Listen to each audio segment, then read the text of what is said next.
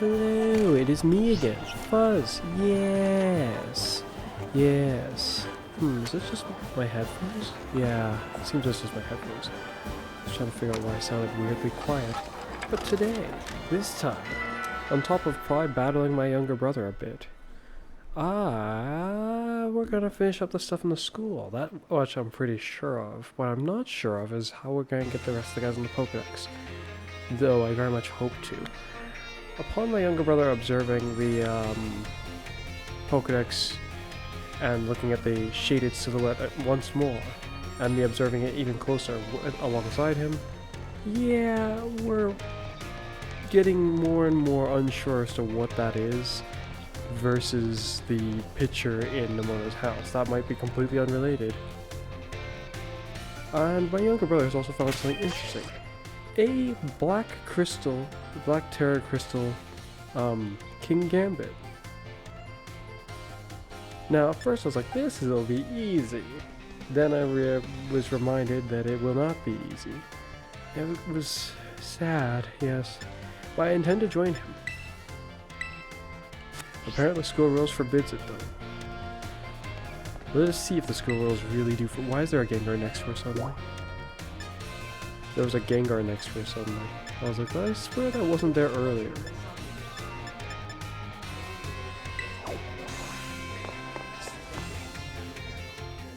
So if I go to my room... Okay. I know exactly whose room to go to now.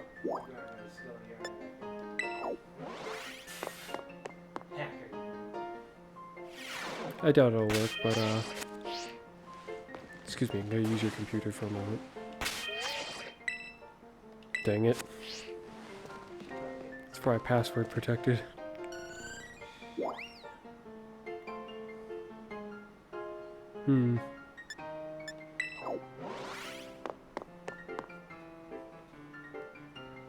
But yeah.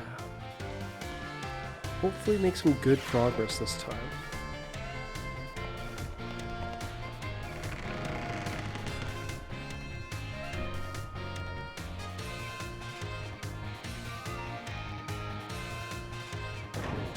Look forward to seeing what a powerful King Gambit's like.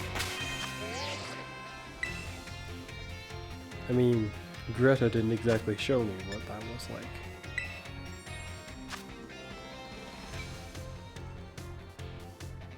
She didn't even let me know that it flies. Not too loud. I can read it. I mean, still, the rest of the family once again playing late at night. Oh. To me it's just nighttime, but I guess it is kind of late in the night. It's a dark type. Actually, you know what's interesting? Annihilape's not actually weak to that.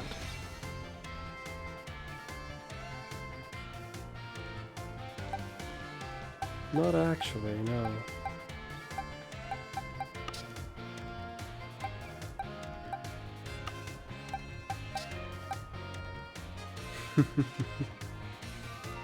I wonder if this would work for my allies in one of these. I doubt it too.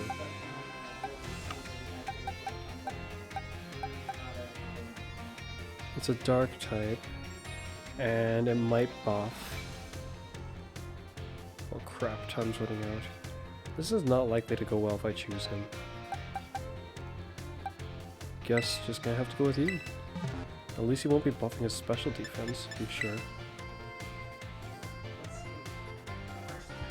Mine's level 100 now, I think.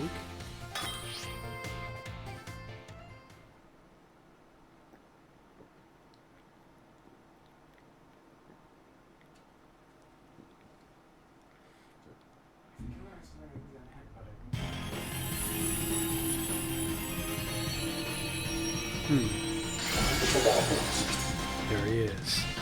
Imagine if it was a shiny one. Have you seen a shiny Pokemon in one of these yet? No, fair enough, I suppose. Also, I got to see what the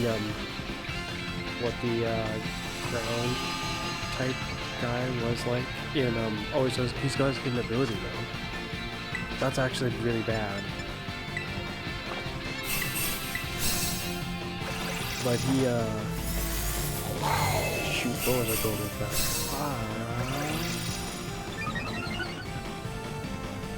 Thunder wave, what the heck?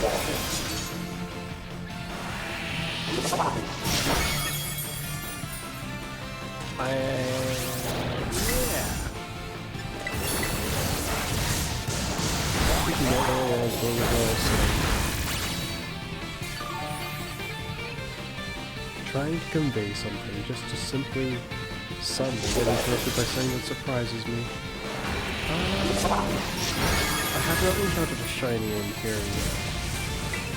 But to be fair, I've only done so many of the high tier ones. So, yeah.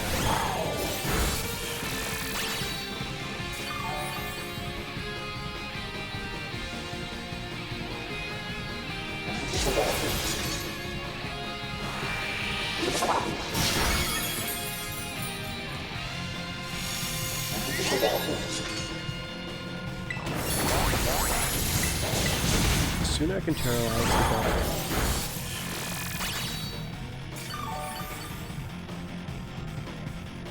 Wow, that little bit regenerated a lot of health for me. Does that guy have a lot of health? He keeps smacking me with his funny crown looking thing. He just shielded over half of his...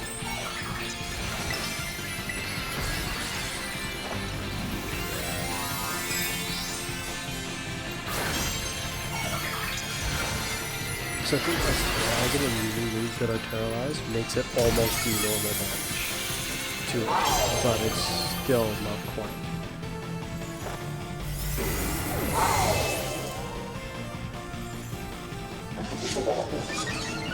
Okay, nice.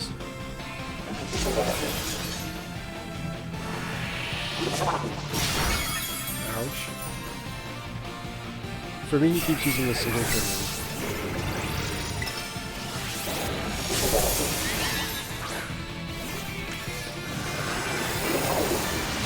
I should probably keep using the thing that heals me instead of actually hitting with my heavy move. Well, that did a lot of damage. Nice. I'm not even super effective on it.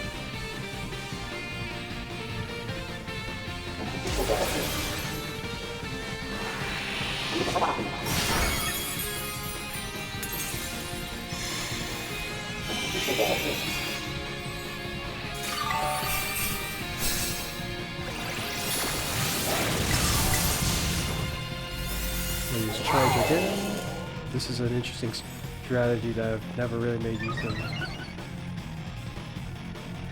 I might have my Meridian actually use this as a thing. I kind of don't like it because now the majority of his moves are just electric type. I'll actually hit him now that the barrier's broken. Hit him with something that'll make him shit.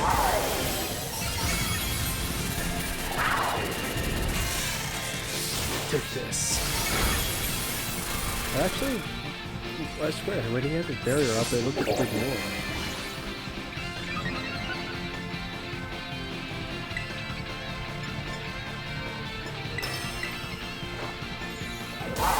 It looks like it doesn't. That's really weird then. I'm guessing then when...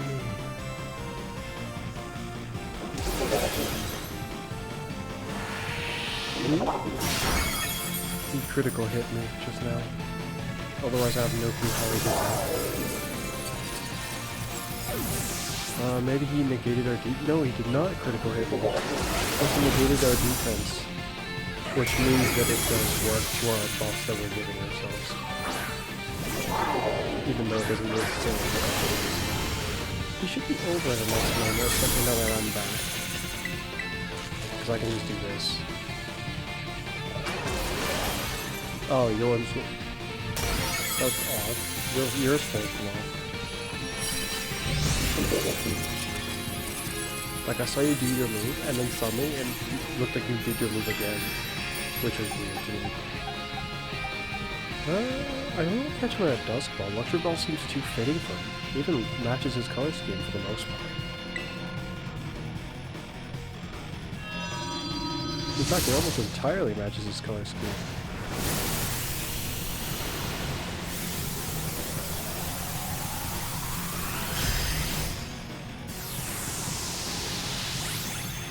flies like it's a hover chair. It's hilarious.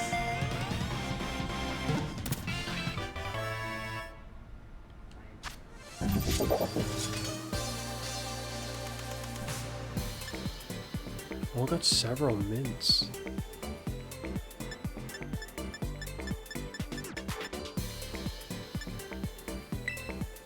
It's kind of weird to me how the tougher ones don't give us more Terra shards. If they did, then the 50 wouldn't seem so ridiculous to me. Probably. But still, just the same for the most part.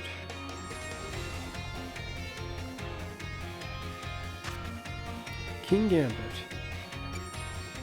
So yeah, I'll probably focus this time playing on getting my guys stronger as well as finishing up the school-related endeavors for the most part. King Gambit.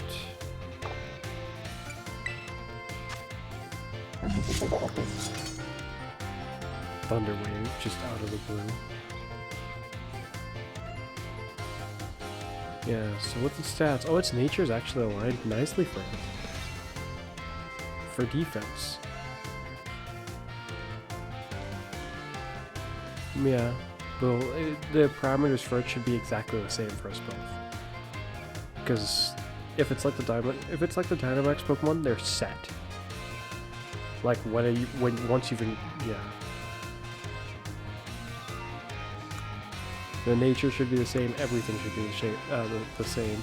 If it was a shiny, it would have been the same. No ability patch, unfortunately. But it is level 75.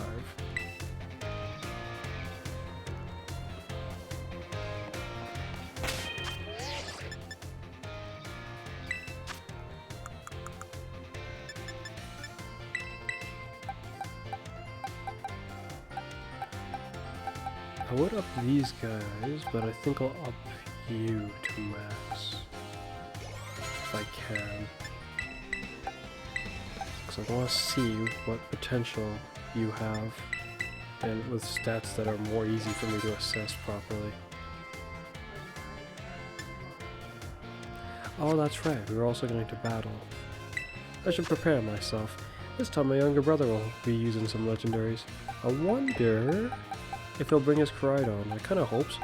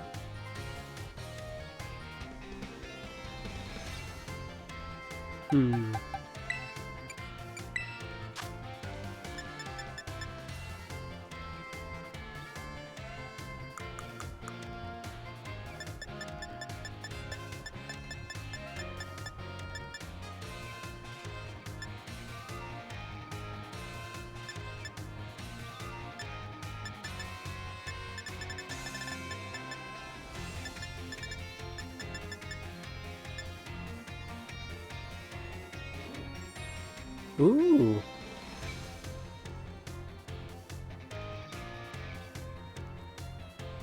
thinking if I have anything that would have been nice to fight that with. If you're interested, I could also join for that too. Just gonna finish giving the item to my guy here.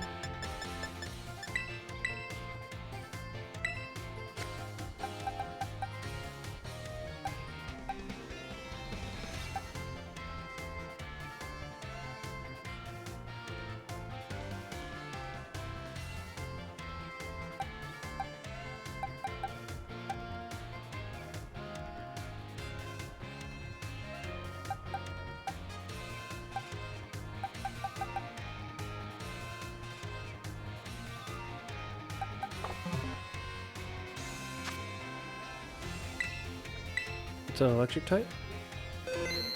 Primal guy's electric type. What should I hit you with? Electric type, huh?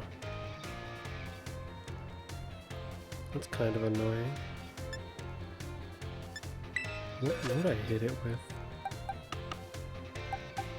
Perspectively, what are you gonna use on it?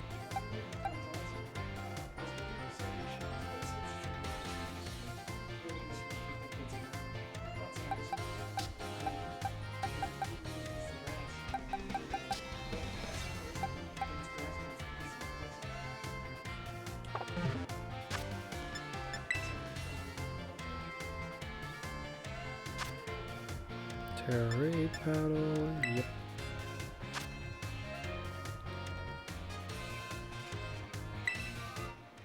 That'll be 8, 5, 3, 8.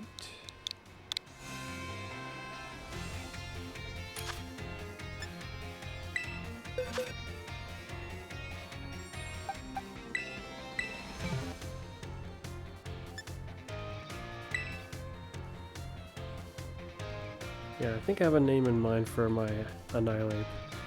Just not sure how to spell it.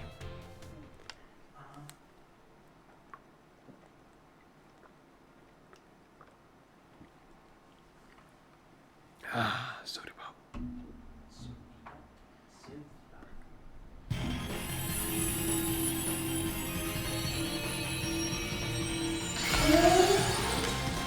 All right.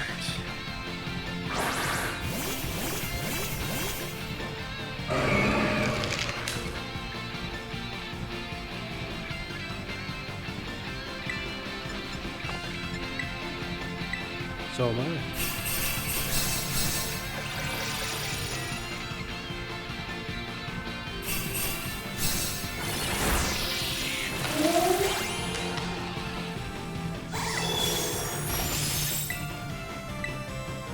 Get buff again.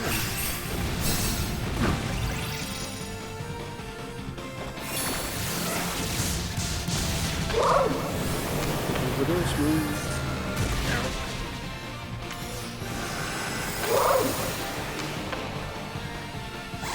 Start attacking. Wait, he just took some of the all ability from me. He just did the twist on the rhythm.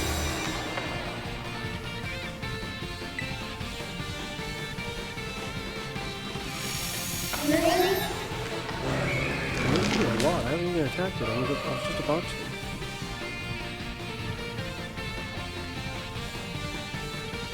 I get a buff that's quite a bit with your buff too, but like.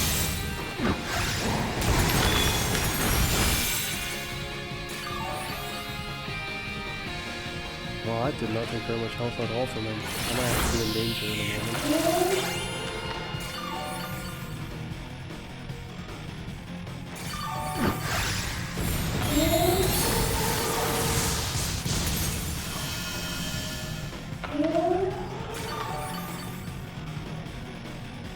Radio, I'm going to Rage Fist. Behold my power.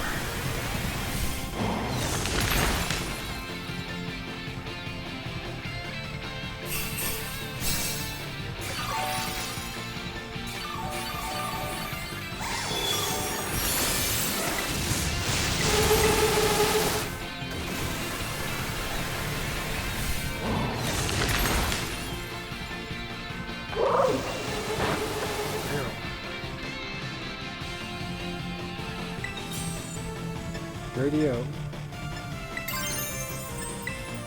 also make me defensive, so...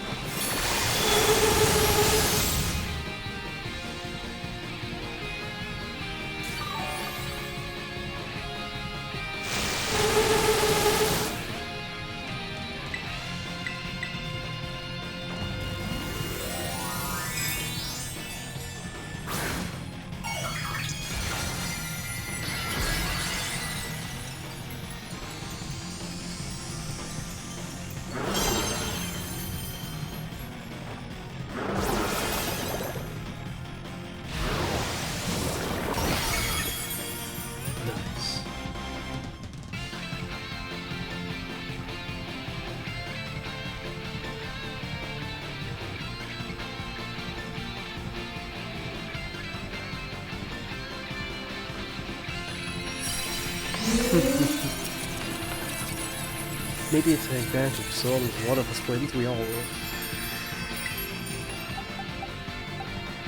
I'll catch you because I don't even know how to evolve you.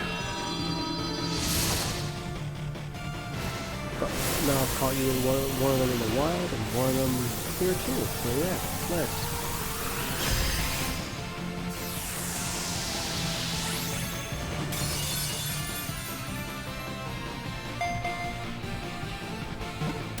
This one? Ah, a bottle cap. Ability patch would be nice. But oh wow. Oh, a man can hope. Ooh, excuse me.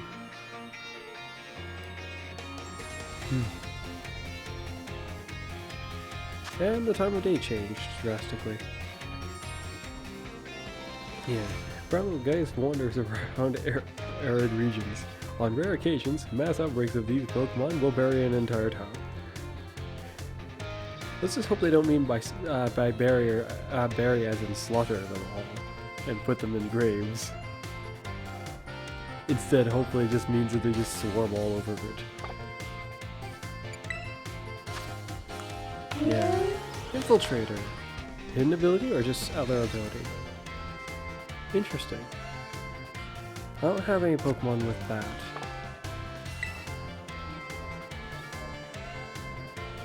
Really? Well, I don't have any Pokemon with that I remembered that I had that. Or that had that.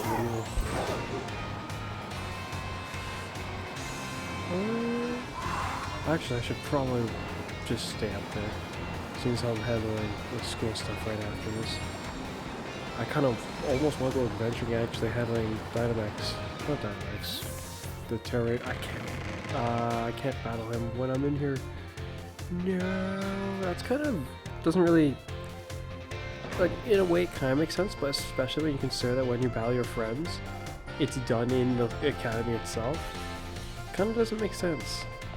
Also, why is it only in the academy if there are battle courts elsewhere in the region? Maybe it was just for legitimacy's sake, in terms of why there's battle courts elsewhere.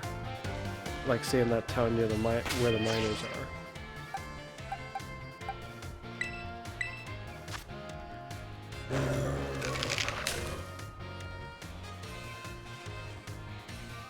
Yeah, I don't know if this glove's helping.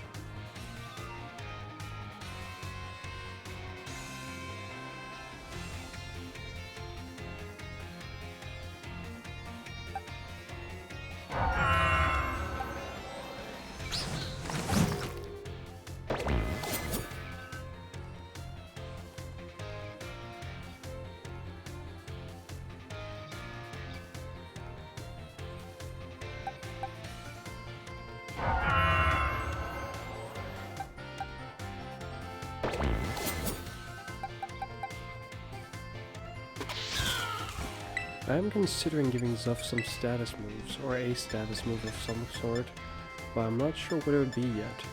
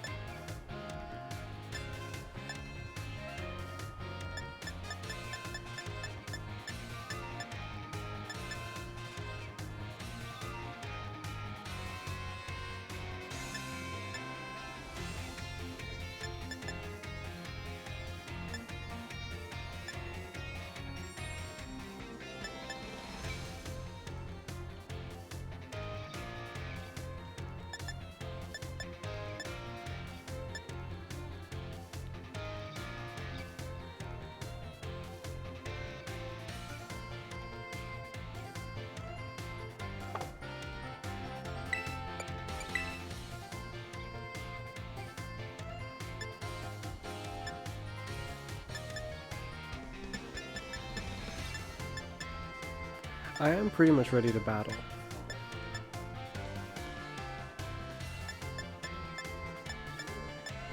Double or single battle?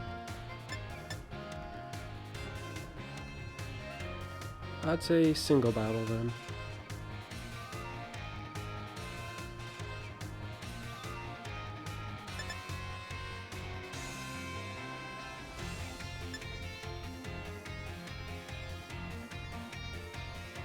Now this would be funny. It's like right when you thought there was enough toxic spikes, there's another thing there to put it out.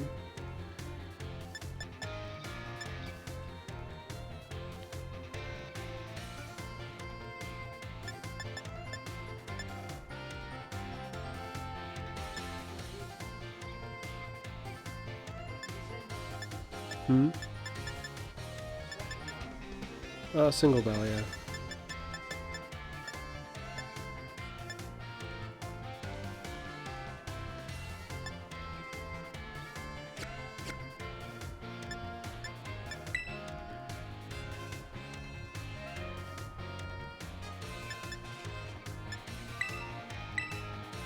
This should be interesting. Hopefully it's nice and good like usual.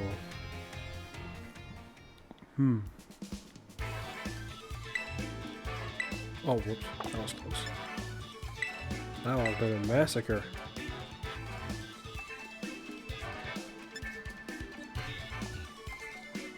What does this sound like? I don't remember. Let's go with this one. Hopefully it's a good choice. It's got an interesting name.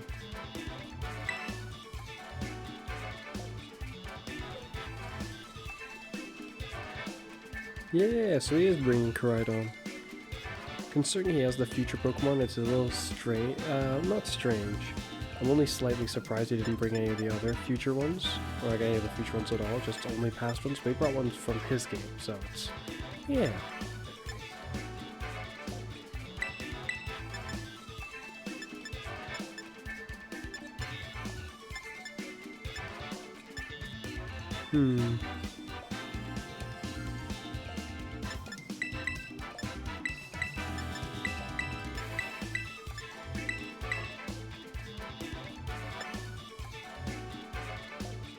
Yeah.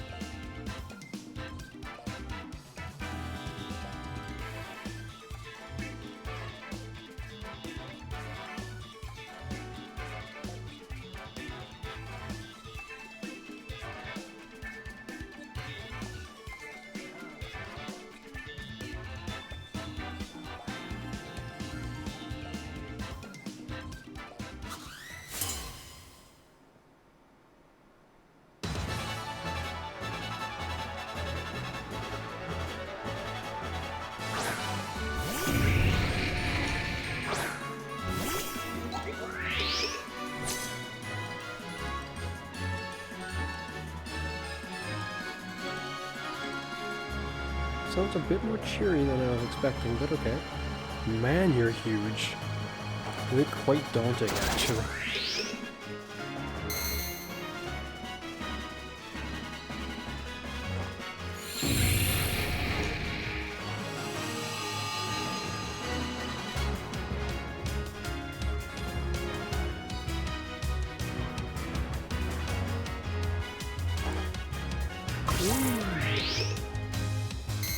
So, what are you gonna do?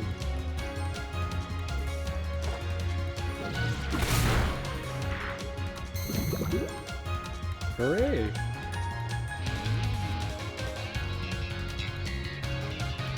Looks like it'll take 3 hits. That's the best case scenario.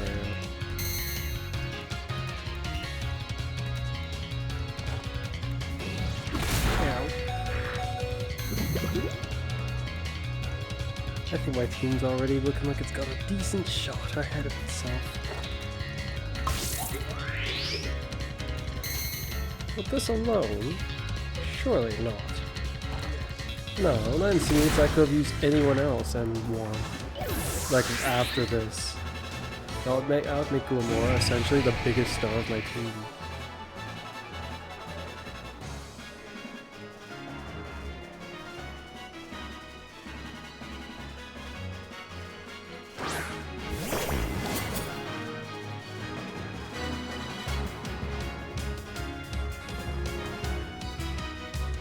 Hello there.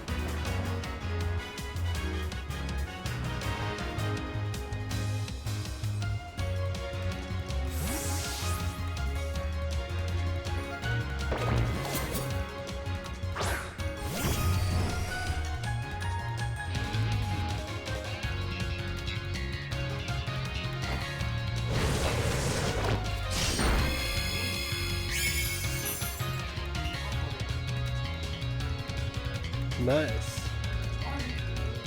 Is what wall off? Did the sunlight just fade? Oh.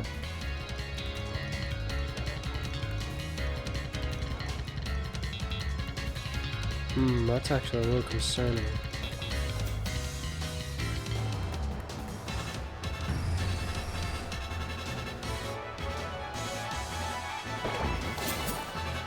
Yeah, that's what I was concerned about. Ouch! Yeah. Got you. This music sounds like... makes me think of the theme of the game, actually.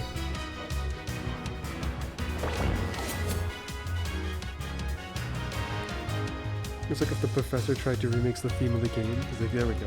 We got a Terra version of the theme of the game. I'm happy.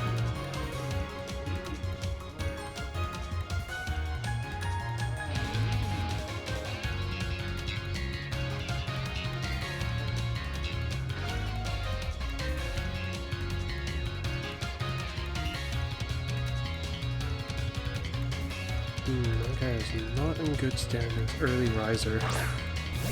Named him. Oh, wait, no, that's his title. Thing. I see.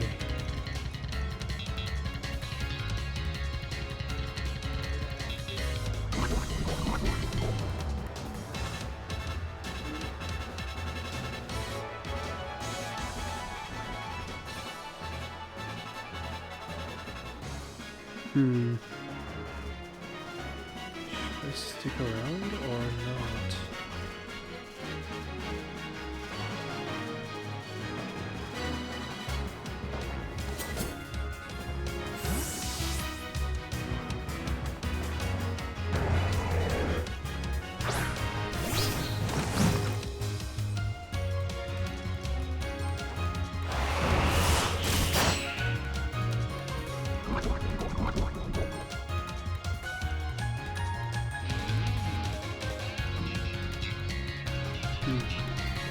Fortunately, I survived that pretty well.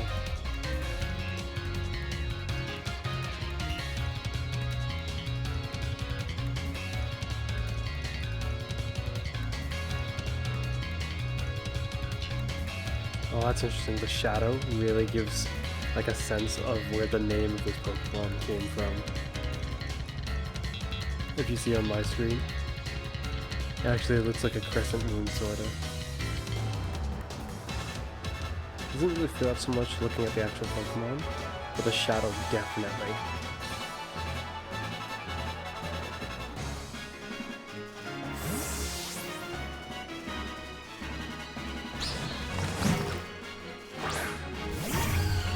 Oh boy.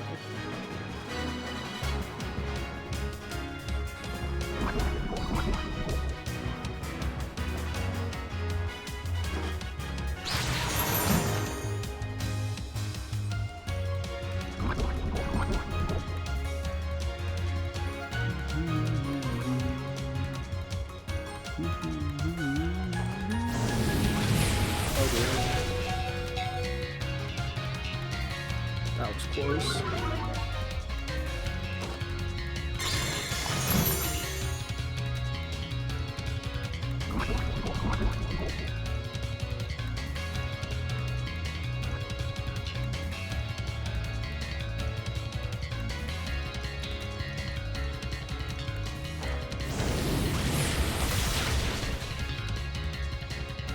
Okay, well, your time of sunshine is over.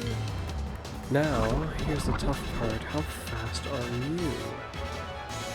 I do not know.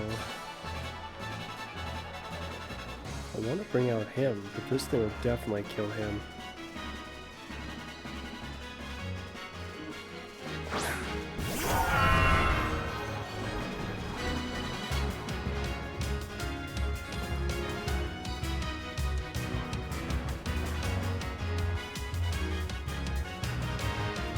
Similar to me, Koraidon hasn't showed up yet.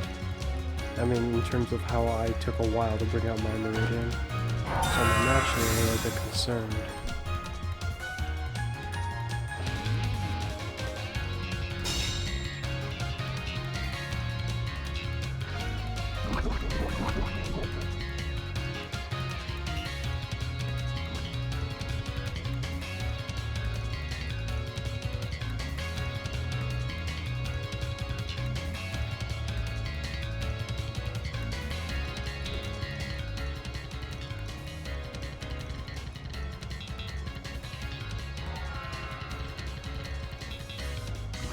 Would be the best choice for that, I suppose. I'm just gonna have to go for it.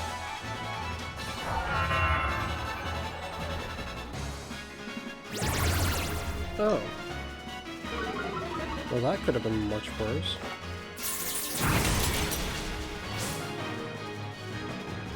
Potentially.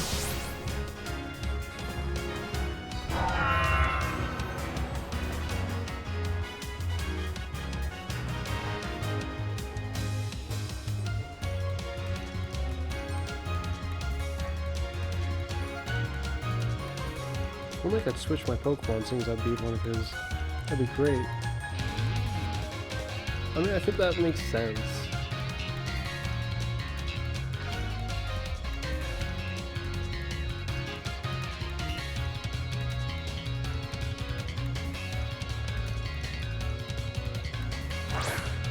Oh my.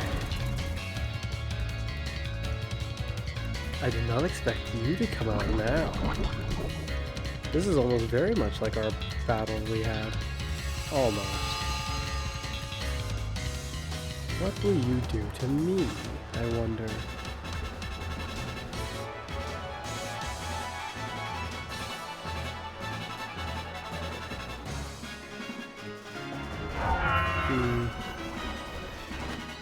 I might regret this in a way.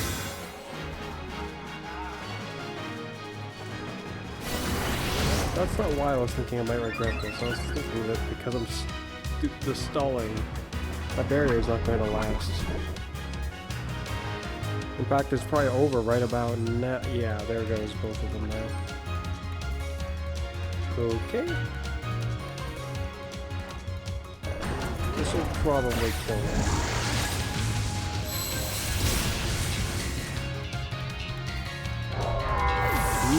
What can I do to you?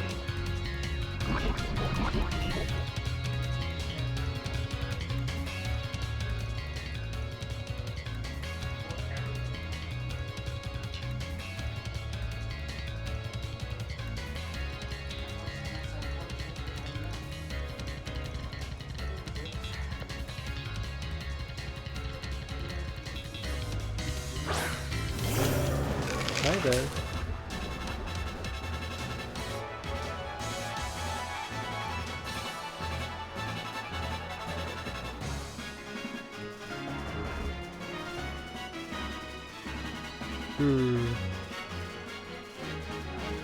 I'll definitely go before me.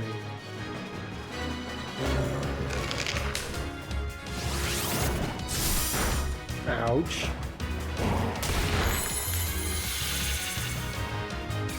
I think I win. Crydon versus Annihilate versus the Crydon who actually was whittled down by someone else already. Technically, 2 of my other members worked to get you killed.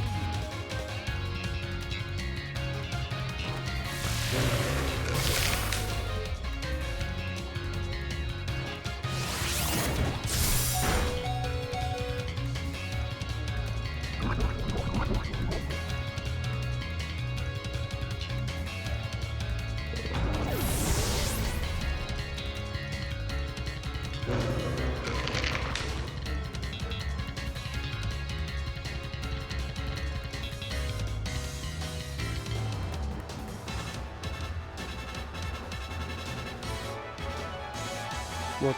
Which member?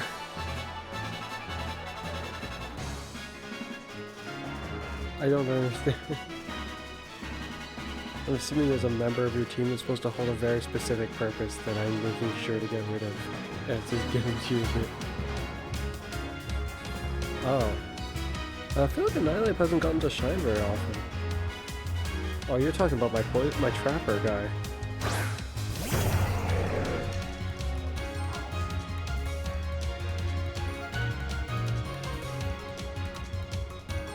I think Annihilate's done for, no matter what I try here.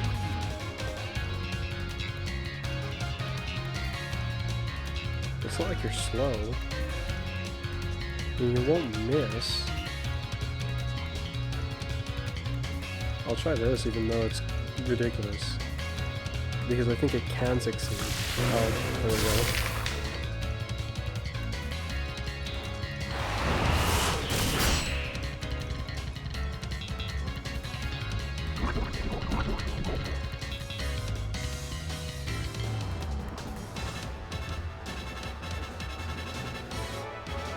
That's what I think too.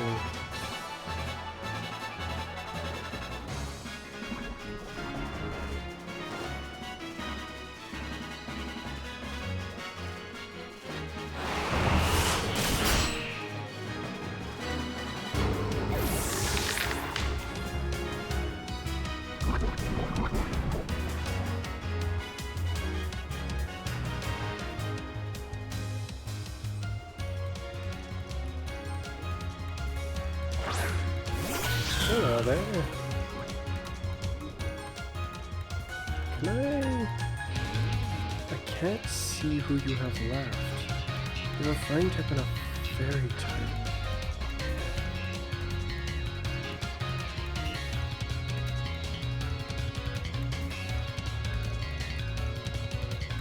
This is tough for me, so I have to be careful here.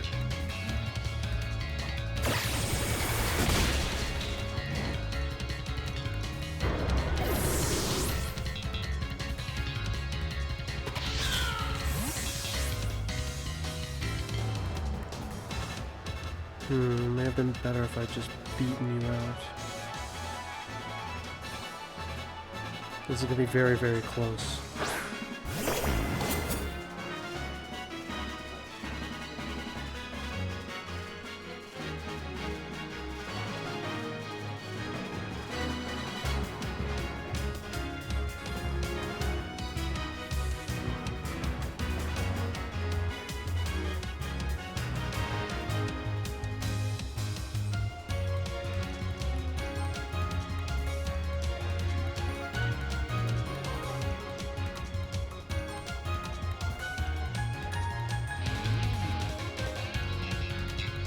Seeing as I can see his screen actually, I'm reassured that Fluttermane's dead. I actually did not think it was already dead. However, that might cause a problem then with the Scream Tail.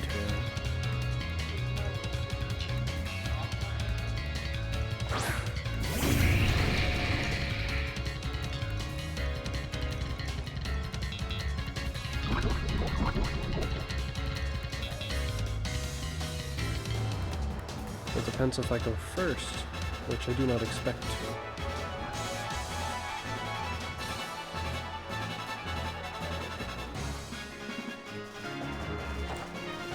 Oh, nice. Okay, now I feel like I have a chance with him. Oh, I don't know what Screamtail's like. Never fought one before.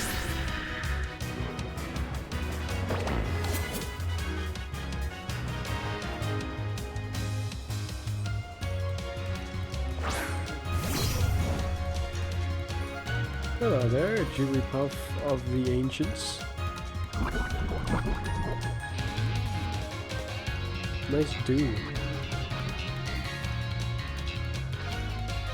Okay, the traps made us on almost even footing, except you're poisoned, badly poisoned. I don't know how fast you are here.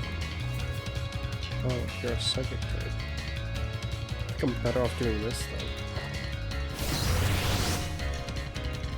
I'm glad I did not use the other move. That would not have been in my best interest. No. I'm just glad I didn't do a move that took 2 turns. Because that would have been a problem for me. I would have used Phantom Force, but then I was like, maybe no.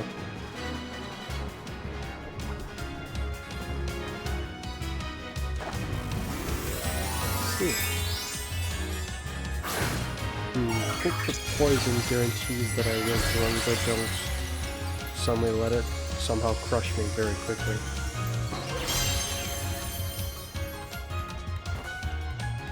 Oh dear.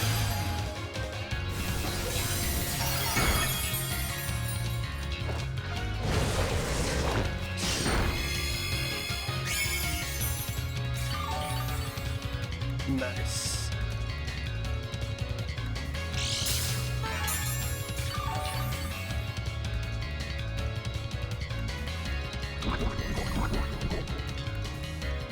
It looks like Glimar is showing up to be a really, really valuable member of my team's strategy. Naturally, I always knew.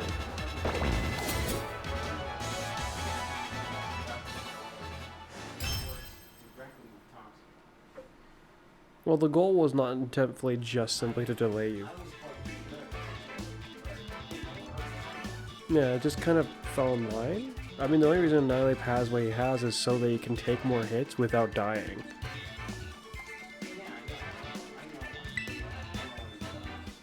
Otherwise, I would never have justified granting him such a move. That's not a move I use on any Pokemon I have in all my whole...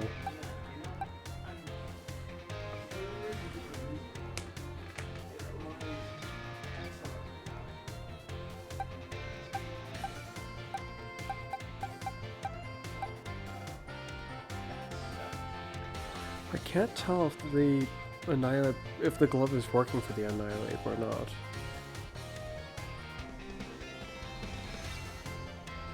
I kind of want to give him a life orb.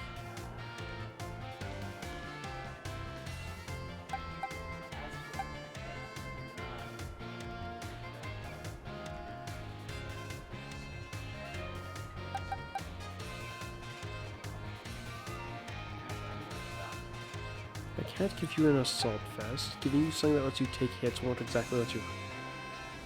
Well, Assault Vest would be weird for you. I don't want to give you a life orb either. No way to heal. Good night. You're going away early-ish. I see.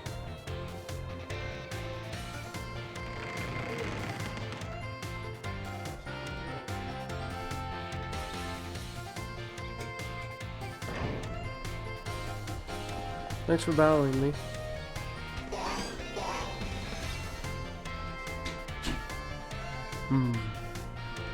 It seems he didn't take that very well. That's unfortunate. Well, losing doesn't typically feel good. And he doesn't lose to me all the time. Though, I think the majority of the times we've battled in this game, that is how it went. that doesn't really mean much. We've battled a lot in other Pokemon games. So yeah, I'm well aware that he's plenty strong. It just so happens that my team in this game seems to have a weirdly good alignment of strategy. Landscalber fits really well. Annihilate I'm still working on. Zuff I'm still working on up to a point. In fact, I'm still working on almost all of them except for Glamora and Landscalber.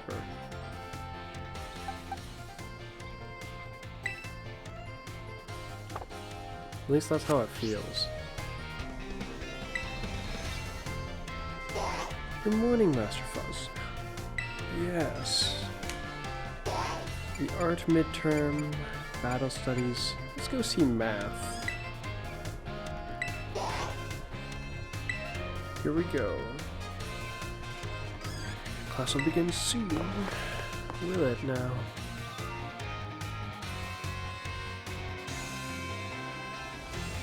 Here we go. Time to see how well I can manage, I guess, voicing them. Shoot, how the heck would I voice you? Okay then. Hello everyone. Nice to meet you. My name is Time It? Time It?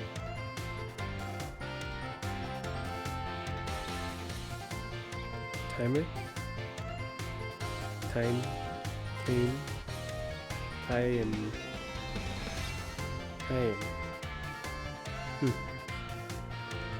And I will be your math teacher. Sorry to put you all on the spot right from the start, class, but let me ask you a quick question. Do you enjoy numbers, arithmetic, and the like? Yeah, sort of. Oh my. I thank you for being honest, for your honest responses. Some of you may like numbers and some may not. I think that makes a wonderful mix. But no matter your opinion on math, I hope you'll find yourself enjoying our lessons together. I'll do my best to find a good way to match up your interests with all types of math lessons. Speaking of which, are you all caught up on your studies of Pokemon type matchups? For example, grass is strong against water, water is strong against fire, correct? Fuzz, you seem to be good with Pokemon, so let me ask you this. Bearing in mind that water is strong against fire, if the move Water Gun hits a fire Pokemon, what becomes of the move's damage? Cut in half. It doesn't change. Water Gun hits a fire type, it doubles. That's right, I knew I could count on you for this question, Fuzz. Using moves that of a type that matches your opponent's using a move of a type that your opponent is weak to is super effective tactic, or is a super effective tactic. It multiplies the damage of those moves hit by 2, or those moves by 2. On the other hand, if using moves of a type that your opponent is resistant to isn't very effective, it divides the damage you do of the moves you do by 2. Haha. I didn't mean to encroach on Miss Dendra's battle study territory, of course, but I thought it best to use a lively topic as an example. That can make math fun for even those of you who didn't like the subject, don't you think? And there goes your first class. Oh my. Is that the bell? I suppose that's all for now. What a shame. I'm looking forward to seeing all of you in the next class. I hope you're looking forward to it too.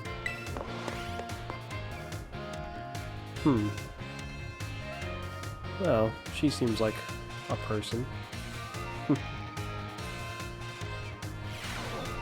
haven't really much more to say about it so far. Math number 2.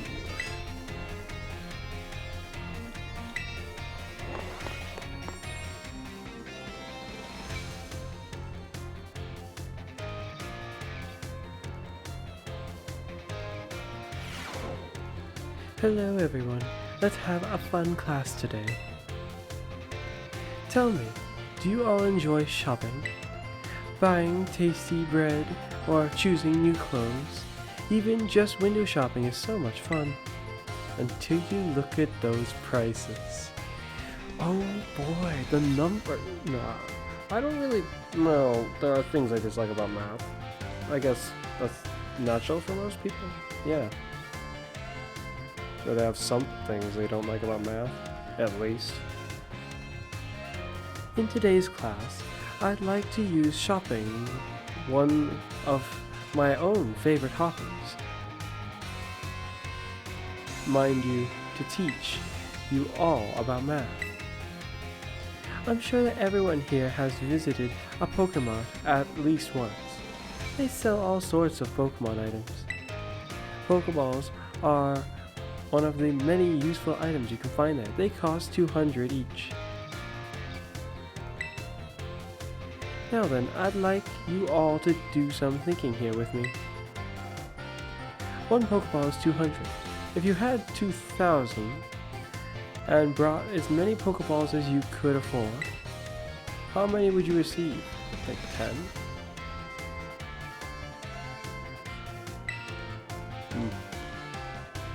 9 and 11 or 10. Huh? Did I misread the number?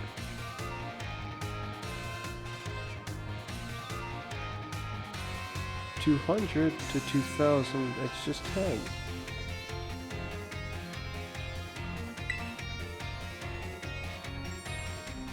Did I click the wrong answer? That's what I said.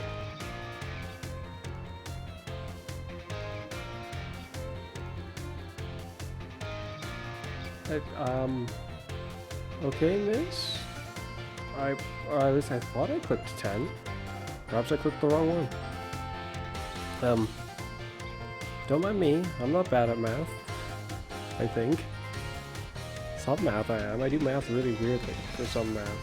My younger brother, who is not as weird with math, or at least I guess by most normal people's standards, will try find my way of doing math significantly odd. Yes, odd indeed. Yes, I know, you can buy 10. However, if you purchase 10 or more of any type of Pokeball, you'll also receive one Premier Ball as a special white ball as a bonus. Wait, is that why she said...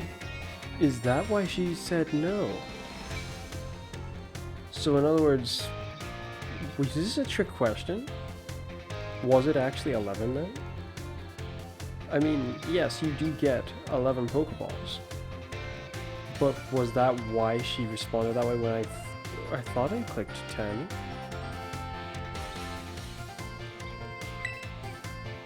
So the correct answer is in fact 11.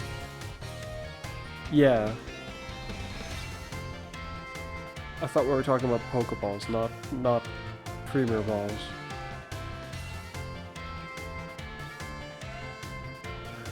That is a tricky question, because you tricked the question.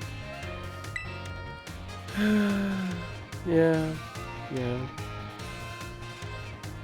It sure is nice to get a little bonus like that on shopping trips, isn't it? Well, yeah, but that's just a policy. They do that with pretty much any of the Pokeballs. And there are different ones that have varying prices and all that, so yeah. Oh my, is that the bell? I suppose that's all for now. What a shame. I'm looking forward to seeing you all in the next class. I hope you're looking forward to it as well. I'm not quite. I'm starting to not grow so fond of you. I do not like either getting put on the spot or responding to a question just to in front of a group, just for essentially to be backhanded with, yep, it was a trick question. I cannot count on the crowd to understand that, yeah, it was a trick question. Come on, there's no way he could have gotten that right, unless he overthought it to the moon and back. I'm just casually doing this. If I was taking it heavily seriously and giving it a whole heap of thought, I give it a bit of thought. I was like, yeah, no, it's just simple math. You know? No, baby. I did not think that she was going to try something like that. When she said that, I got it wrong. I was like, did I choose the wrong answer? Somehow, actually? That's when I started. I was like, hold on, something's actually wrong here. What's going on? Math 3, yes, almost halfway. Let's get it over with. Oh no, perhaps I'll warm up to her a bit more later on. We shall see.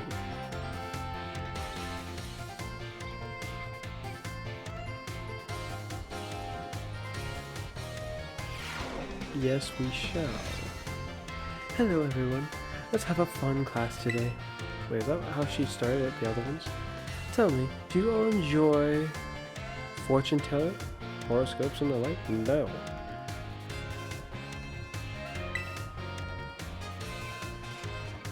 No. Superstition, huh? I think it feels great to read your horoscope and see that it says good luck is coming your way. Really? You sound like someone who's gullible to me. At least initially. I mean, I think almost anyone, even someone who doesn't agree with it, would almost feel like, huh. Like, I think they would have to be, assuming you just don't really agree with it. It's not like you're like particularly hated or anything like that. I'm assuming most people, if they heard something like that from it, some kind of like a good forecast from it or something like that, most people would at least slightly subconsciously probably feel slightly better about it. It's like, oh, even this thing thinks that. Oh, that's odd. Oh well. Yeah, I think it would take someone who really is against it rather heavily to feel absolutely nothing. Or just simply, or have some other beliefs on it, I guess. I don't like it myself, though I'm sure there are people out there who do.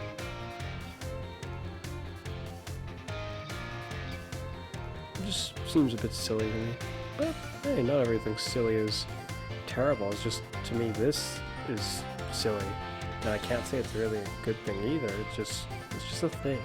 Yeah. How odd. And like I said, the wordcast make you seem gullible? At least to me it seems like it would. I mean, if you read too heavily into it anyway. In some ways. So today, I'd like to teach you all math while focusing on the topic of luck. Oh, luck, huh? That's a little different, I guess, than what you were mentioning before, but let's see what you have to say. Perhaps you've seen the following phrase crop up during Pokemon battles before. Critical hit. Or a critical hit. When a Pokemon's attack lands as a critical hit, the damage it deals will be increased by half. So that's what the value was. Okay. I don't recall if it was either earlier on in certain Pokemon games where it was a little bit more than that, just naturally, or if it was or if it was always just simply the ability that makes it do more, that was making it do more than half. But I am not sure. One way or another, in this game at least, it seems, it's just essentially stab. Which would, once again, the topic of Zuff's signature move, that would make it a very powerful signature move. just naturally, considering he gets stabbed on it. Though with this ability of his, it's more like it just... If I use the grasp move first, then yeah, it's fine. It's really, really powerful. Otherwise, then it's just I guess, an oddly powerful signature move from a starter, considering it wouldn't even be that type anymore. Increased by half. In other words, it does 1.5 times as much damage as it would normally do.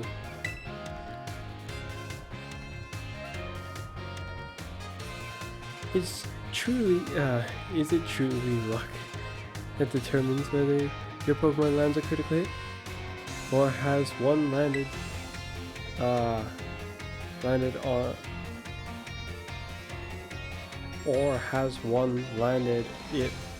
on it? I'm not sure if I understand. This can cause a great upset in battle. Yes, it can. Does anyone know what percent chance Pokemon has of landing a critical hit? Depending on the answers, I'll probably be able to tell. Now I'm about 12%. And the way they put it makes it hard for me to know. 12 seems accurate to me, ish, but not quite. Like, prospectively, it's like a 1 in 16 chance, if my understanding is correct. Just naturally. Either that or it's a 1 in 32? I think it's 1 in 16. Just on a normal value. But I would have to do some serious maths to try to backwards my way to figuring out which of these would be that. A 1 in 16 would have to be... It couldn't be this. Or could it? That almost lines up maybe to be this? Because this is like a... In percent? I don't think I've ever seen it put in percent.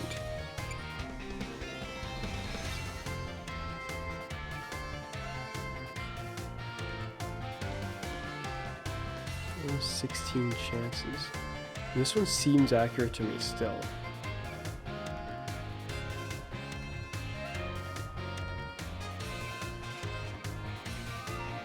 I'm gonna go with this even though it might be wrong. Oh my, that might cause too much critical of the situation, Fuzz. Chances are... are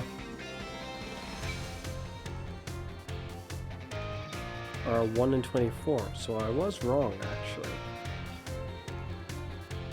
1 in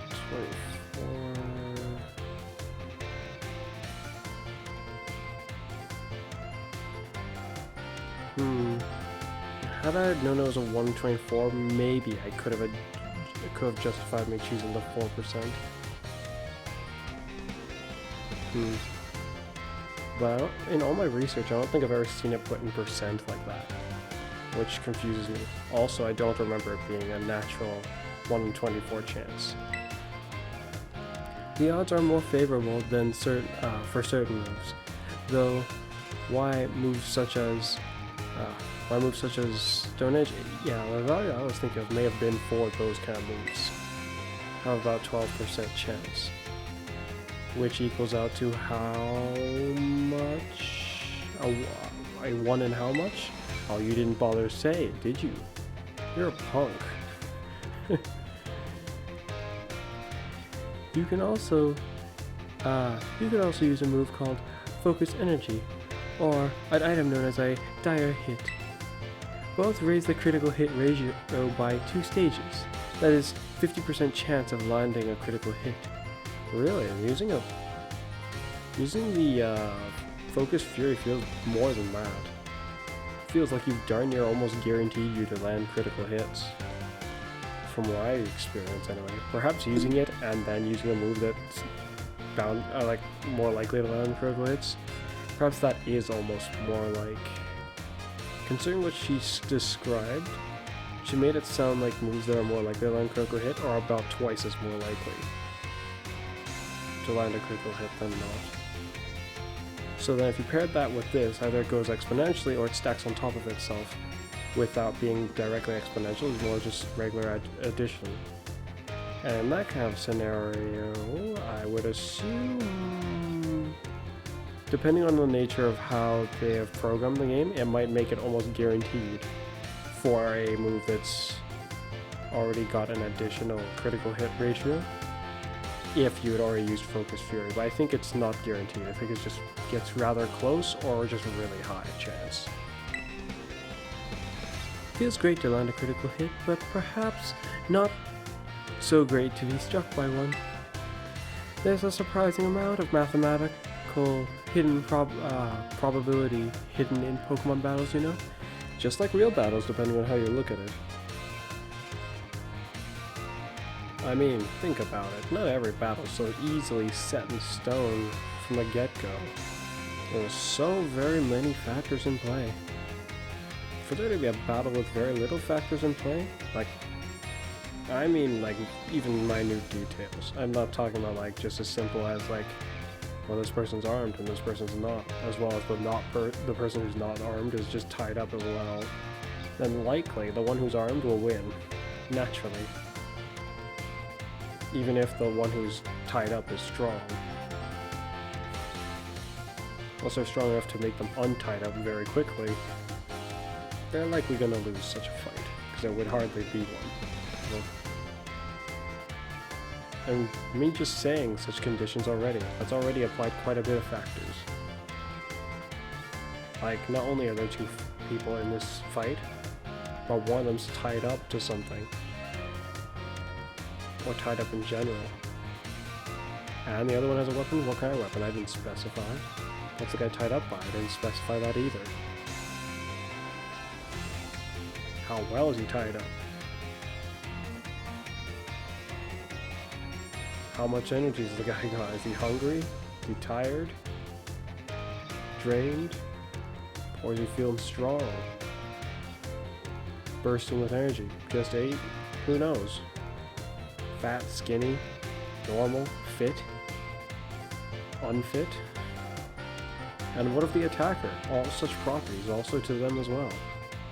So many factors. There's also the possibility of someone intervening, or something intervening. Or just simply that wherever they are, the structural integrity of the place just caving in, depending on the nature of where they were even in the first place.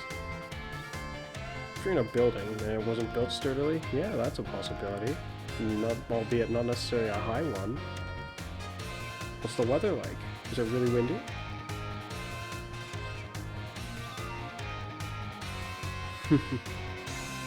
So many possibilities. So many factors to account for. When you really think about it, it can be quite daunting. Naturally. If you are able to do the calculations, that'll swing you luck in your favor. That'll swing luck in your favor. It'll open the door for more strategic choices during your battle. Luck, huh?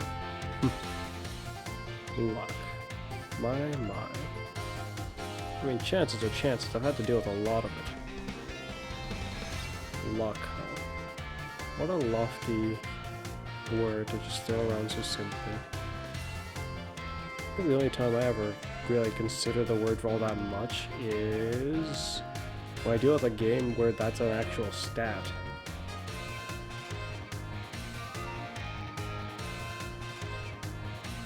Yeah. Otherwise, not really much.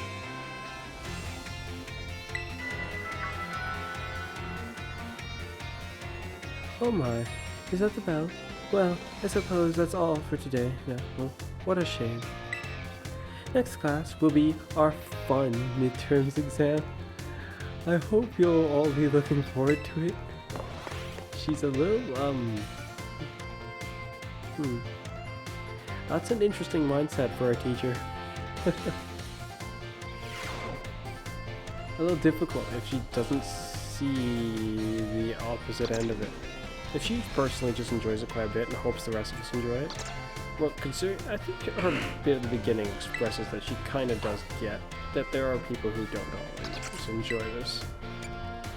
So like she hasn't considered anything at all. Math midterms. I think I got both of her little side questions wrong. Well, wait a minute. Oh yeah, when she answered the question, she started off with the type of like, I guess the format that I would have described the chances. But none of the answers that I had were in that format in the first place. She later went on to go for the 4, but it was a number that the option I had was a rounded one, variant of it. Ridiculous. Alright everyone, it's time to begin our midterms exam. I'm sure the fun experiences you all had in my class will serve you well as you answer. Your classes so far have answered the most questions wrong, just seemingly by chance, that's what it feels. How much damage does water gun do when it hits a fire type move? Half, normal, double. Water gun to fire? Yeah, double. To make sure I read my answers properly. No more answering wrong. How much damage does a razor claw do when it hits a fire type? Razor, oh that's razor leaf, not razor claws. But Braden is like, what did I read just now? That was a claw. So it's shell? Razor shell is what I was thinking. It's a razor leaf, so that'd be half damage. Hello, brother. Half damage. If you spent that much, this person got me with this. Okay, I'm just gonna. I wonder if the question's the same. How many Pokeballs? If you spent all of that on as many that made Pokeballs. Actually, the way it's phrased here almost does work for the question she was stating. This is a trick question. She was a punk, and I did not like that. Yeah, though, to be fair, she did catch me off guard. I was not anticipating that. And she might be one of the only people in any of these classes who's legitimately caught me off guard like that. In such a way, anyways, that I can recall. Yeah, no trick questions directly like that.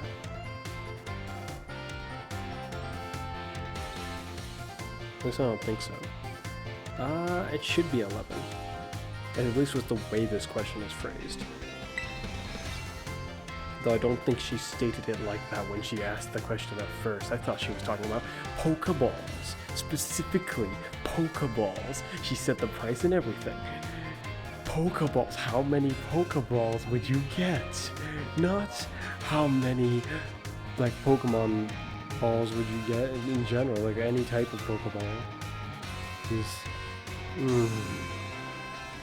What percent does the Pokemon usually have to land a critical hit? That depends on which Pokemon.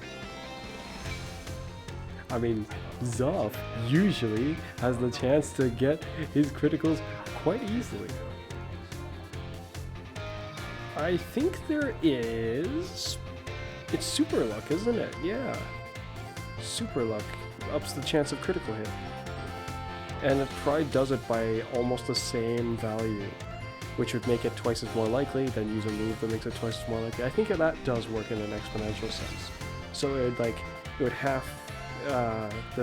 make it twice as more likely, and then based on that value, then it would make it twice as more likely again. Just making it really likely. I had a strategy like that for my Absol, or one of my Absols at one point. But I was kind of unsure how well the strategy was going to be. I didn't want to just rely on critical hits, because if it just missed, then suddenly I'm not landing what I needed to. About 1% chance that it have land a critical hit. This question also is kind of a trick question. She tricked me with this, sort of. I say tricked me with this because when I saw this, it was like, all my research of Pokemon never was a put in percent. In terms of telling me what kind of percent I had to land a critical hit. You may have been able to figure this math out, but I didn't bother trying to contemplate that too hard. I contemplated it a little bit, but I was like, No. And I was like, I'm gonna go with 12 because to me, it sounds similar to what I recall. I remembered 16. I remembered 16 because of how many moves I saw had the like 1 in 16 chances of critical hit because they had a higher critical hit rate chance. And well, that was wrong. And naturally, so was this. The base was apparently 20, was it 24 or 22? I think it was 24, according to what she said.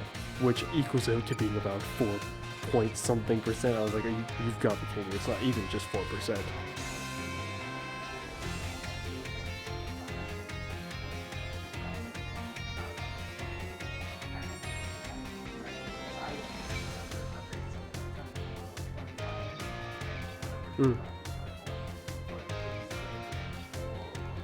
If she had said it in the other format that I'm used to, like the 1 out of this many times, I would have got it right.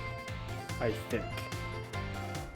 Because I will have seen the 16 one and then I thought a bit more about it. But I don't know, considering my initial guess was 16 for the natural critical hit rate, which was wrong. I may have actually still gotten it wrong. I felt cheesed. Because especially afterwards, when I chose this, she...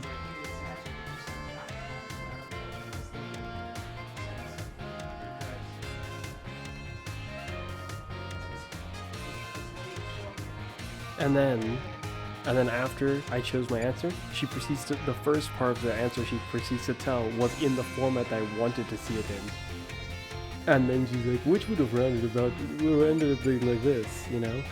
And then she proceeds to say that the other values, like if it was like more likely, then it would have been this. And she didn't say it. Again, she chose not to say it in the amount of like what kind of like 1 out of how many. And I was like, you've got to be kidding me. It was either that or she didn't say what percent that one would have been. I don't remember. What percent chance does it have to usually land a critical hit? 4%, which to me sounds actually way smaller than it probably would be, which is also why I wagered that it must be 12, I guess, then. I don't know. How much damage does a move deal when it lands a critical hit? In this game, it seems it's half. Right, not half. 1.5 at times as much, yes. 2 times as much, no. Though if you have Sniper, or whatever, I think that might be the ability. Like, I don't know if there's another ability that ups critical damage, but if you have that, it doesn't do this. It does this and a little bit more, actually. But in this game, the regular critical hit is this. Alright everyone, time's up. Put your hands on your lap now. Put your hands up. He's like, alright, time's up everyone. Put your hands up.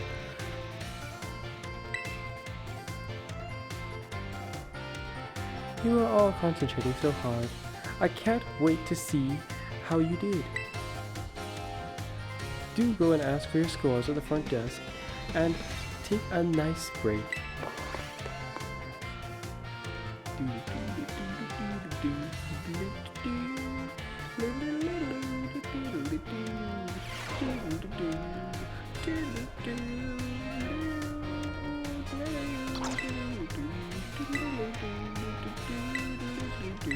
Give me my answers. I got them all right. That's what I thought. Yeah. Probably should have said that earlier.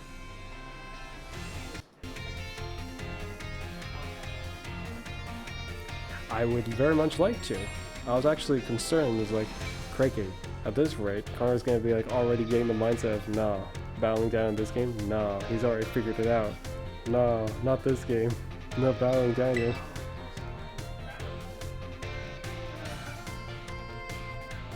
Human name of Daniel. Works for this human body, I guess. Fuzz was nice though.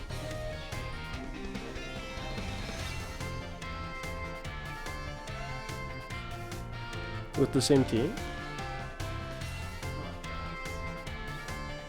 Is it okay if I mix up my team a bit? Or would you like me to use the same team? Alright. I'm just gonna give a reward to anyone who passed. Thanks for the pity points. I ace your test and that's what you give me? Pathetic.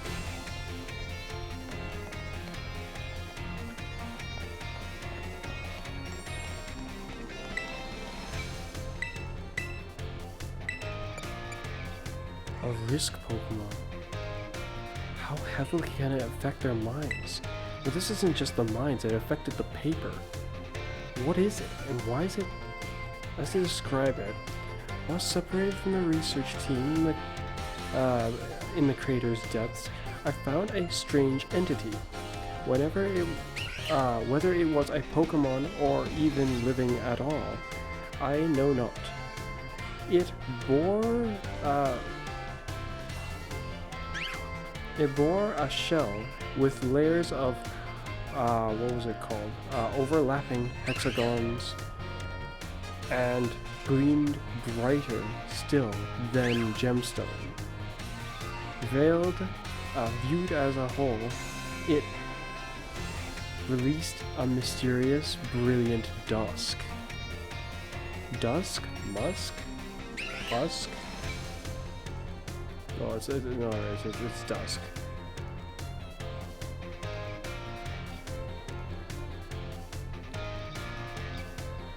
What is it? I still forgot to go check the research professor in the professor's lab once again.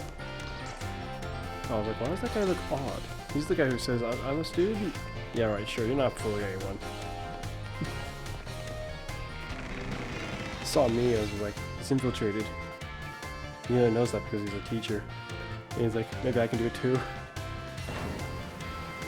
Nah, he's probably actually a student. His dream of becoming a teacher was dashed by people actually thinking he is one.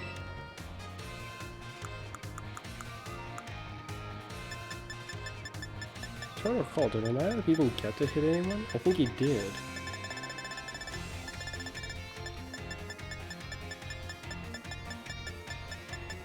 I kind of want to give the heavy boots to my Flaming Knight, because it seems fitting. What was that? Oh. I was concerned that someone was at my door. I was like, this might get kind of annoying, considering I've locked it.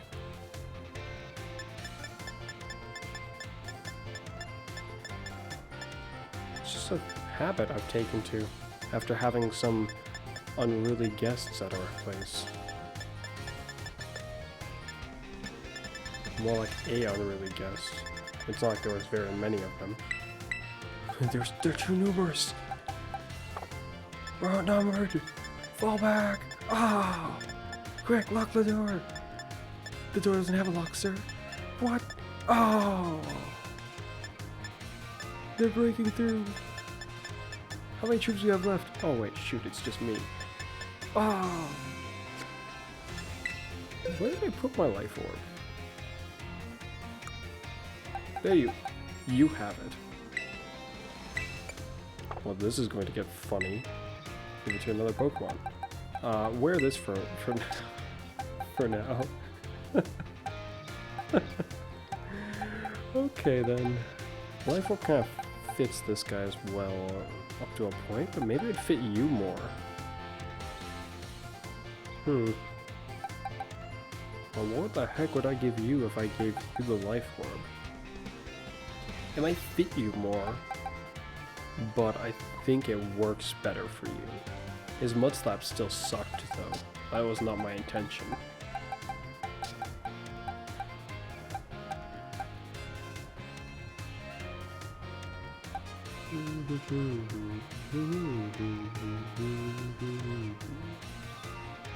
I see an interesting strategy already for this Bramble guys, just by looking at stats. I can already see a way to design it.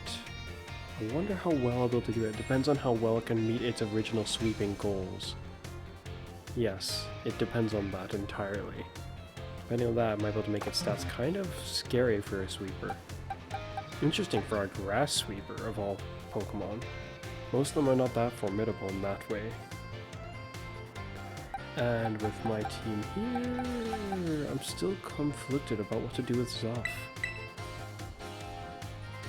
That and this guy. The item I want to give it is the heavy boots, though I don't think it needs them, or as well as I don't think it'll be useful for it right now. Or even for quite a while. If ever. I just think it's fitting, given how weirdly big its metal boots seem to be.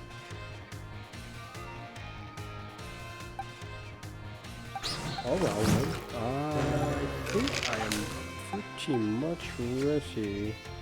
I wonder if I have enough to change a terror type now. I kind of don't think so, though.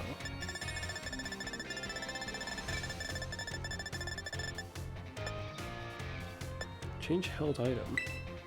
Oh! Oh, that's a feature I just noticed that I could do. That's interesting. Didn't notice beforehand. Ooh. I am pretty much ready to battle, yeah. What kind of battle do you want to do?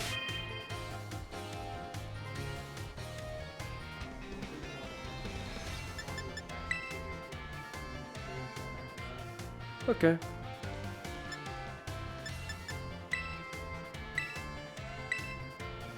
I gotta be careful before I start becoming too predictable. That's okay. Yeah, I gotta be careful before I start becoming too predictable with my strategies.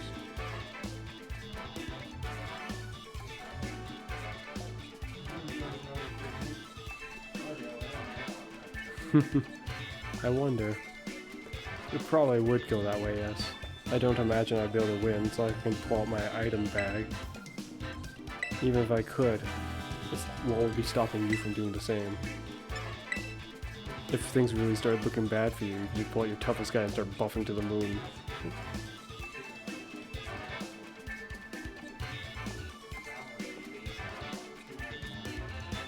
Sort of, not entirely. I think that depends. No. When I first fought Ultra Necrozma, it was one-shotting my teammates. My revives only saved me because I was able to cycle through my Pokemon, reviving them, and let the Sandstorm deal with Ultra Necrozma. I couldn't fight it. I was up to the level, but I didn't expect it would be that powerful. It was so powerful, it was a legitimate problem. Oops, send out. I have a different kind of idea. I don't know how well it'll work. Just go with something like...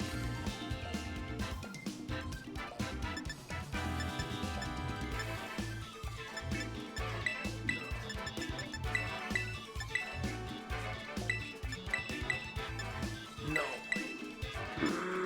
I'm running out of time. Quickly.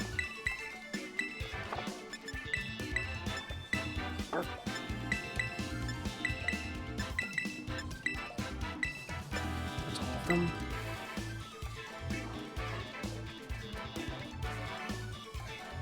No, chose not to change it really much. Just change like one item.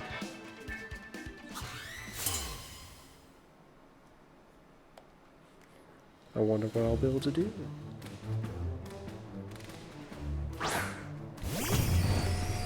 Oh. Hello there. This might complicate things just a little bit.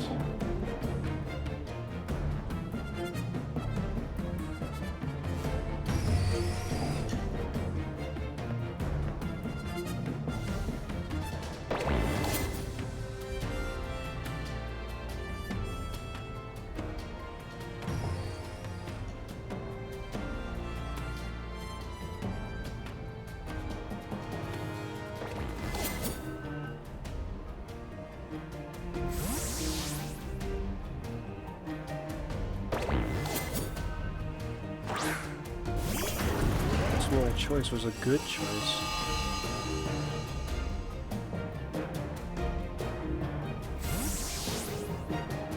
Interesting, for you it shows as nighttime, but for me it shows as daytime.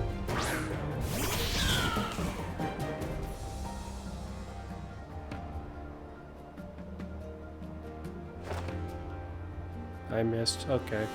Oh wait, no, I did not miss. That was concerning. If I missed... I'm usually pretty good at that, but it's because I've completely forgot about my ability. How it activates. I knew about my ability, that's why I chose that. That's why I was hoping that Zuff would be a good idea to bring out. This ability allows him to just suddenly be kind of ready for things that he just typically wouldn't have been. Which is interesting. At least not as ready.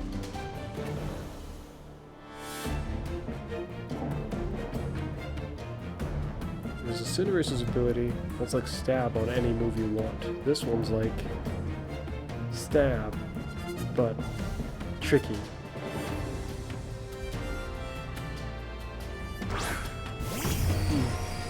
Hello there.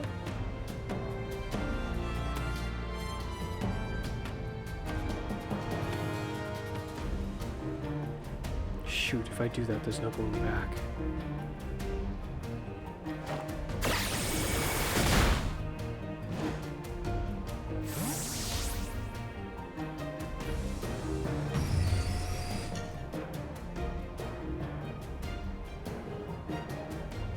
Does it have a buff?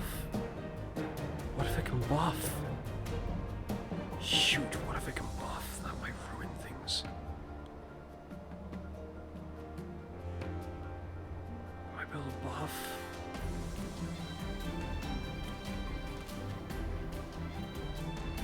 That is true. I'm gonna take a chance. Risky time.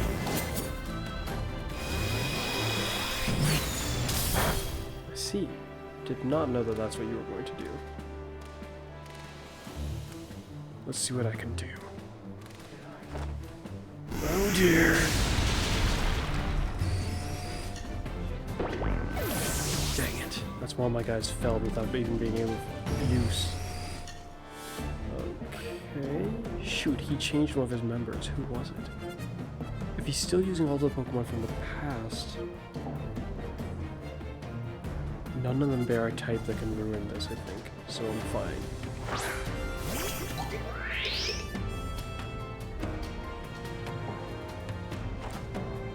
Huh? Well, you're fast. That changes things a little bit.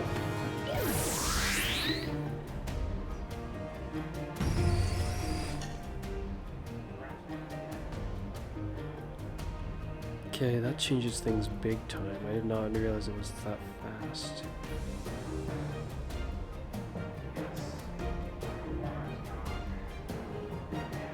The traps have been set, or at least one of them.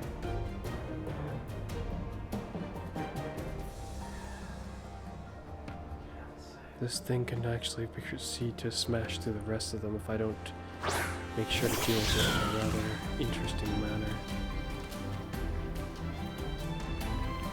With how hurt you are now, I wonder if this would be good enough.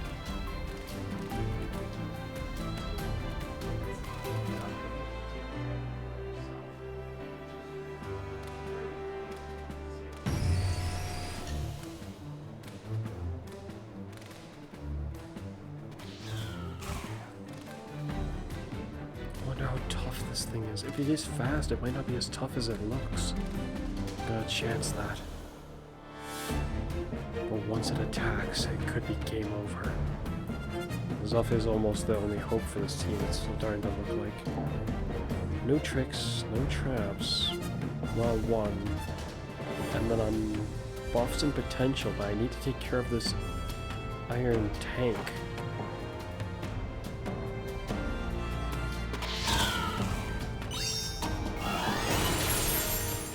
Nice. Because he looks like a steel type.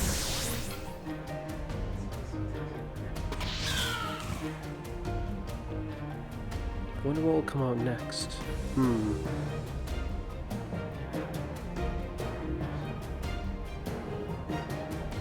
Well, considering I know some of the members of your team, I'm just gonna have to hope that you continue to think that.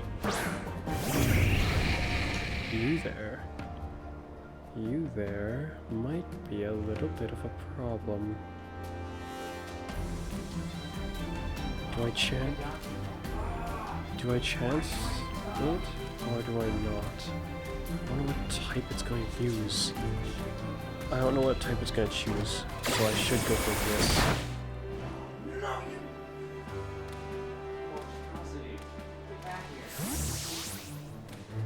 For a Pokemon that doesn't have a whole lot of attack power, I need to rely on tricks like this.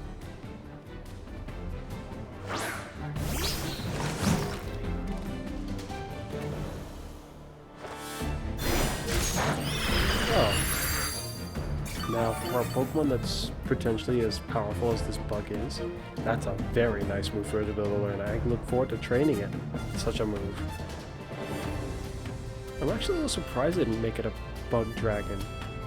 This was their opportunity. The way it looks, if you ask me, when I saw it, I was like, oh wow, did they actually go for it?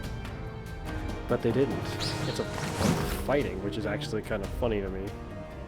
It almost sort of looks like one, but that's not at all what I expected when I saw it. Oh dear. That changes things. It's like you're out. It's like you're here for that. That's a problem. It's a big problem.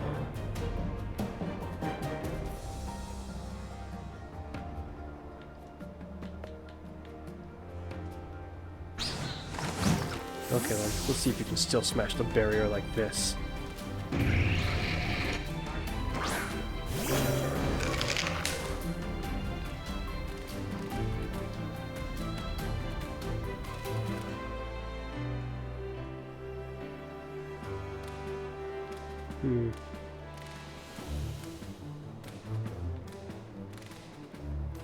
This one's kind of a shame you're not a dragon. This would stab, going up to 75 power, and life up's gonna buff it to not high enough.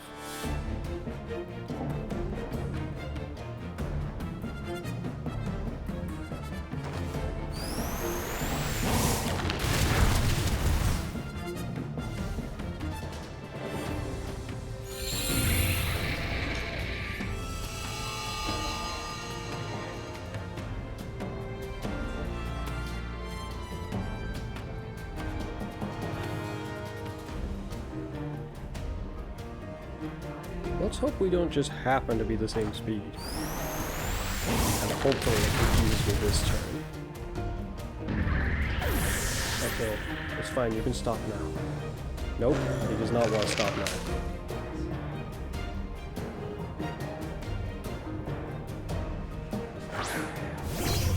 Hello there.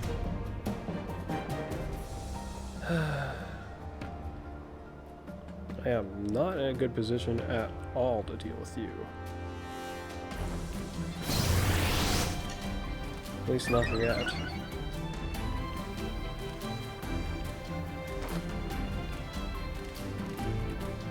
Oh dear. Hopefully, nope, it did not save me from that. And of course, my buff is gone.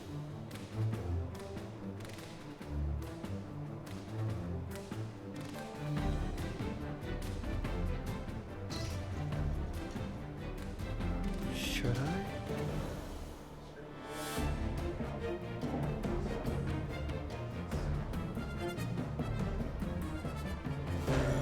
Maybe let's speed this. This will give me a chance to put a barrier back up.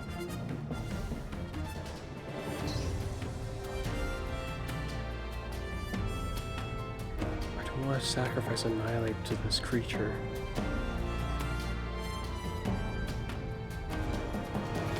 But it might be necessary.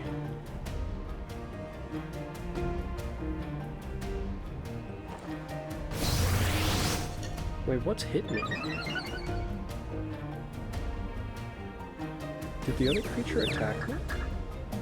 Oh, my life orb.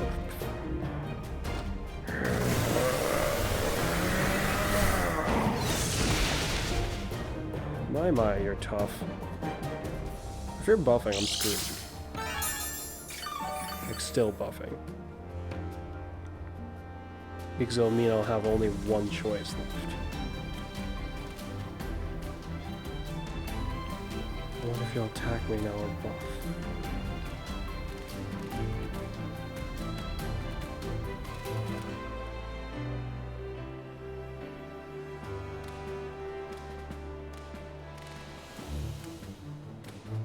Come on, Annihilate. Break out of this goofy confusion.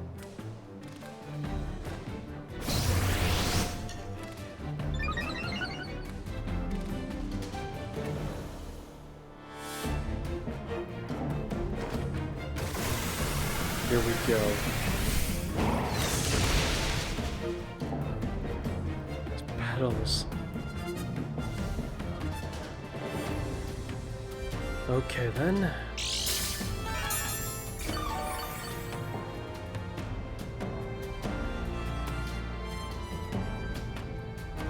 Here's hoping it can't heal.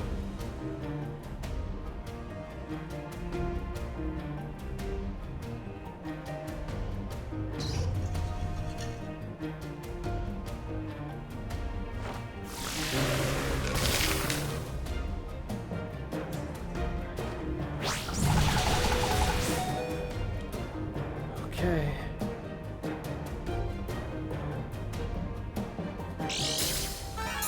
Wait, is it healing? This whole time it's been healing. I die whether I want to or not. Oh, you're faster than me. Okay then. It's faster. That's a big problem. It will have healed by the time I get around to Zuff. It will have healed.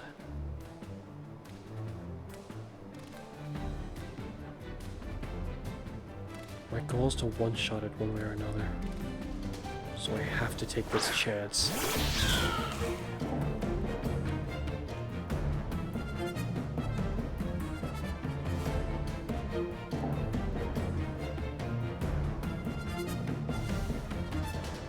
I should have swapped out to Zuff when I didn't think it was going to buff.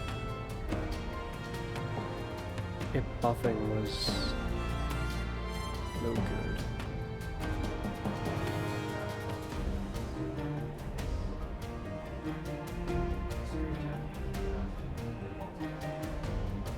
There's no way you'll outspeed me.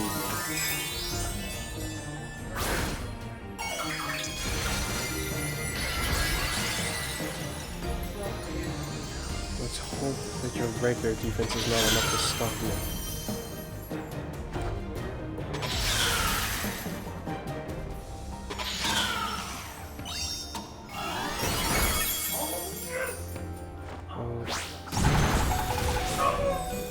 Oh my. You must not be very strong. That's horrifying. You were hurt and that still didn't kill you. This is exactly what I meant by Zuff doesn't have a lot of attack power. But at least I can end this buffing fiend. This is a problem though, because there's something else coming later, and now I don't have a way around it.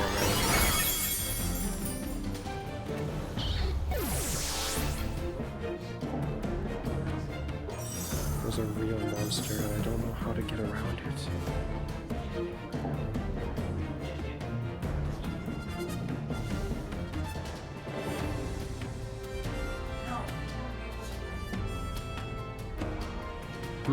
This does really look bad for me, is what I think. Tinkertuff has use. No.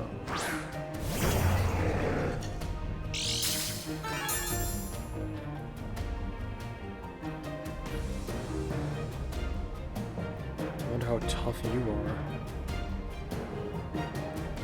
If only I didn't terrorize.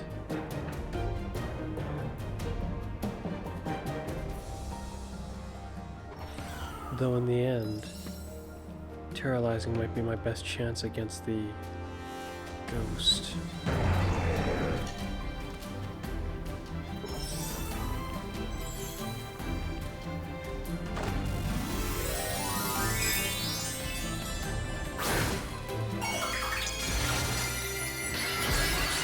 Oh.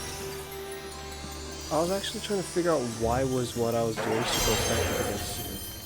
It's a dark dragon type? Well, yeah. If I don't, I'll get killed. Well, you thought I could... U-turn is not that weak. It's like at least 70, I think.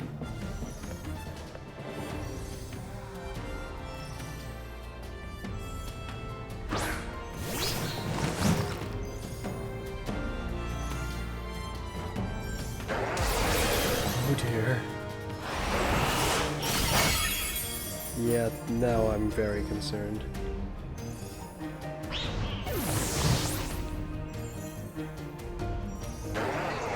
All it takes is one miss and game over.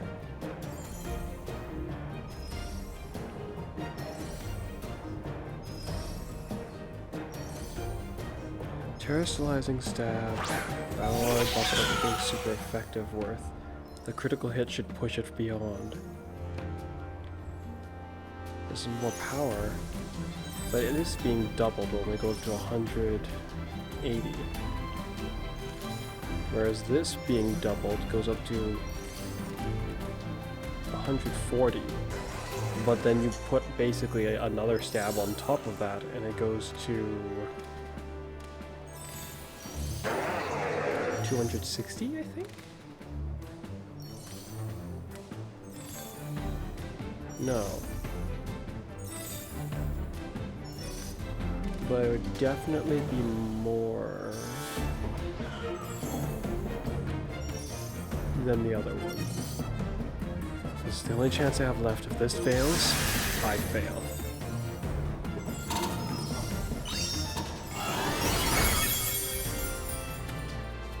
That's horrific. That scream tail had more.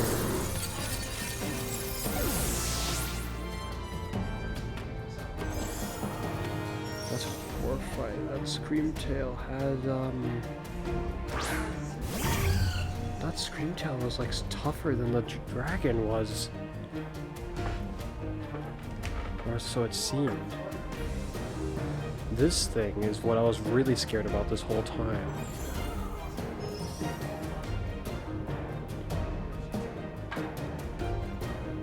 My best chance is this again. Okay, I'm faster. That's what I was concerned about, that I might not be. But I don't have another guy that I can use, I just have Excalibur.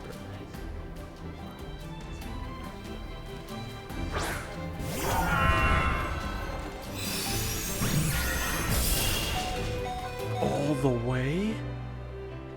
What happened to my poison spikes?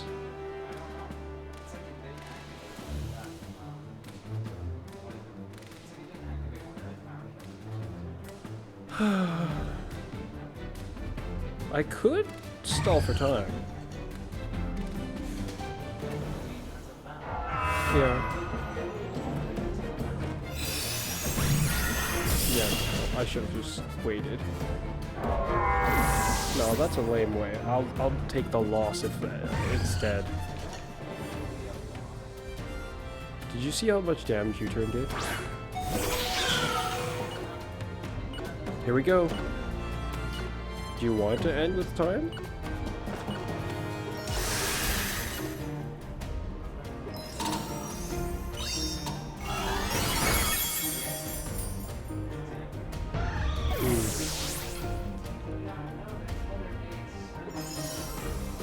I do. Did you see how much damage the...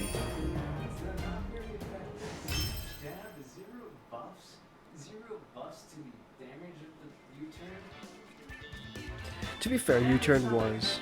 Yeah, U-turn was quadruply not very effective, to be fair.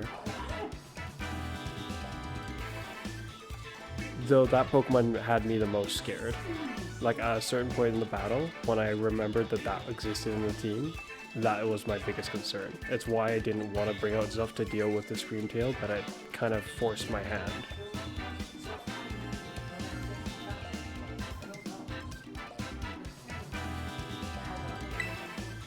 And Zuff only has 300 and a little bit more attack. That was a crunch of a battle. Speaking of crunch, Excalibur, we finally found something that was able to bend you. That freaking hurt.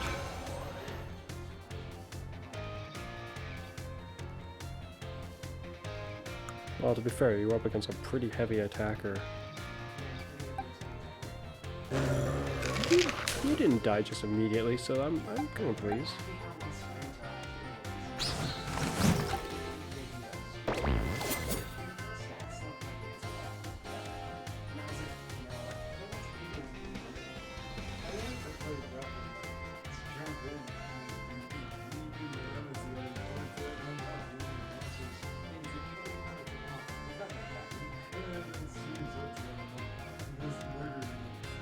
Is it EV trained? Yeah, I was like, something about stats looks really, really odd. Why is it so small? Hmm. Oh.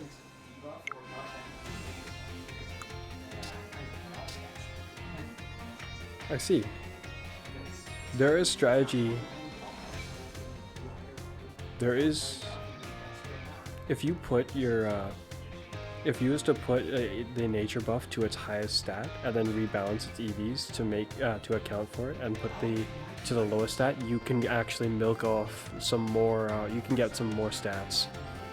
This is a strategy that I started using with my Pokemon somewhere along the lines of Sword and Shield, but you can squeeze out a bit more stats if you do that for the Pokemon overall.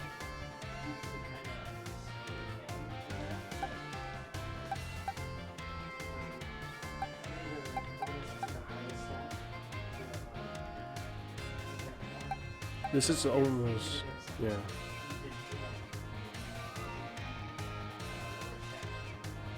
Yeah.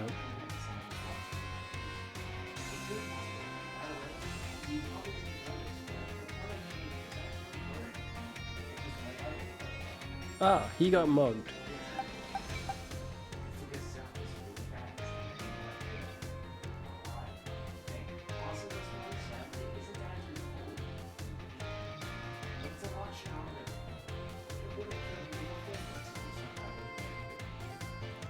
Wow, that's a lot of defense that Zuff just smashed through.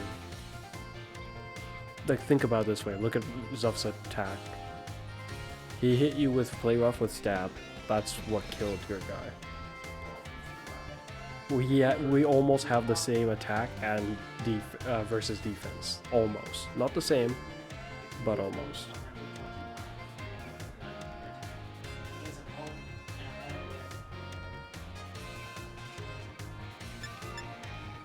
Well, this would have had...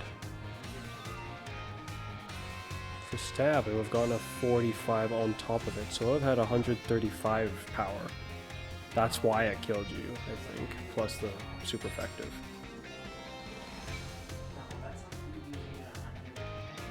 Plus...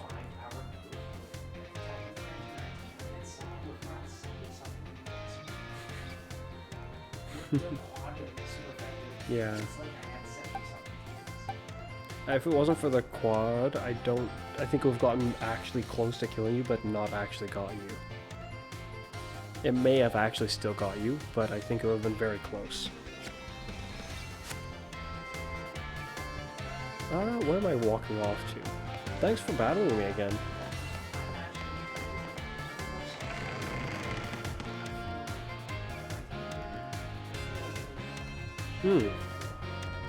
That's nice. I like my opponents to feel like that. What the heck are you here for?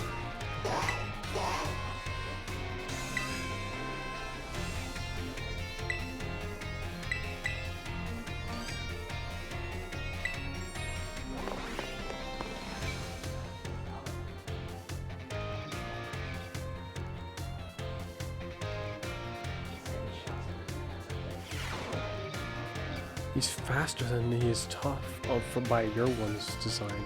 That's horrifying. In fact, I'm just looking at its... Oh, wowzers. Wait, can you go back? It has that much... it can have some... It can have a lot of special attack, it looks like. If it's got that much without any... without any EV allocation. But it is got its nature allocated to it.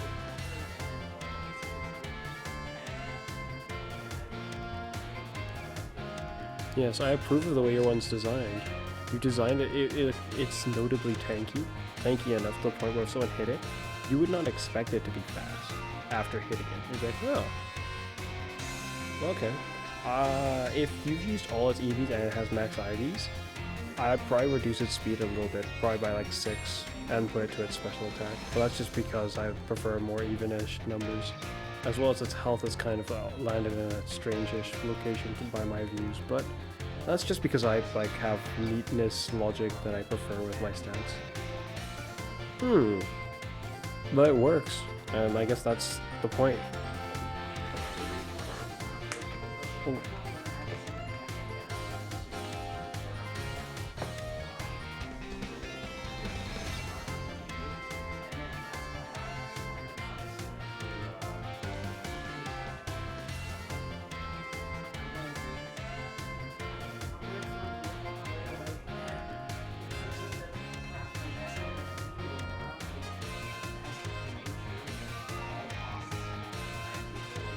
Oh, and about the nature thing that is, about the nature thing I described. Yeah, about the nature thing I described though, do keep in mind, it is not always a set in stone thing that you will get more stats for doing that. It's a like, I'm looking at your stats right now, and from what I'm seeing, I see an interesting potential.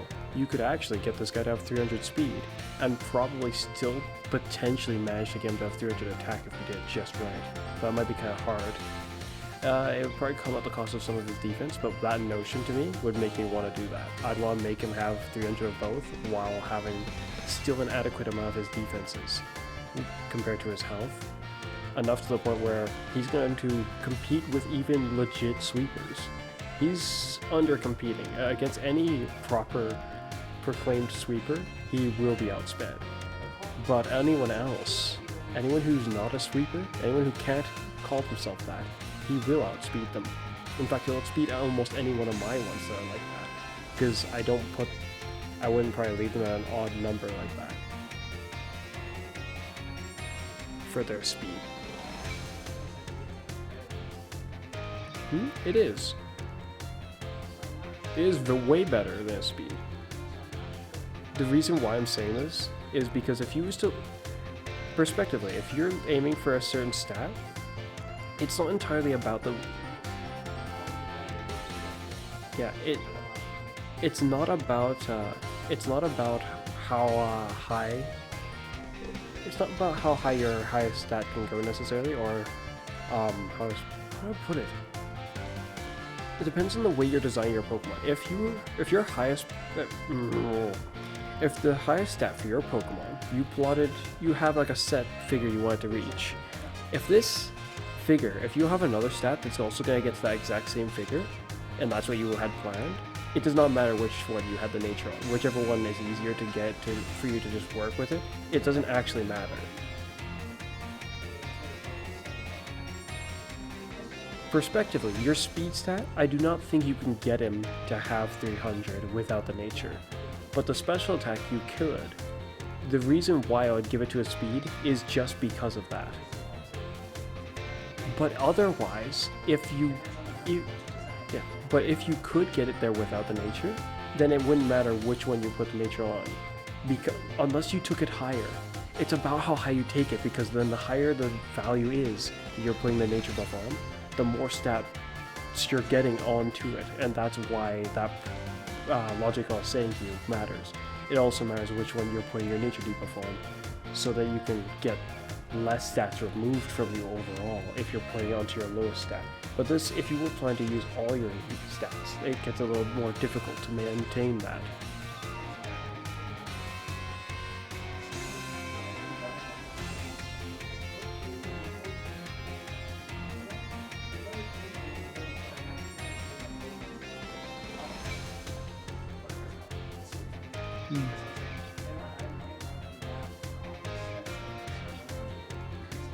With which Pokemon?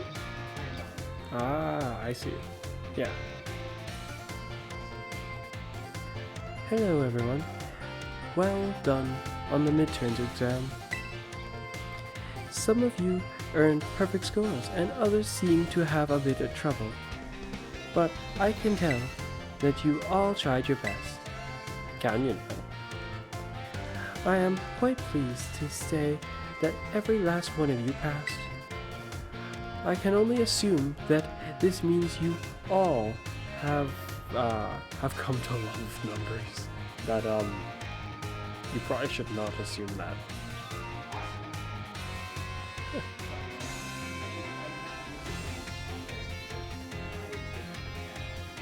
I see. If I was going with the strategy of doing that, can you show me again? Can you show me his EVs? Oh gosh, he might be able to have 300 of... Oh, I'm gonna enjoy training him, potentially. He might be able to get to a horrifying level.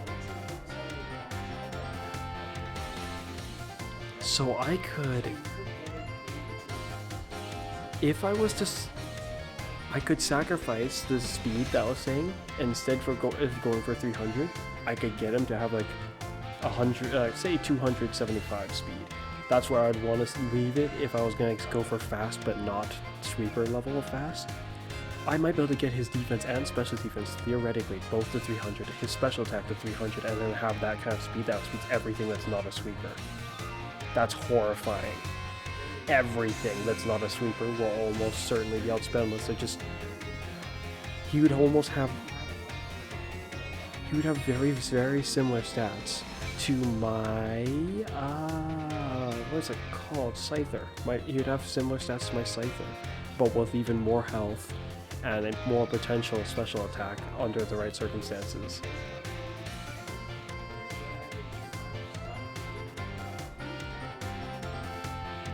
Can you go back to the Flutter main? You've given it a lot to its health. What the heck? It has that much speed without touching it? I was right to be scared of it. If it had been trained any differently, as far as the health EVs are concerned, I would have a lot of reason to fear this Pokemon.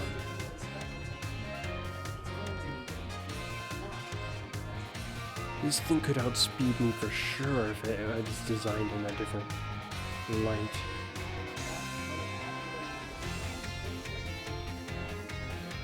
Yeah, you went for special tank instead of sweeper. I definitely would go for sweeper myself, but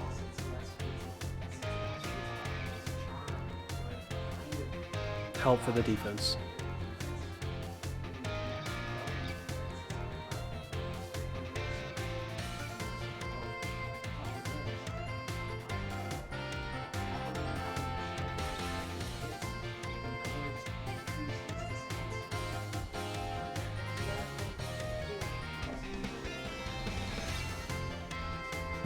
An interesting thing.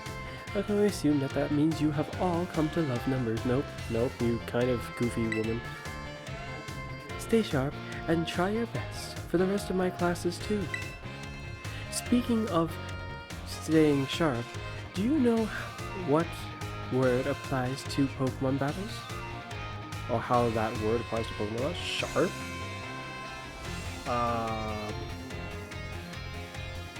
Crotona. That's how it applies to battles.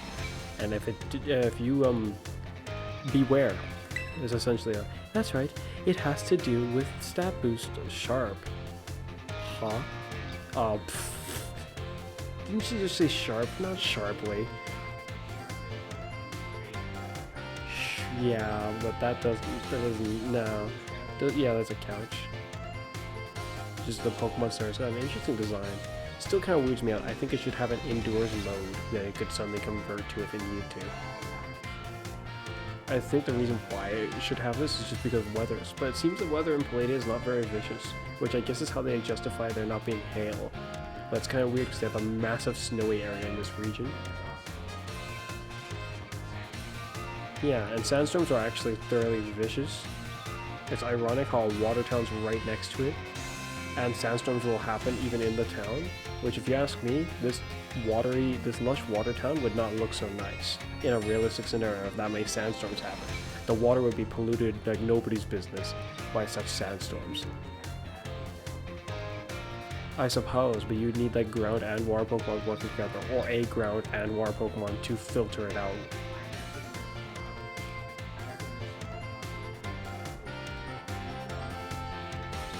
I imagine the Clodsire with water absorb theoretically could fix the issue, but I don't know. The reason why I kind of don't think so is because just simply having water absorb does not mean he'd be able to easily separate the water and dirt and allow the water stream to keep going. It's like he can manipulate water, he can just absorb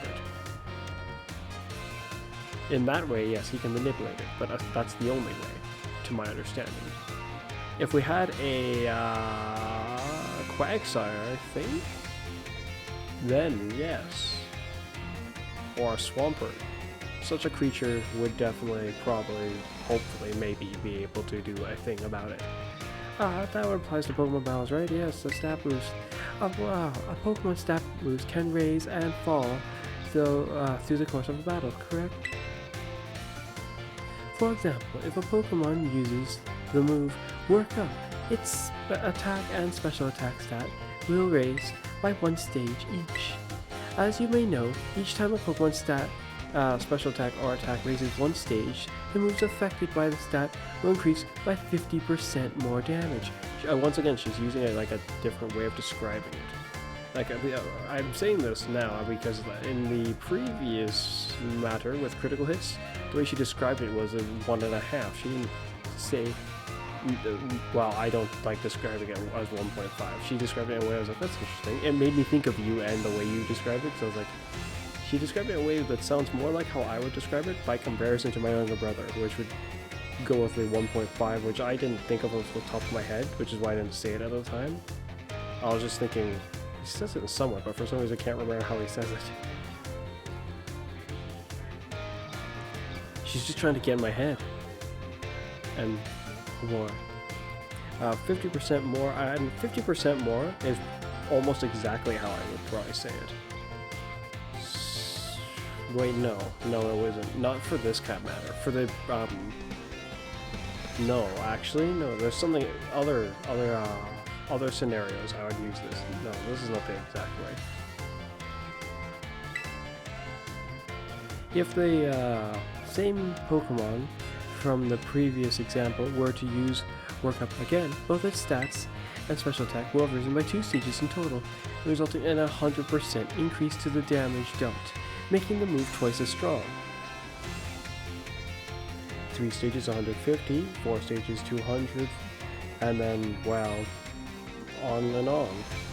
By 6 stages 300, but it equals out to essentially being 4 times your stat, which is likely how I would have described it. Well, at least for the max stages, not 4 stages, 6 stages, yeah. It's twice as strong. Sword Stance, on the other hand, boosts attack by 2 stages at once, allowing a Pokemon to deal double damage just after a single use. That's not a good way to describe it. Some people could misunderstand that, I think. It doesn't mean that I've misunderstood it. I'm saying that my analysis on that, the way that you stated it, I could imagine someone misunderstanding, thinking that it is only after using it, like only the turn after using it. No, they'll stick with you. Yes, I understand. I was saying that I can imagine someone misunderstanding this. Yes. I'm saying that I can imagine someone might misunderstand that. But that does not mean that I have.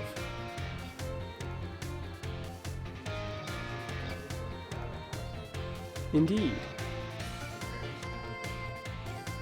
By 2 stages once, so using a Sword Dance twice would boost the Pokemon's attack by 4 stages. How much more damage then would this Pokemon deal?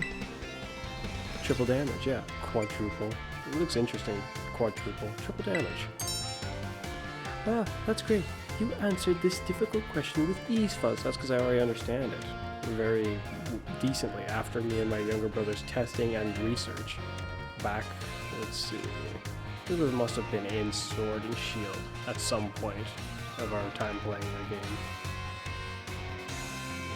Yeah.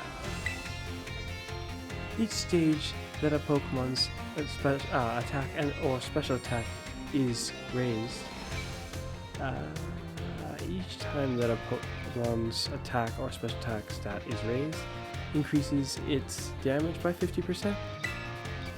So, being raised 4 stages will result in 4 times 50% or 200% increase, which I've actually stated already. You're gonna go any further? She mentioned 300%, I did say, and so on, and yeah, there it goes. The basic damage of a move is 100%, so adding 200% to that gives us 300%.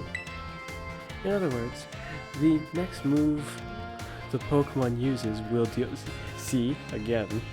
In other words, the next move, not the next moves. The next move, singular. This is the. Oh well.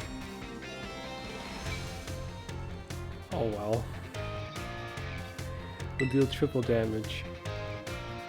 Type matchups, critical hit damage, and other factors all play into these calculations as well.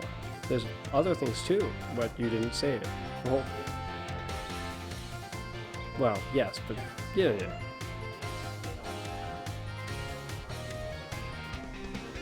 And other factors play into these as well, yes. So even a small boost must be taken seriously. To be fair, I think she covered the basics. Yeah, those factors that she mentioned are pretty much the basics, I'd say. She didn't really cover the fact that you could miss. I don't think so. At least not yet. Yeah. By the way, if a stat simply rose, that means it's gone up by 1 stage. If it rose sharply, that's 2 stages. And if it rose drastically, that's 3. And then if it rose exponentially, who knows what that could be?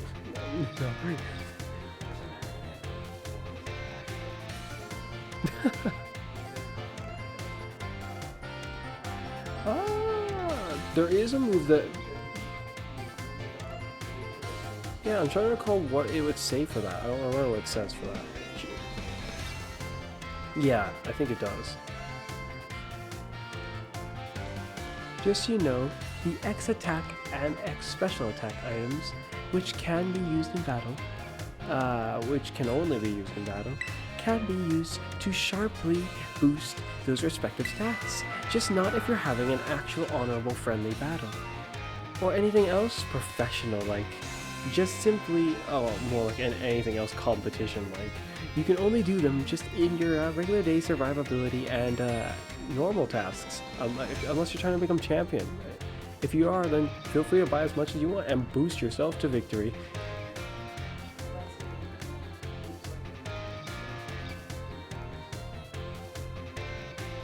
No. What if you don't have X attack?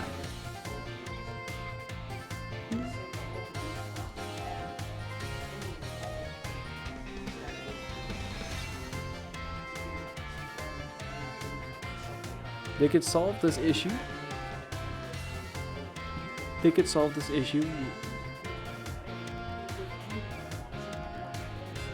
They could solve this issue by making your items not take a turn to use. They could solve this issue by making items not take a turn to use. They would just be used.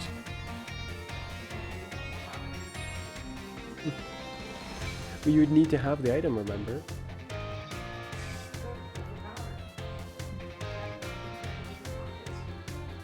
Think about it. You could use Sword's Dance and an item. Therefore, Sword's Dance would still have value. No, you could only use an item once per turn, though. Naturally, you couldn't just, like, stuff your Pokemon full of items.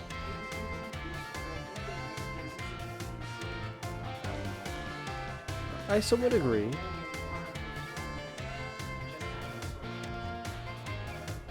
Though I do still think you could definitely triple your attack stat in a single turn with such a strategy. Oh my, is that the bell? I suppose that's all for now. What a shame. Today's lesson was a little difficult, so be sure to review what you learned in order to stay sharp. Yeah, this one was not difficult for me. This was the easiest one so far, probably.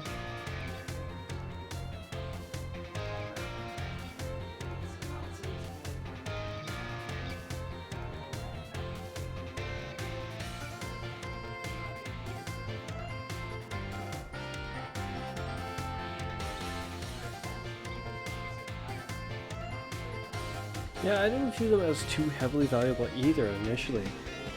And I think never would I have considered them to be this powerful. If I had known that just doing that twice doubled your stat, for any really strong Pokemon, that's horrific. Think about a Pokemon with 500 of a stat. They have essentially no use for buffing beyond that because the game will cap you at 1,000 or 999. which I'm not sure which it is, but I'm just gonna say 1,000 because I prefer that. But in all likelihood, it very well might just be 999. I know the health stat under certain circumstances can be pushed beyond that, so to me it doesn't seem too unreasonable that other stats could be. But those other stats can go like beyond 1,000 instead of just simply stopping at 1,000 itself. So it's probably not the same. Our tests do say, my tests that I've done with my brother do tell me that yeah, it does stop. You can't like keep increasing beyond that. And if you do increase this, like give yourself more stages of like whatever stat, it just sits there. It doesn't really help you. What it is useful for, as a security, I guess, if someone tries to lower your stats, they have to lower it by however much stages you've gone beyond.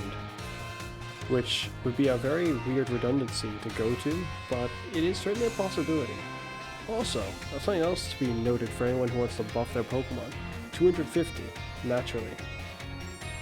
If you have 250 of a stat, and you can buff that stat, like with your Pokemon, an unlimited amount of times pretty much, then you could get that Pokemon to have a max one of that stat. Yeah, assuming you're able to buff that much times.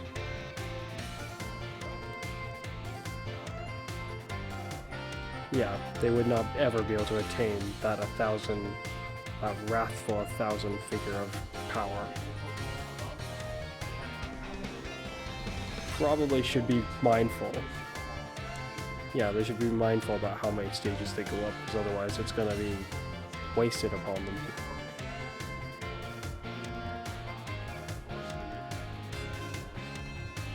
Yeah. You know, math. From that point on, you can grab your calculator and figure it out yourself, you know? Review what you learned in Station Sharp. Oh, I didn't even click that yet.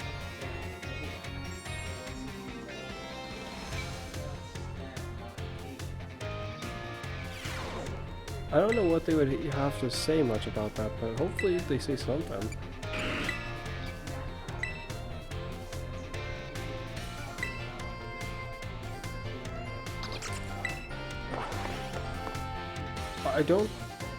I don't think they would do that.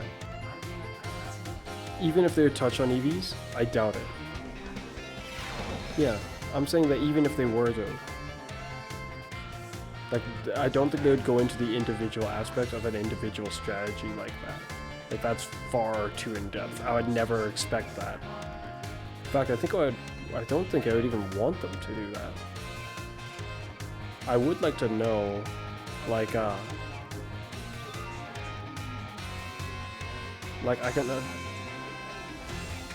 I don't want the game to actually tell you how to build your strategy or what, like such a thing, Cara. I don't even think I want to know that myself, because that's going to affect, I don't know, like as much as it might make my Pokemon crafting maybe a little better in certain cases, I think it kind of ruins it if one of them, it ruins the feel of it. I just start, instead of seeing the Pokemon and their strengths and weaknesses, I don't want to see them too much as just numbers. I don't want there to be just one best way. That's boring. Up to a point. To me, that immediately in my brain, for strategies, that limits the plausibility of things somewhat. Like, majorly. My experimentations have already done that, I guess, in some ways in its own way. I don't want that to also get, like, altered or just be like, I don't know, I'm stubborn in this way, I don't like it. But I would like if they spoke about the EVs and the IVs. That seems reasonable. This one for the EVs, next one for the IVs. Or this one for the IVs and the other one for the EVs? That seems like a reasonable thing to touch on, at least in general. But I do not think it makes sense to talk like about how you should design it. Maybe just speak on it a little bit, at least so you know of it. I mean, this is a school. If they don't at least touch on that, that's kind of ridiculous. Why even have a math class if you're not going to get to that up to a point? Hello, everyone. Hello everyone. Let's have a fun class today. Did you make sure to review last class material in order to stay sharp? I know it was a little difficult with all that talk about multiplication and percentages and the like. Well, just don't bring out algebra. Please, no. I don't even remember properly it. Then again, based on the way I can do math sometimes, my younger brother, the way he's described it, he's made it sound like my brain just uses some hybrid version of algebra at times. That is not really algebra, or it is sort of, and then I just don't even know it. One way or another, far more I'm aware of, I do not know algebra. Or at least don't remember it, more like. I had to learn it at some point, or more like I did learn it at some point. But today we'll be talking about percentages, again, to learn about probability. So this is about accuracy. I'm not sure if you really needed to... yeah, I suppose that's fine. No, it would have been better to go with the EVs and IVs, unless the battle teacher goes into that. A lot of the things you're mentioning actually kind of has to do with... No, the battle teacher will probably have to do with certain other odd strategies. Like, while you spoke about, like, the nature of, like, stat increases, you would probably not go into the depth about speaking about, like, what if they used a barrier? But Dendra, I would expect her to probably, or potentially mention something like that if it seems reasonable enough. I'm not sure what else she will speak on. Might just be kind of silly, but I guess I'll find out after this, eh? Potentially. I think I'll save Hassel's class for last, potentially.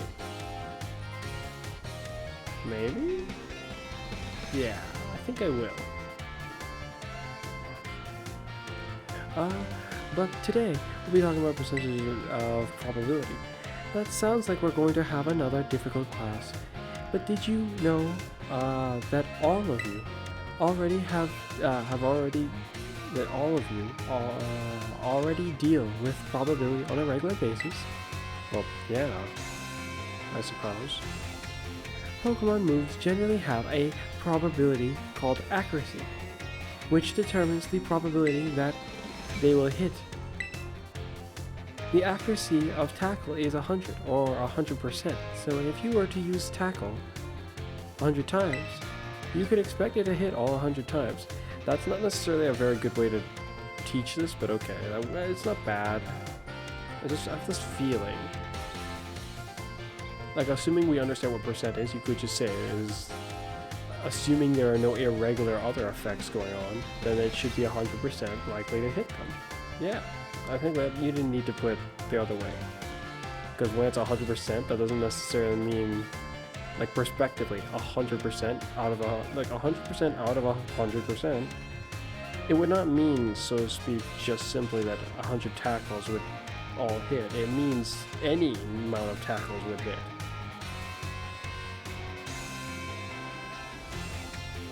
If it's a full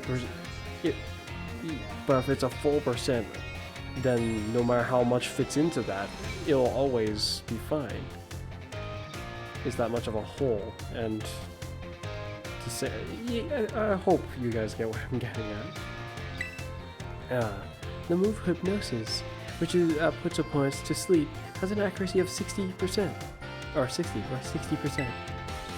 That means you could expect it to hit 60 times in 100 uses. Put it another way, out of 100. Maybe you shouldn't have had to put it another way out of 100. You should have just said 60 times in 100 uses? To put it another way, out of 100 uses, you could expect it to miss 40 times. Oh. For me, this little, like, I'm not sure how to describe it. Maybe there should have been a way to portray that there's more to be said in the same string. I guess it's just because there wasn't a period. I should be looking out for that. There wasn't a period. It's just typical grammar, that kind of thing. I should have built that. They have a thing, is what I'm saying. I should just pay more attention to the grammar. Many of the truly powerful moves often tend to have lower accuracy. So when you're dealing with deciding whether to go slow and steady with the moves that are sure hit, or hard and fast with strong but less accurate moves. You're already studying probability. Let me see, let me see here. Perhaps Perhaps surf and hydro pump would be a good example for this discussion. Surf has a 90 power. Its accuracy is 100. Meaning you can expect it to hit every time. See, she should have just said that other. It wasn't wrong, but it seems like you're going about it the wrong way. No. There's many mathematical ways to be phrasing it. You could say it in quite a few ways if my understanding is correct, but that does not mean that this one's a good way to go about it. I disapprove. No. You're teaching you're teaching the group of people of many different mindsets, of many varieties of thinking. You can't expect them all to think in the same way. So go for the one that makes the absolute most sense. It would be the absolute most easiest, which is difficult to choose and pick, I get it. But why would you go with one that just particularly fits, well, you, and not necessarily the masses? She's a math teacher, like I said, there's many different ways of math. Just because she did it in a way that's mathematical does not mean it is the best way, or even a good way. Well, if she explained it using algebra, there probably is a way to do that. I just don't know. I don't know. I don't know. My point is, there may be an easier way or more reasonable way that will garner less confusion or concerns or anything like that. If you just, I don't know. I did not say it like that. This way though, this way seems just fine. What you could have said before.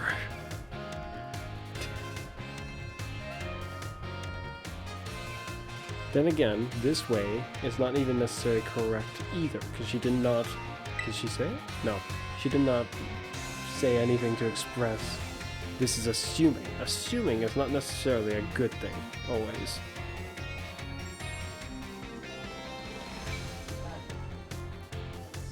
No.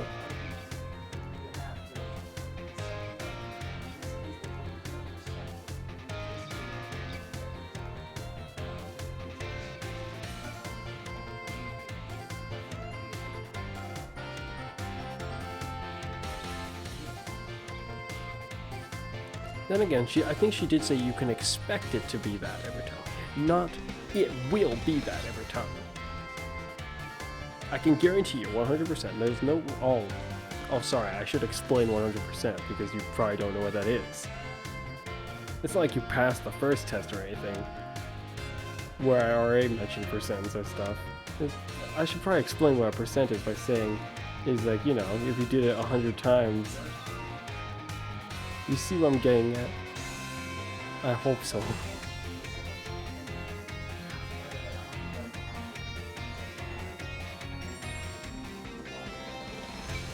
Hydro pump's accuracy is only 80, but when it hits its power is 110.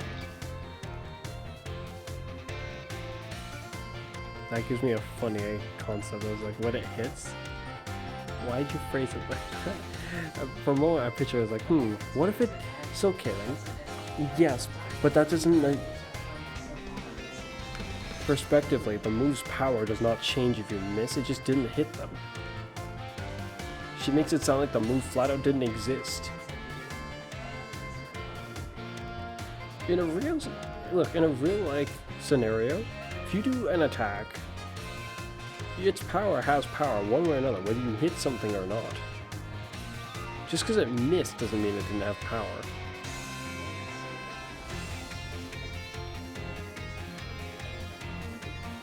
No, because you didn't hit them. You didn't hit them.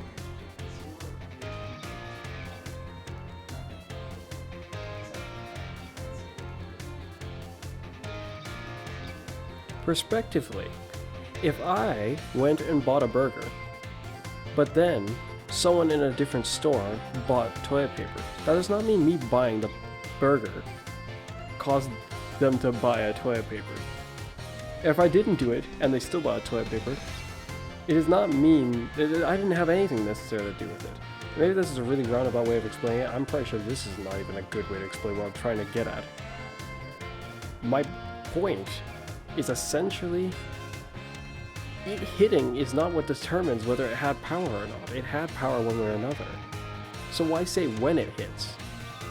Well, I'm nitpicking at this point, because fine, this doesn't entirely not make sense. It's just some of it feels like it doesn't. Yes, but you didn't hit them. It's not the move didn't have any power. When it hits, its power is that. At that point, I'd have to say, what's power is that? It, the move. So then what happens when it doesn't hit? What's its power then, huh? Well, it's still that. It just didn't hit them. You see where I'm going with this? I've already gone around in circles. Enough of this. So between surf and hydro pump, which move would you want to use yourself?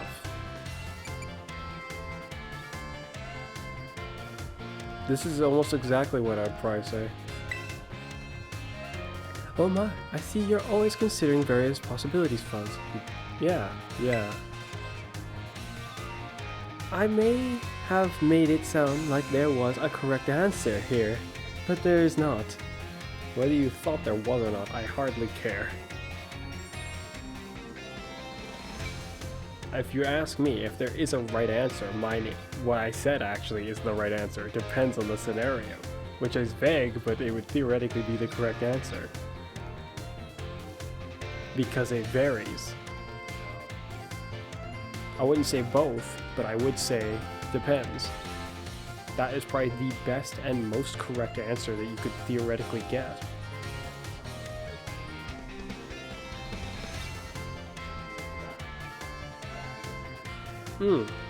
But she did, yeah, like you said, she mentioned it in a sense like preference. So there couldn't really be a right answer. Well, actually, there could be a correct answer.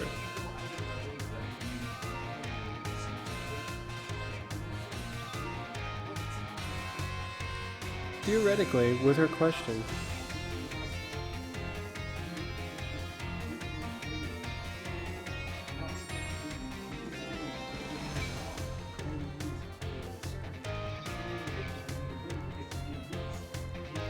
Strategic.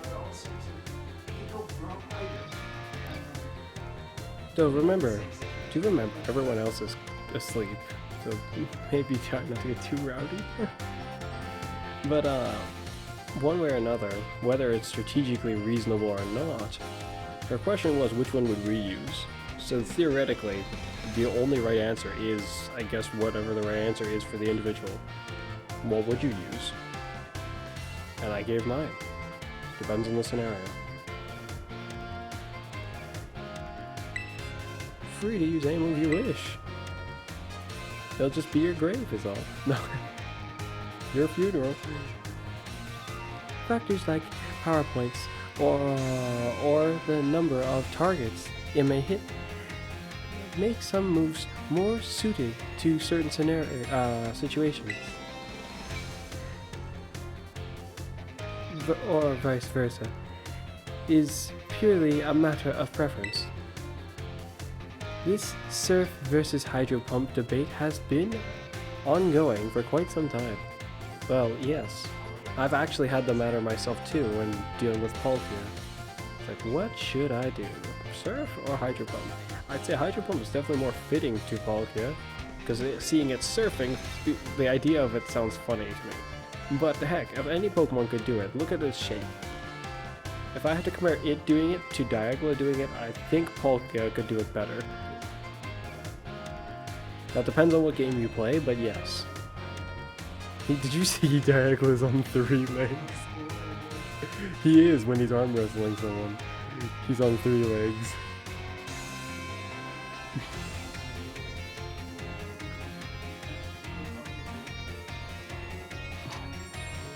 No, he's got 3 legs to support him. He probably wouldn't even need to be on the table. Do you have 3 legs?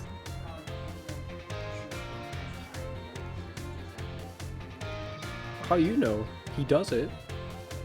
But yeah, when he roars sometimes. Heck, even Polka does it in certain conditions. It can. In Pokemon Arceus, that's what it does.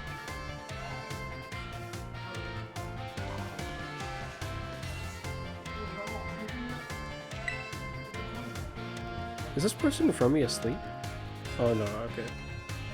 From what they looked like, they were all passing out, potentially. Personally, I'm not invested in debating. I'm more invested in debating rock moves. Rock Slide and and Stone Edge. I agree with this one too. This is also one I'm like, which one to go for? Usually I go for Rock Slide. It's interesting because Rock Slide and Stone Edge, both weaker power than the other 2 moves, but they both have effects. Though, the catch is Rock Slide also has a chance to miss. It's not a guaranteed thing, but it can hit both opposing targets, or all 3 in that case. Yeah. While Stone Edge has a higher critical chance, a bit more power, only 1 target, and a higher chance of missing. Less power points as well. All in all, I'd say for a sweeper, definitely Rock Slide.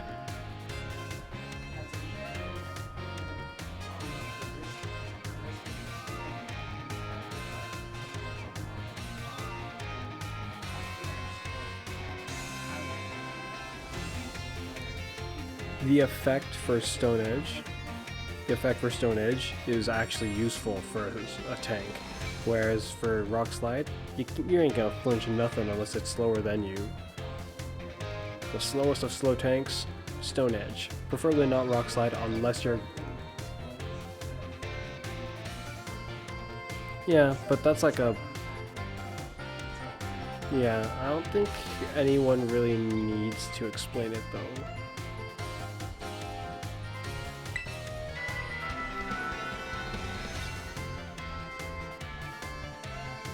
Imagine if you can flinch a Pokemon after they moved. For the next turn. It wouldn't really make sense because they'd flinch, but they would have recovered by the time of next turn. So it'd be kind of weird.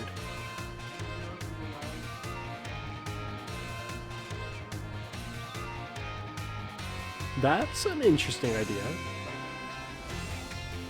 Tell me, let me tell you, I could get really worked up by talking about those didn't the bell just ring? Moves, but oh my, there's the bell. What a shame. Okay. Next class will be the last of our time together. Show up 100% ready to go. I will be. 100% ready to go.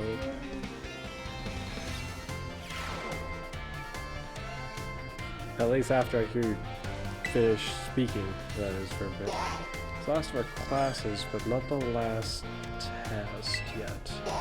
Math. Here we go. I wonder what else she's gonna say about it. If nothing involving EVs or IVs, it's probably gonna be, well, maybe not. Oh wait, no, it's gonna be a jokative one. I just realized that most of the last classes were either jokative ones or like, by the way, here's a little trivia knowledge. You know math was invented in 1984? Yeah, impressive. Right before 1983.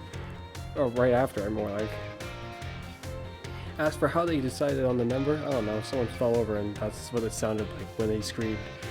So, or something. Hello everyone, I hope we can have fun once more again today for our last class. Are you a teacher?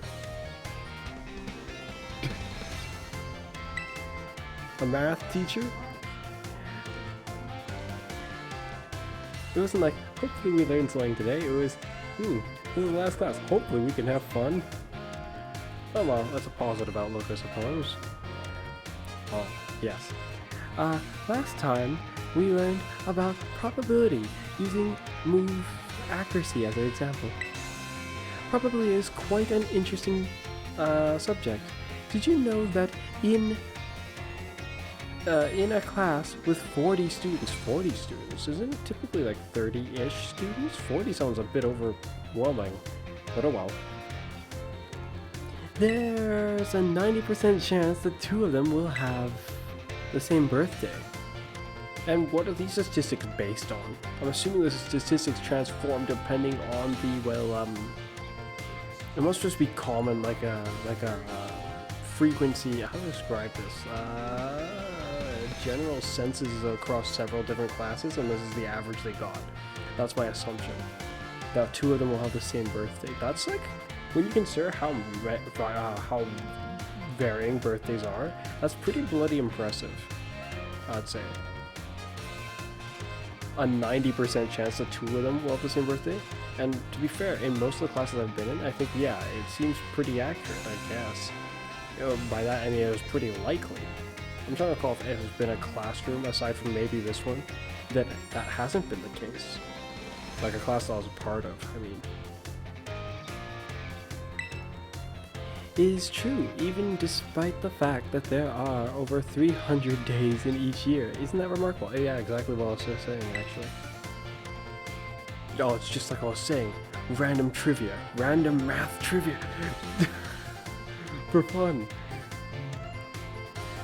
But let's move on to today's topic. But before we get swept along like the probability again. Yes, do you know how many calories is in the cake that we were looking into getting for celebrating our test? Yes, I have no freaking clue, because I didn't bother to look at it. I couldn't bring myself to. No, after all, I want to eat it. So, yes.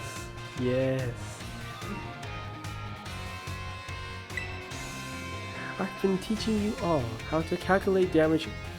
Have you? The damage calculation, at least the one that I know of, goes something like attack multiplied by the power divided by their target's defense, and then you just subtract that number from their health. That's like the simplest way to calculate damage to my understanding. There might be some variations, but that's how I calculate damage, and it seems to be pretty accurate for the most part, with just very minor variations every now and then, because there's like a factor of like the damage is not entirely set, which also, as far as fights go, that seems pretty realistic to me. No move could, like, yeah. Because in real life, there ain't no way you're going to do an attack to someone, and against every opponent, it's going to be like 100% accurate to everything that you would normally calculate. Different factors, the wind blowing, them moving, and putting tension in their muscles to those points to where you're about to take impact from. Their momentum, your angle of how you were going about your attack. Was it raining? Everything. How heavy you are, how light they are. How many people were watching? Okay, fine, that probably will not change that much. Just simply how many people were watching will likely not alter much, but something like the weather, yeah, something that small could actually change it. It's really small. It's just as simple as it raining. It doesn't mean it will change it, I'm saying it could, though. You teach you all how to calculate damage using, in this class, using examples like type, matchups, and critical hit stat bonuses, and the like. All these variables are multiplied together to calculate damage to the opponent. That's why you seemed amused by this. She's essentially trying to state that in most cases, yeah, that's an expression I expected from you, little brother. In most cases, it is exponential. It is multiplied on top of the thing that was multiplied. Essentially, when it gets multiplied, then it goes off of that result. But which one happens first, and whether or not that will actually matter, yeah, it shouldn't really matter to my understanding. Because in the long run, it should all kind of just collage and become what it would have been. Yeah.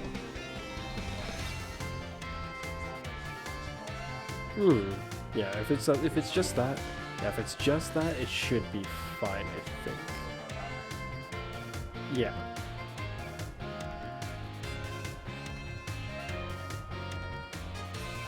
Like, prospectively, I think with the exponential percentages, that might go wackadoo. Because, like, prospectively in Skyrim, when I was handling, like, the glitch with alteration, yeah, that seemingly mattered. Yeah.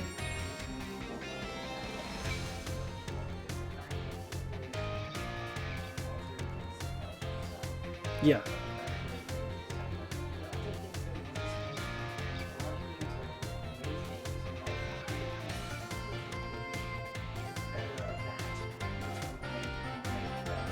Yeah. Essentially, that kind of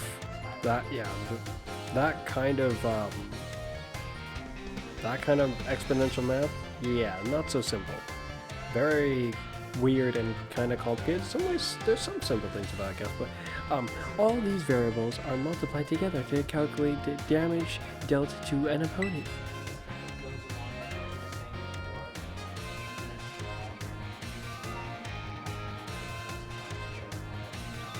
Yeah, but because, yeah, but the damage boost to your stat, I think it kind of, like, I don't know, when I picture in my brain and try to organize it, when I picture,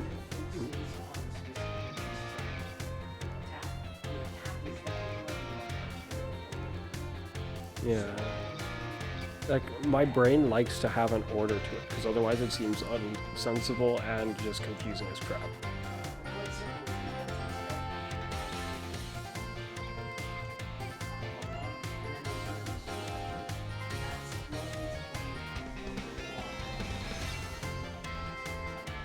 But anyways, yeah. However, did you know that there are even simpler ways to increase your damage? Or the damage of your Pokemon's move? Yeah, well, yes, you could just give yourself an item. All you have to do is have your Pokemon use a move it shares a type with.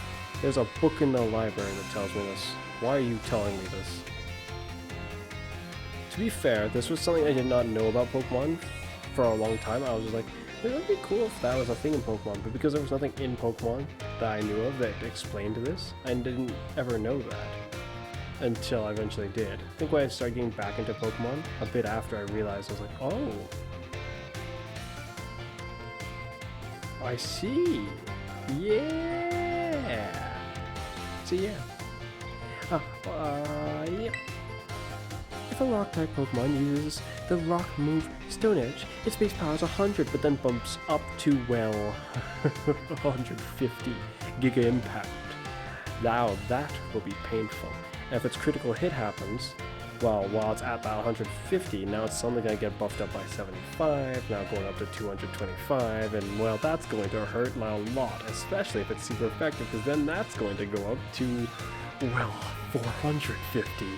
Let's see them survive that. Even if you have 200 attack stat as a power, as your just Pokemon's attack stat, that's still gonna hurt a lot. You can reverse it conceptually and think it's similarly like you had 450 attack and then hit them with something 200 power. If you put into perspective, any Pokemon that has that much attack power and then uses a move that powerful, yeah, that's pretty freaking strong. Most things are gonna have a problem with that move.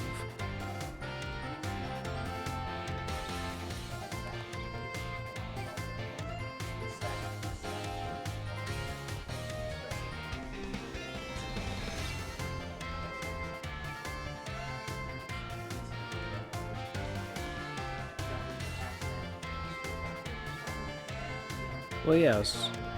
I already knew that, aside from something you said I didn't even understand what that was, but yeah.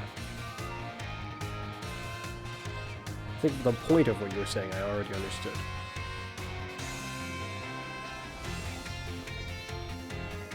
Up to a point.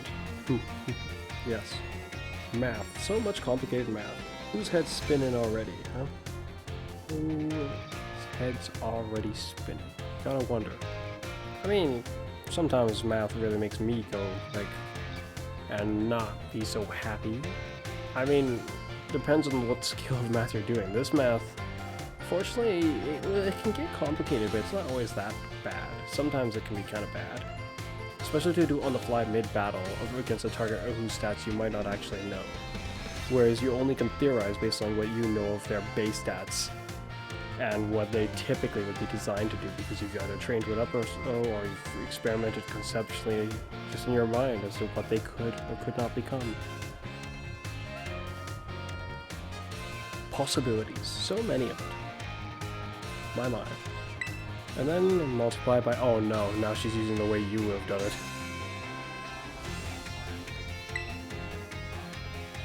Ground and rock may seem like similar types, but if a ground move Pokemon use Stone Edge, the move will remain 100 power. Super effective moves and critical hits also add multipliers onto this little numerical increase. So it's almost certain. It almost certainly must not be taken lightly. Indeed, yes, very much. Let me ask you a question to see if you understand what I'm talking about here. Say you have a move with a power of 100.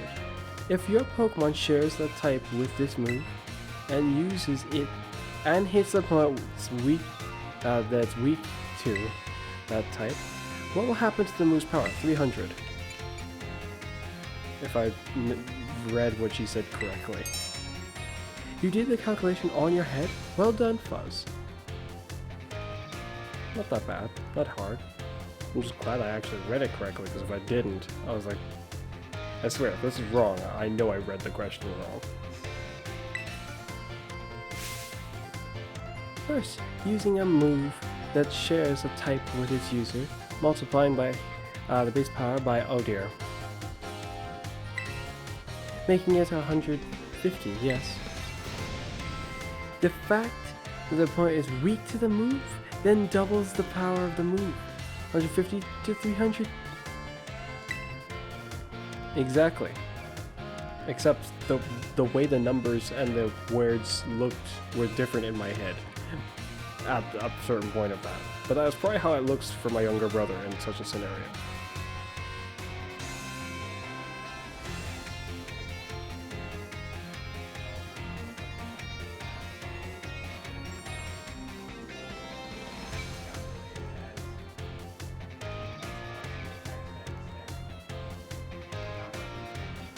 I don't like doing that. That complicates things to me, because then it just doesn't feel like it feels like there's no longer order. It feels like it is in disorder. I don't like it.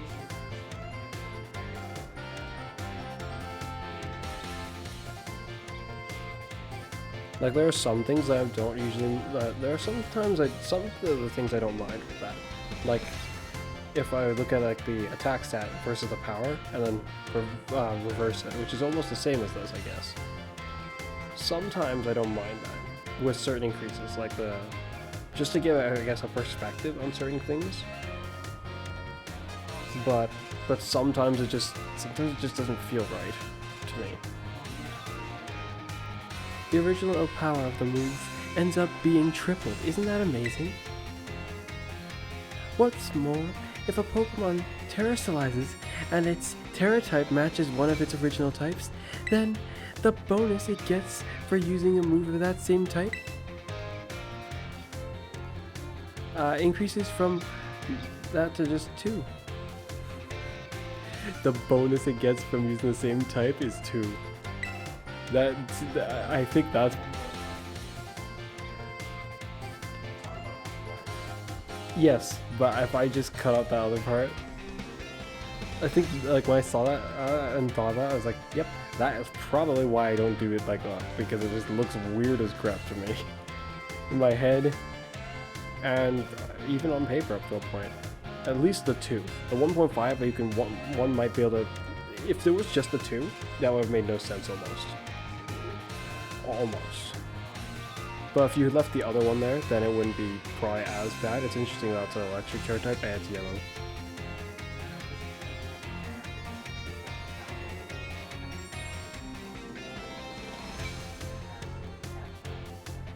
Mm-hmm. That's why you bring a ghost type. Ghost ground type would be really good for this. A ghost ground type that does physical attacks, specifically. Well, have at it. Just beware of the psychic one that has to do with special attacks. I haven't seen it with counter before, but I have seen it with mirror... It's not mirror shot, is it? Oh well, hopefully it goes well for you, whatever it has. Of course, being able to use a lot of moves with different types is great as well.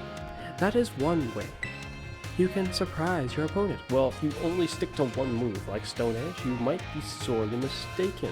You see, your one-man army will proceed to mow through, like, at best, 5 of them, and then now there's one guy who you're left to struggle to. Of course, unless you've put everything into your basket of Stone Edge, hopefully you'll have given it more power points, because otherwise then you're really in trouble.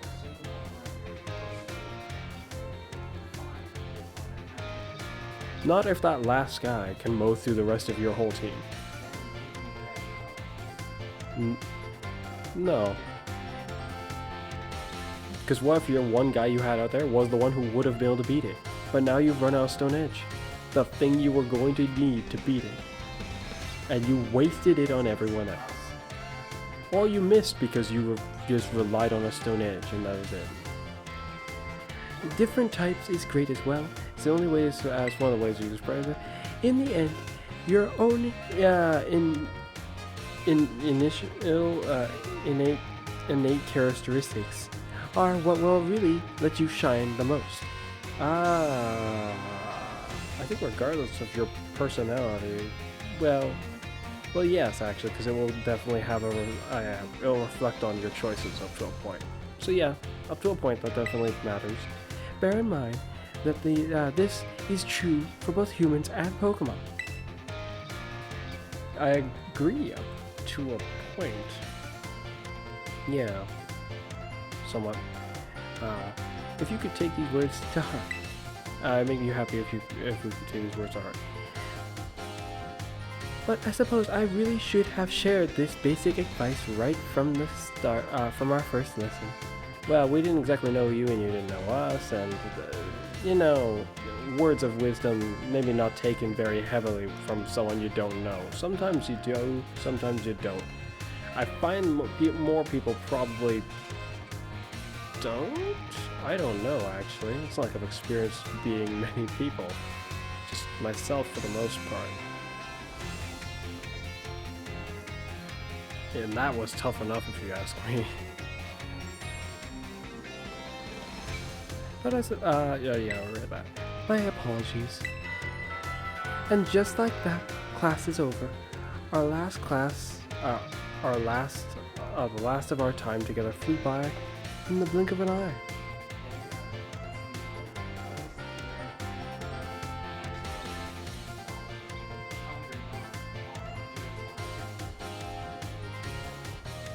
Well, she spelled it out.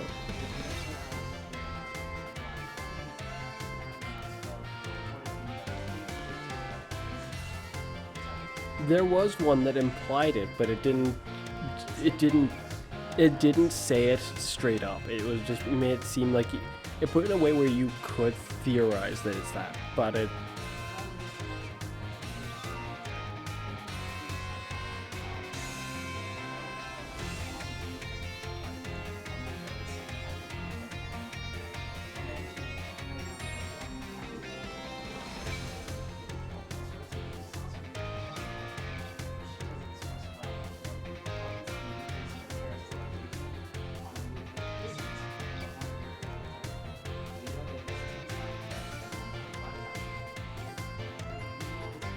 Oh, that's interesting, actually.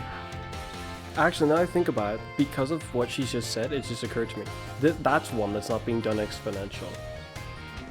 That's one thing, instead of it being, like, the Terra type on, being done on top of your stab move, it is, the Terra type is an upgrade to your stab.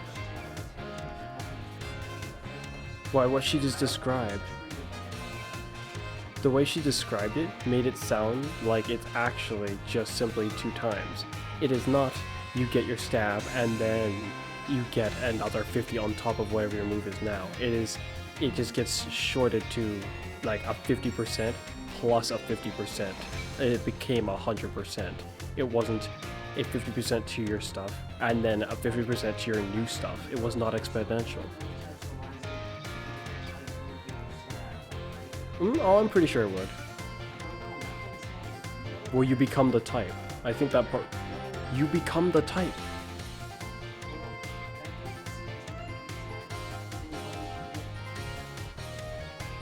If anything...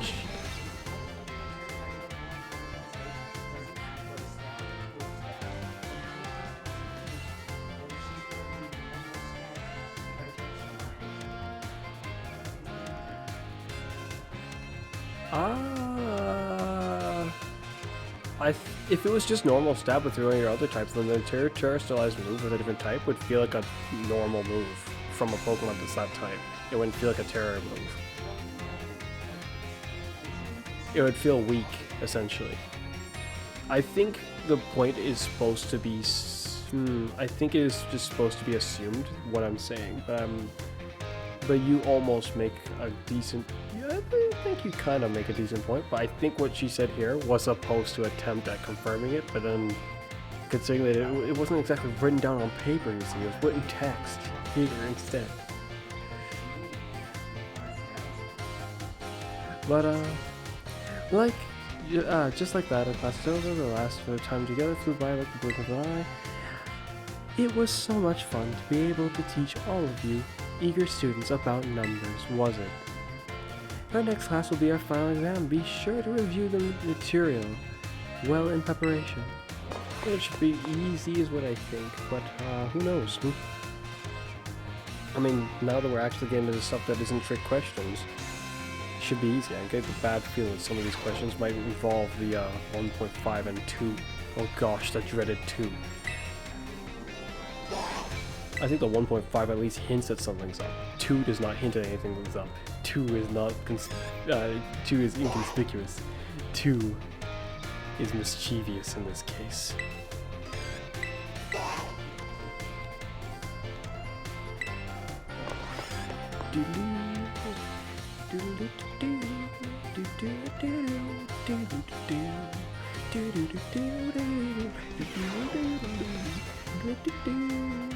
Alright everyone, it's time to begin our final exam.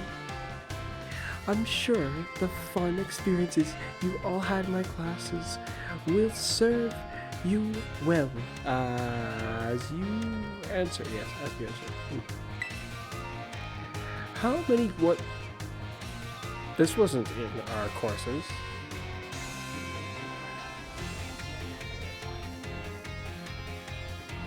How many Great Balls could you purchase with that much if each of them costs that? You should be able to buy 5, if my understanding is correct. Yeah. How many Great Balls could you... Okay, this is not a trick question. It better not be a trick question. It's only 5 anyway, so it shouldn't be. It should be fine in one way or another.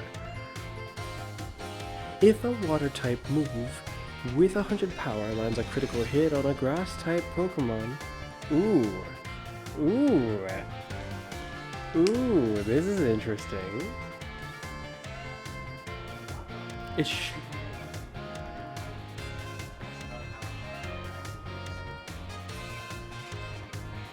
If my understanding is correct,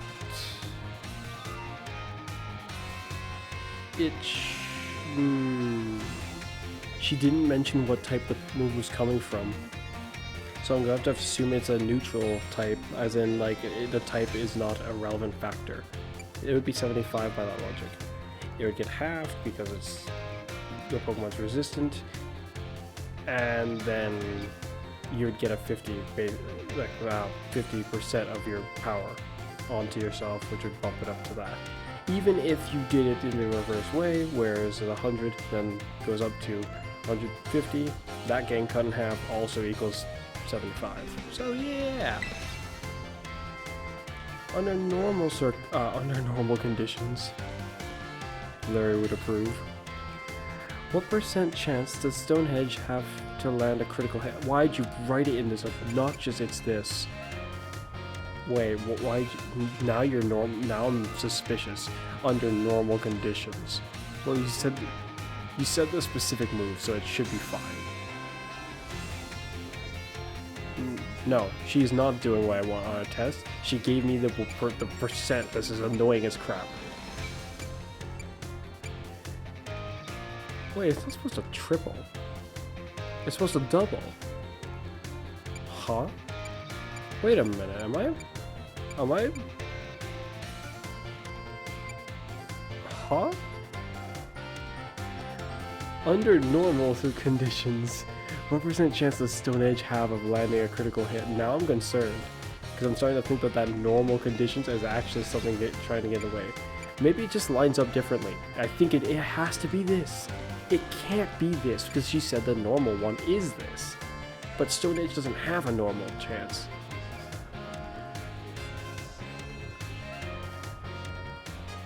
Yes, but now this is not accuracy. This is not accuracy. No, no, no. It all must be done right. It all must be done proper. This is not, why is it percent? Percent is irrelevant when it comes down to the likelihood of... I didn't want numbers. I didn't want this class. I'm just trying to finish. It's just like school. Why? Why? No. No, no, no, no, no. If a Pokemon uses Sword Stance twice to boost its attack by 4 stages 3 times the damage, how much damage does it do? Triple. If a Rock type Pokemon whose Terra type is Rock Terastallizing, what will the power of its Rock type move be multiplied by? It'll be multiplied by 2. And that just sounds correct. That's weird. 2 is no longer suspicious. Now these ones look suspicious. You really are suspicious then, aren't you? You went against what I thought you were going to do. And in that, you somehow actually managed to do what I thought you were going to do, which is be suspicious. But in a way, you're like inconspicuous by being conspicuous, or by being inconspicuous. No, you're suspicious by being... This is the answer. Also, Car, that question right there, that question right there answers your question almost. Yep.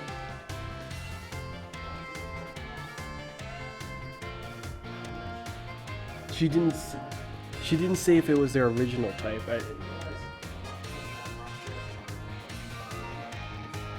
Oh shoot, actually, then that almost makes it sound like it would be what you're saying. Because she bothered to specify that.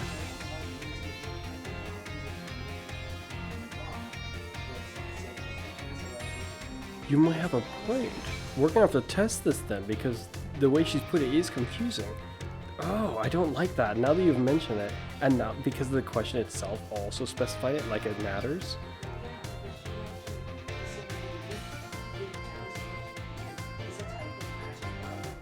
Yes.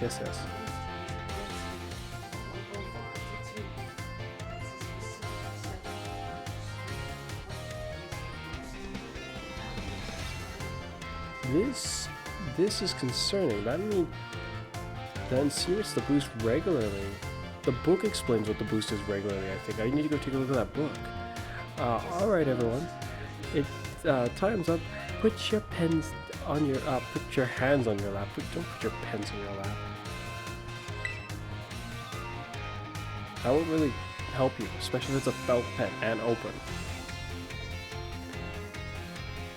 This test was the cumulativization of all I taught you, and I'm sure you all did just fine.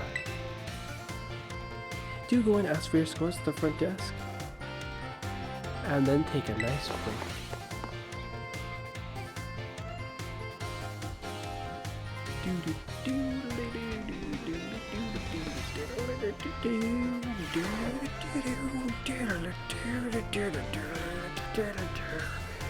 No, but I don't get it. It feels great just to get a test out of the way, doesn't it? Oh, like you would know. Almost every time I speak to you, you fail the test, by my view. That's what I thought. Yeah, pity points. Thank you for the candy. You know, we got battles and art. I was thinking leaving art for last because I think they'll be thoroughly that confused. I was like, why are the people tiny?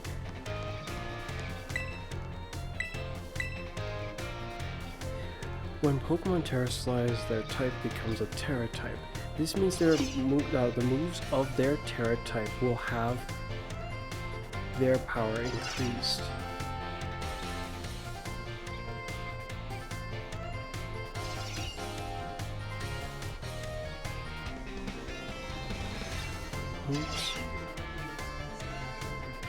Moves of the powers of the Pokemon's original Terra type will keep their usual power increases. Oh wow. For example, if a Pikachu is initially electric type and has a steel Terra type, upon terrestrializing, it will receive boosts in for power for both steel and iron tail. Both steel type and electric type.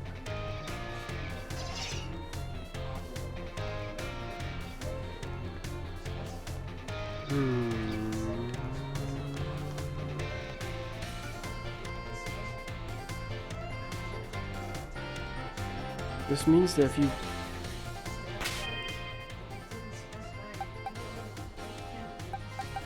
This is troubling to me. I'm starting to contemplate a change of strategy. But it's tough.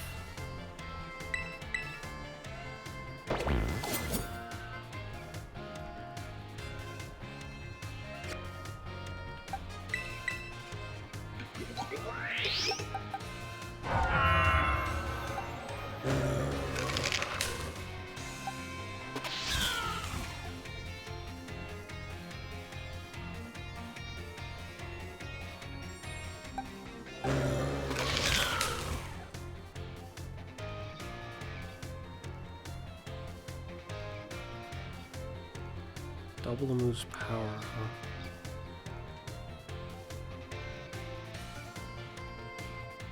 $140.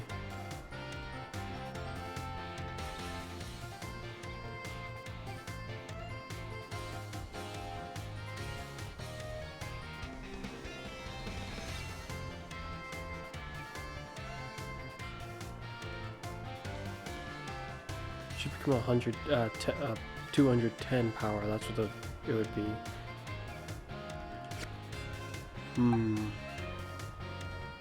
How troubling.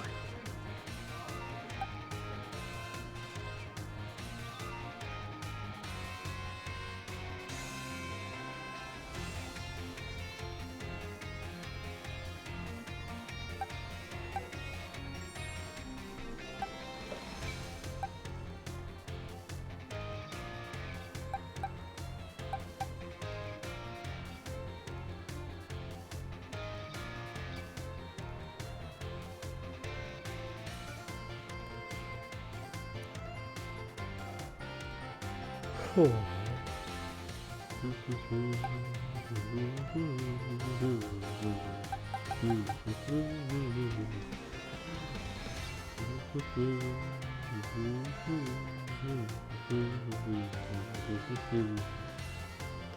I could make Zuff a hybrid sweeper and make him actually be able to take a hit.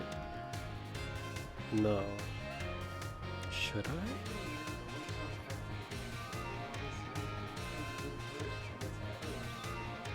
If your team was designed differently, him going first wouldn't be a problem, because he wouldn't go first. No, in your original team, I'm not sure, no.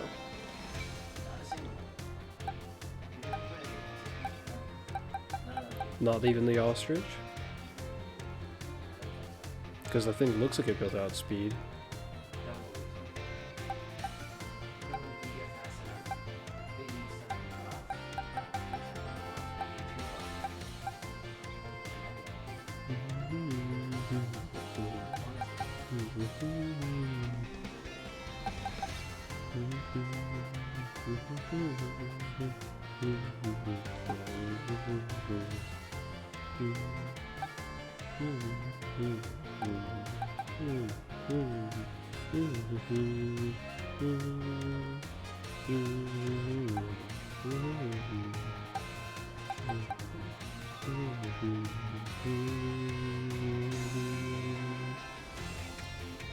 It ups the power of the original move.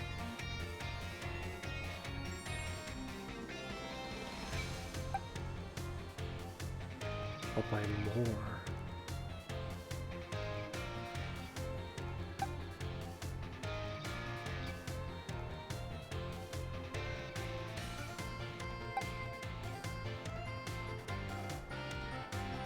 Even more if it's one of your original types.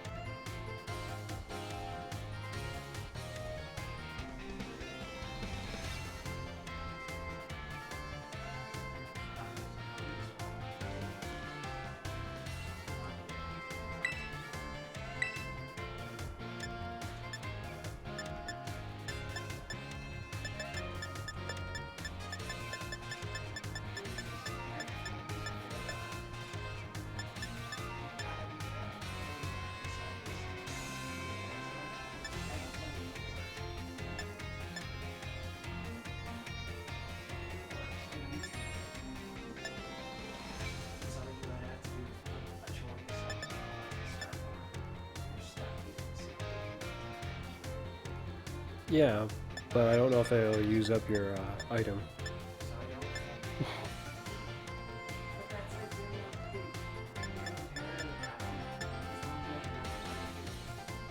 Fund like a scam to stick on them.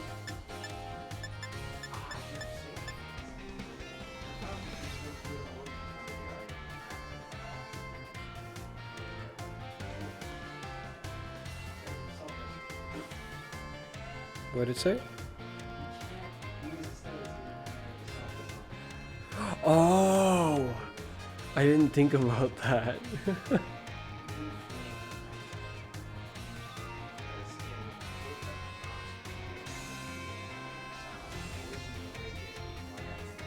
I feel like if you fling an item onto a Pokemon that doesn't have an item, it sticks it on them.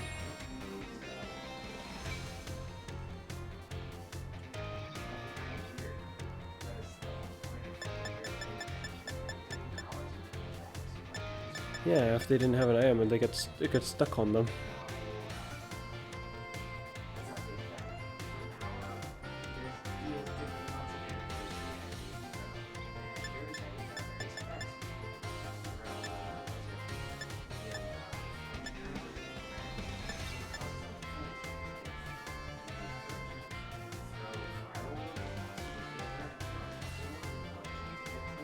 This is a really weird move, if you ask me. Yeah.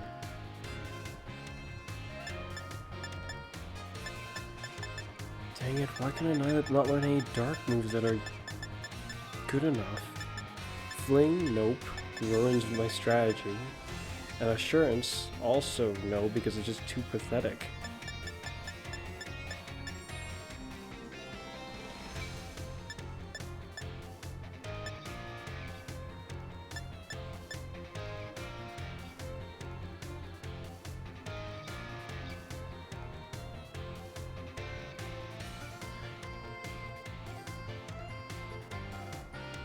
If it's a fairy, that'll be bad. A fairy what?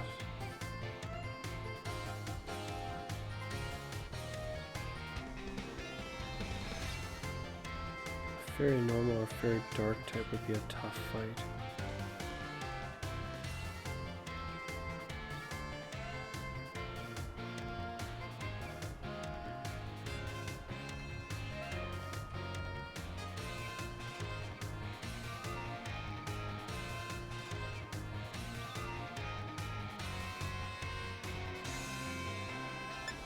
Heck, even with a dark move, I'd be in trouble.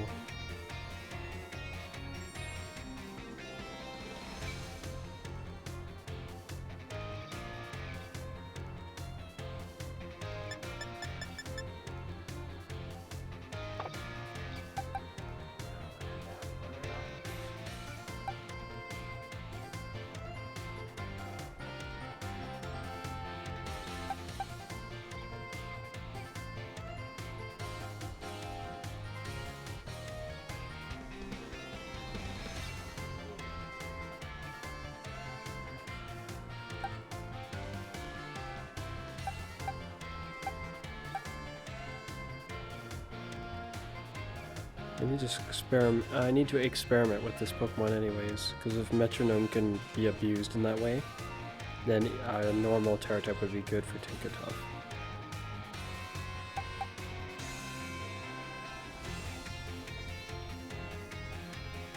I think the one hole in the Terra thing in this game is that it doesn't really work for status moves. It shows it like it triggered, but then nothing happens. From what I've seen. Maybe there are some that do, I just don't know, but no, I just haven't seen any do anything.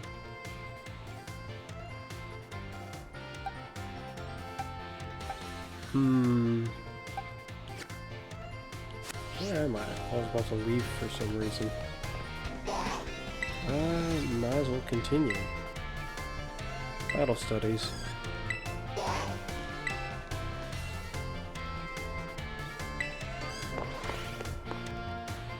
Alright, Dendra, show me what you've got. This is the third one.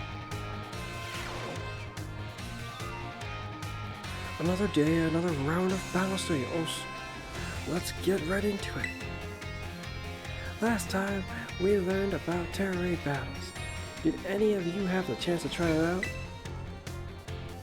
Terra Pokemon are super strong and difficult, and the more difficult ones will use even tougher tactic. Will use an even tougher tactic. You'll need to deal with. Yeah. I'm talking about their Terra Shields. What happens while a Pokemon has its Terra Shield up, you ask? Well, it'll take way less damage for one. It has a real big effect on morale too. When trainers see that shield go up, they feel doomed. It's like there's no way to win the battle. So here's a question for you.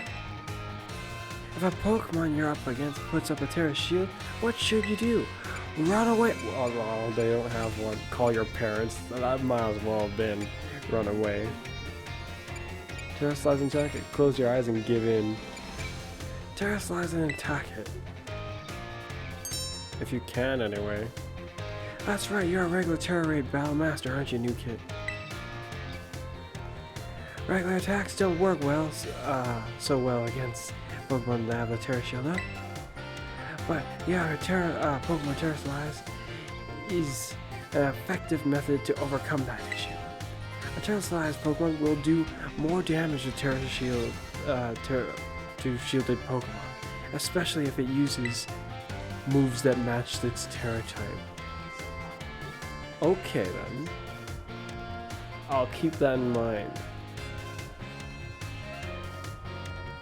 I was not sure about this, but now that it's told me that, I suddenly will probably not feel doomed in almost any scenario where that shield shows up, so long as I can terrestrialize. This actually taught me something. Nice. Dealing enough damage to a Pokemon with its Terra Shield up can destroy its shield and even break them.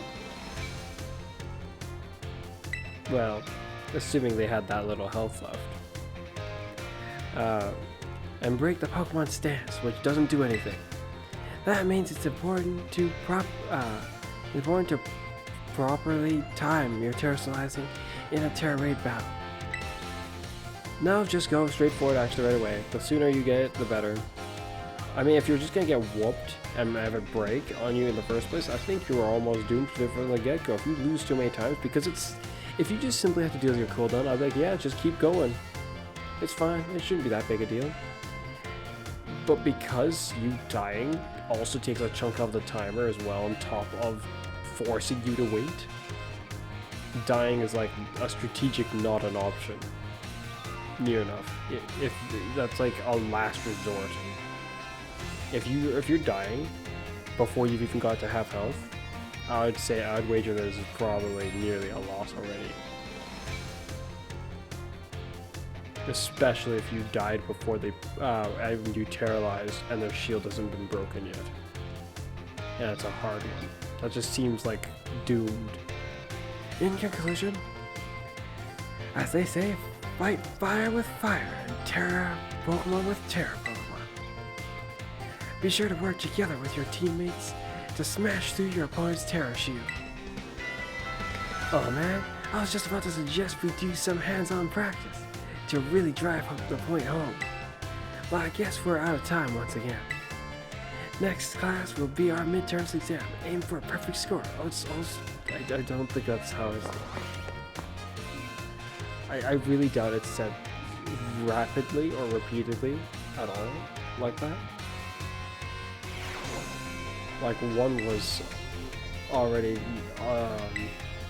not quite what I expected, but two back to back or any more than that surprises me in some ways.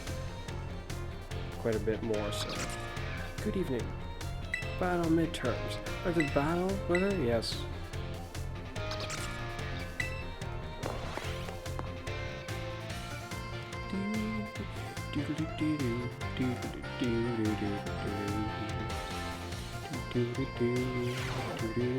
Oh, we're actually in a classroom. You have a classroom. Sorry to all of you today who went to the schoolyard first before finding the right room. I guess we can do our best. Guess we can do our test in the classroom at least. It might be hard to write your answers out on the field. Alright, time to put your game face put on your game face and do battle with those test sheets. The higher a Pokemon's special defense, the less damage it takes from special attacks. Or terrestrial? Terrestrial. Which of the following has no effect on a move's damage?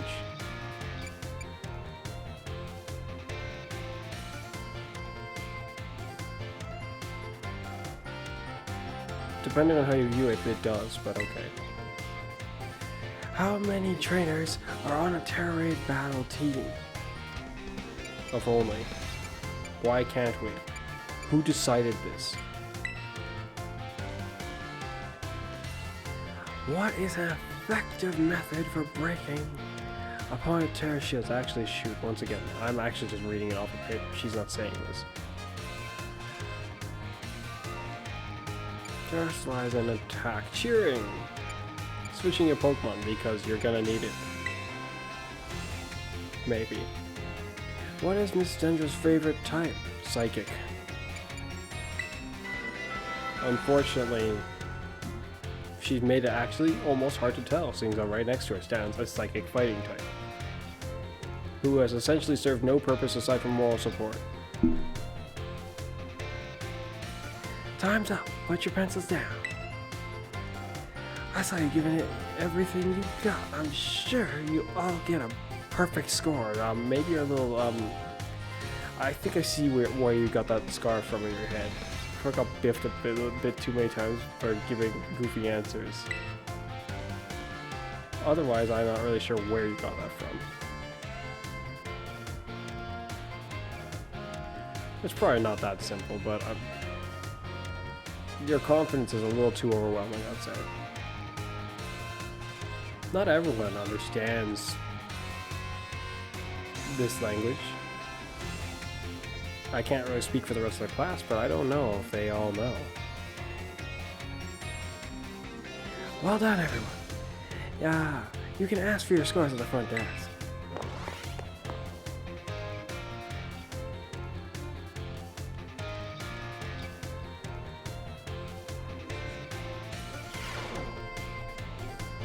Does he look like he'd be fast? Yeah, so is Hippodon.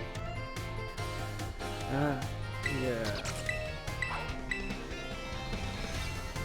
5 from 5. Candy. Battle Studies 4.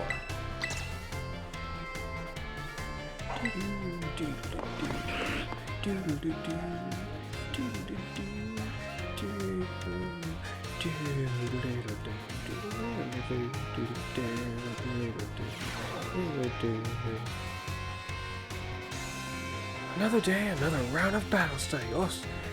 Let's get right into it. You all gave everything you had on the midterms exam. Well done. We'll resume our regular classes today, so keep up that energy for the second half of the term. Have you all been using your R button to send out your Pokemon?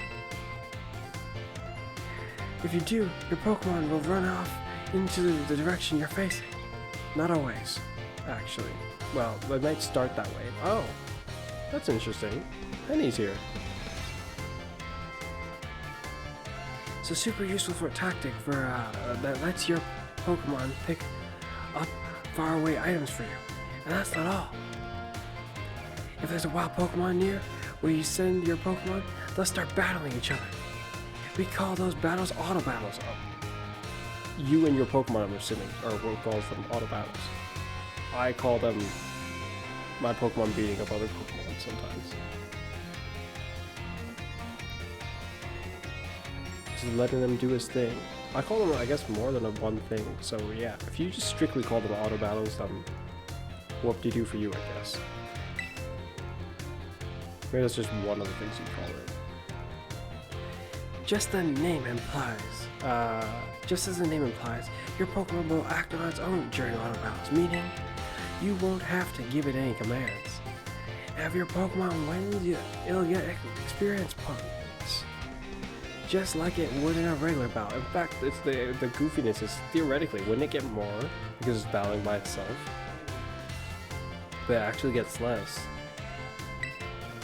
If you make good use of these battles, they can be a really efficient way to train up your party. Yes, actually I would have to agree, because they're much faster than a regular battle. It looks like it cuts the amount of experience points you get in half though. If you want to remember that, but you'll want to remember that Pokemon won't evolve or learn new moves right away if they level up from an auto battle. That's probably why my Dunsparce, I didn't know why they didn't when they learned that move, because they probably learned it through that.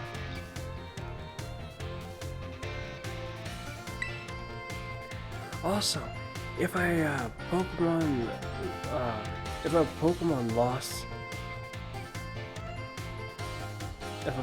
loses an auto battle, it'll come back to you with a small amount of HP left. Make sure to heal it up right away. Whoops! I just about did the whole class as a one-sided lecture. Does anyone have any questions so far? How do I stop an auto battle? Can I catch a wild Pokemon in an auto battle? No questions here. Should I bother?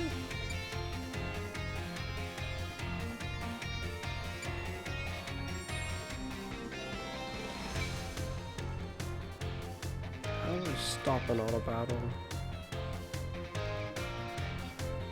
And it's probably just as simple as calling them back. I'm pretty sure you can't do this, so I won't even ask.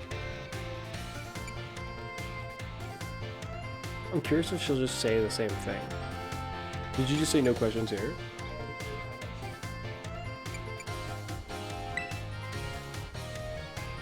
There's no stopping it all about once it starts.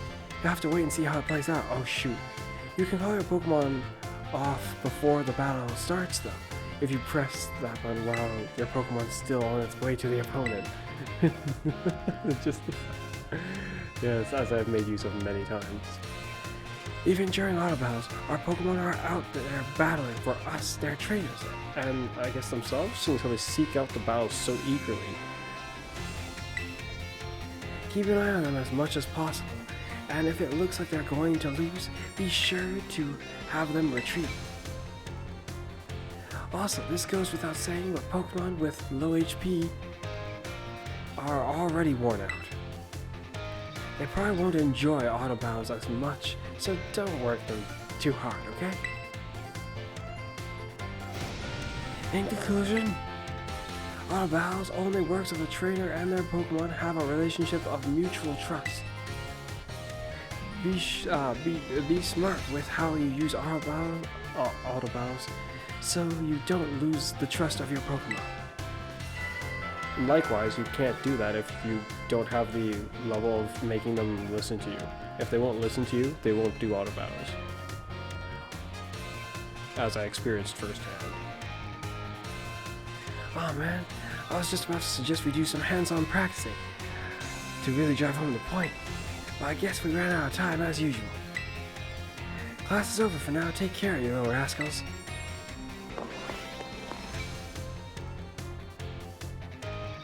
Voicing her seems to be pretty easy, but I'm not sure how good of a job I'm doing.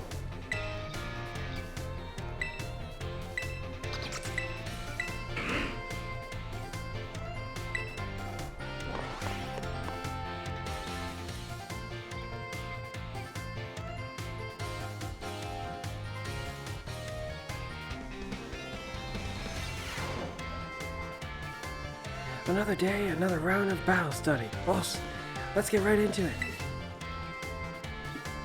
I hope you gave auto battles a shot like we talked about in last class. Making good use of auto battles will let you train a bunch of different Pokemon. I think it would be much if you could do what you did in the Star Barrage. If you could do that, then yes, I would agree. But you can't. You can only send one at a time. If you could do that though. Yeah. I mean, in a way that would hopefully be not nearly as whacked to control. And they just need the system from Pokemon Arceus. That system alone would make it just work just fine. Like where you can just cycle through your Pokemon like that. That would be just great. But no. Yeah, it's also an efficient way to gather the Pokemon material you need to make. Yes, that's probably, if you ask me, that's probably the best use for it. To make TMs out of the TM machines. Speaking of which, have you been using TM machines? I sure hope so, cause it's pop quiz time. To get TMs, you need Pokemon materials, and one other thing. Anyone remember what that is? HP, money. Depending on your idea of money, yes, money, but it's LP. It looks like you're ready to, looks like you're already a TM Machine Pro, new kid. The correct answer is Link Points, or LP for short. You can give LP, and Pokemon materials to the TM machines to create TMs, but that's not all. You can also exchange Pokemon materials at the TM machine to get LP. I recently heard about some shady individuals using LP illegally. Getting LP illegally using a technique called hacking or something like that. Penny?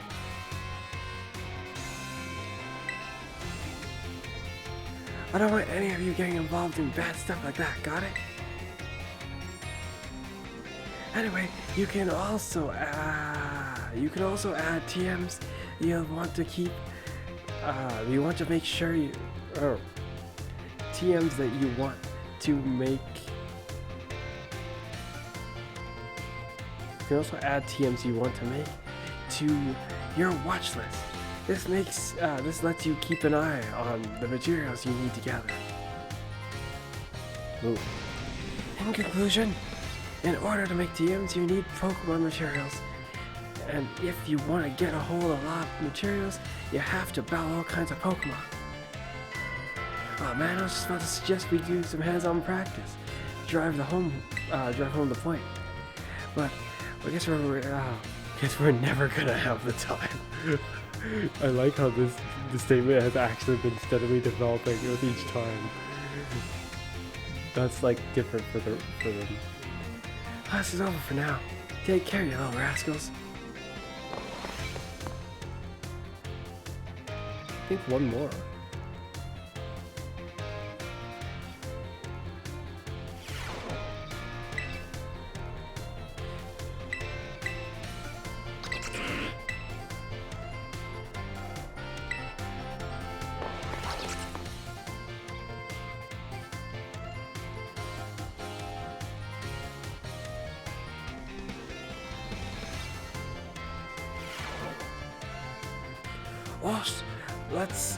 This is our last class, but don't let those energy levels drop before we wrap things up. You've shown that you have more than enough knowledge to be super strong battlers. I don't know that I have much left to teach you.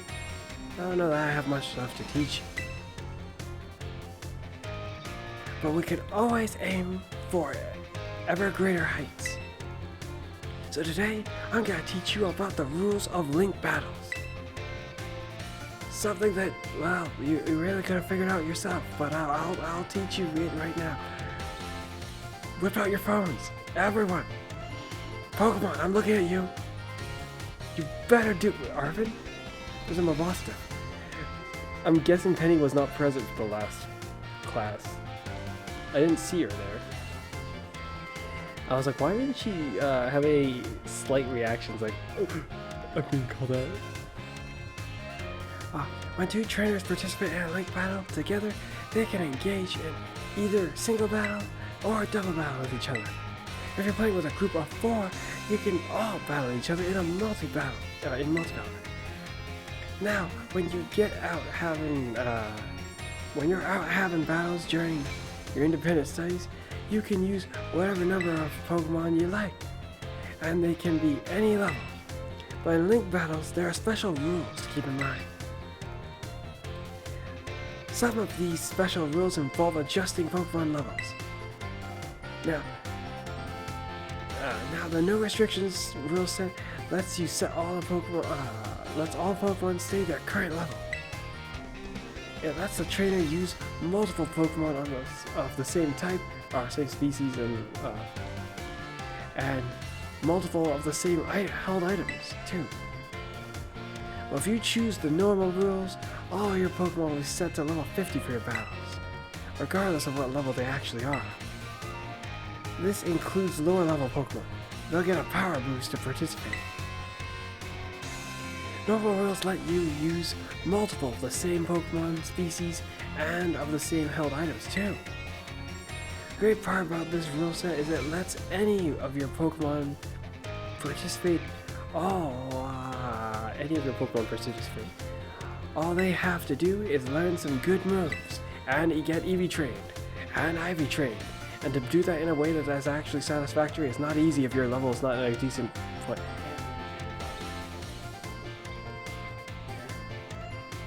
Lastly, the rules set called flat rules mostly affects Pokemon over level 50, such Pokemon will be set to level 50 for the duration of the battle. Flat rules are rule set is one more often used for official tournaments. It's annoying as crap and kind of stupid.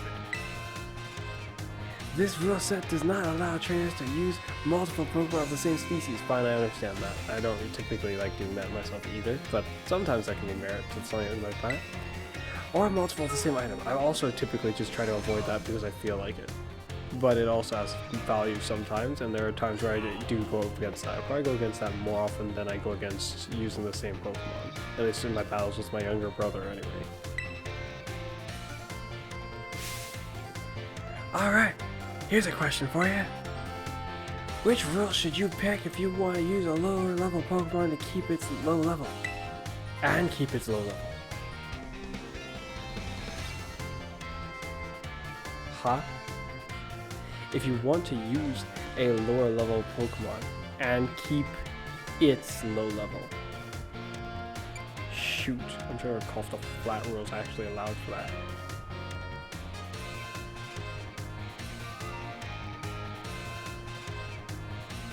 Because this one sets them regardless. And keep its low level? Because this one sets it, it would have to be this one. Why do I not remember it saying that it did this? But oh well. That's the one, new kid. Looks like you were really listening to the lesson. I was. If you've got some clever strategy, you need to... Whoa! The visual effects just went odd. If you've got some clever strategy that you need to use a level 5 Pokemon for, your best bet is to choose flat rule set. Such a strategy annoys me. The only strategies I can think of that require you to be such a ridiculously low level are cheesy. They're like the Endeavor quick attack, low level one shot guaranteed type of guy. But you could get around it if you had a move that hits multiple times. And the only way they could prevent that is if they had something like Endure. But even then, they're not going to then get to use Endeavor. Essentially, there is no guaranteed way to force that strategy to work for you, if your opponent came prepared for that. Of course, you can choose no restrictions if you want to battle with any Pokemon you want, at any level, with any held item. That's pretty good rule sets for. That's a pretty good rule set for when you want to battle freely with friends. I know, it's like really, really great. In conclusion, normal rule set adjusts all your Pokemon to level 50. Flat rules let your lower level let you use lower level Pokemon at their actual level. Hope you see these tips have. I hope you'll use these tips to have some exciting battles with your friends. Oh man, I was just about to suggest we do some hands-on practice to really drive home the point. I guess we're truly out of time. Next class will be our final exam. Aim for the perfect score.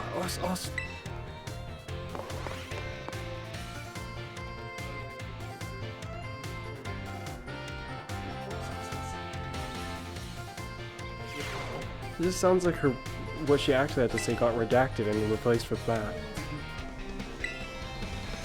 Battle final study.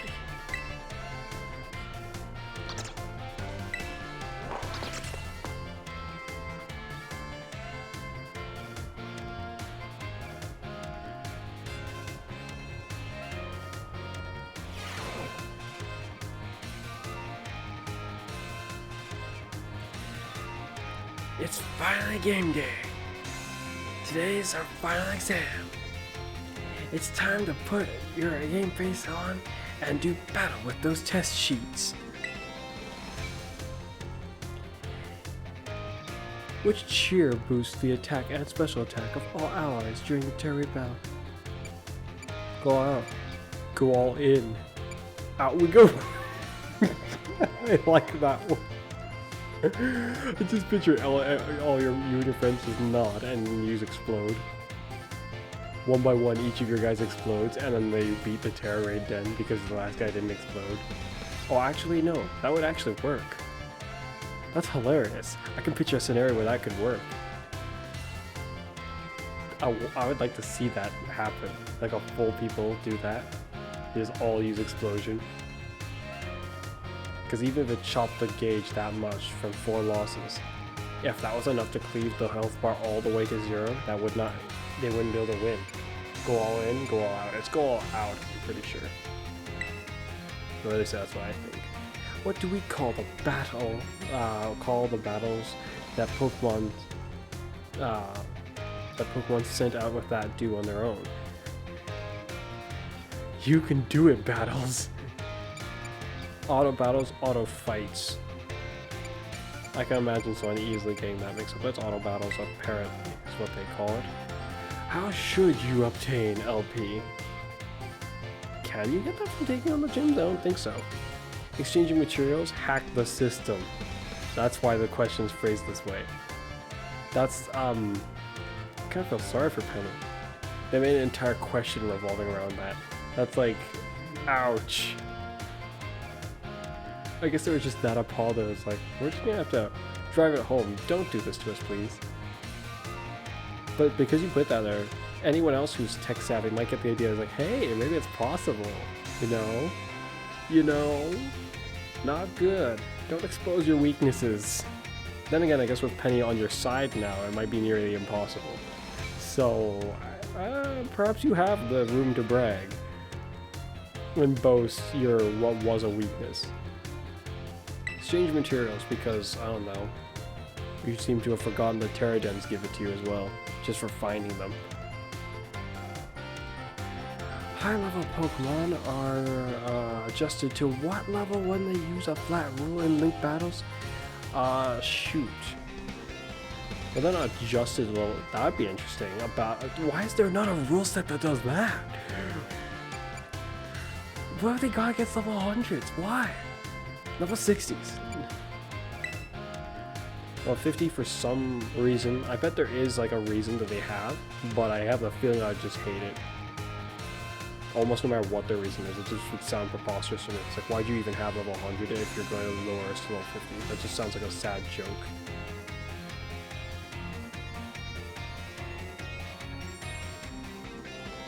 Suddenly my neatly, nicely crafted stats look like goofy garbage because we got lowered to level 50. No, I don't like it in the slightest. When using normal rules in Link battles, you can use multiple Pokemon of the same species and multiple items of the same health type. Normal rules? I think so, yeah. Yeah. You can use them in there. Use them of the same species and multiple the same health item, yes. Time's up, put your pencils down. I saw you giving it everything you got. I'm sure you all get perfect scores. That's, okay. You have, once again, a bit of confidence, yes. You all did so well in my class. That's very, bold of you to celebrate before we've even checked the answers. Saying that we all did so well. How well if we failed? All of us failed. It's unlikely, sure, I get that, but what if? You're celebrating as though you've already seen that we've all won. Just all of us won, apparently. You all did so well in my class. If you pass this test, you'll finally be battle masters. No, hardly. This would make you a battle noob. Or more like, make you eligible to qualify as one, if you aren't already higher than that.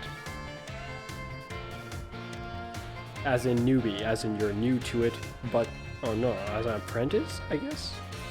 Battle noob is a bit harsh, just for doing all this.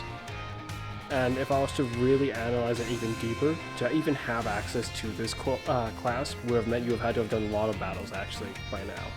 Or at least a few. So yeah, you would by no means be a noob, probably.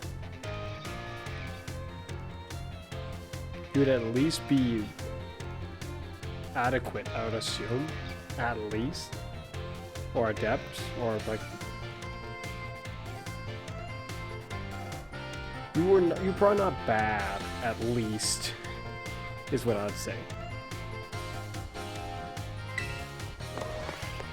Go get the scores at the front desk, little rascals. And that's probably what she said. Something along those lines. I didn't read it while I was up.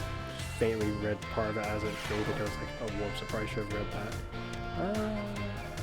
Shoot, 4 hours of just school stuff, and I'm not even completely done.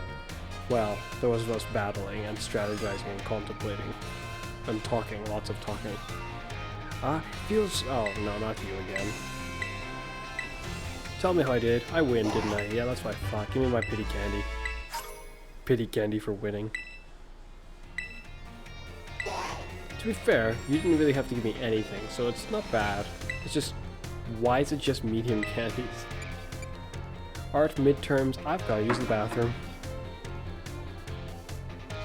Okay, I'm back. Yeah, it is getting quite late.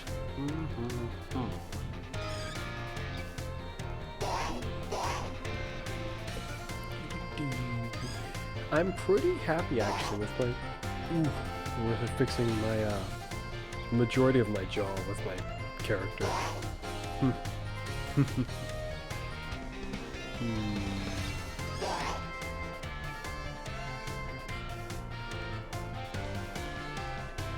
Yeah, that's nice. I feel like I gotta sneeze again though. Oh dear, not a sneeze.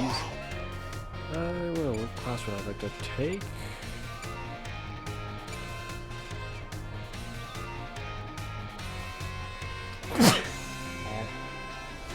Yeah. Looks like I actually ended up having to sneeze. Oh boy. Art midterms. Let's see what's up.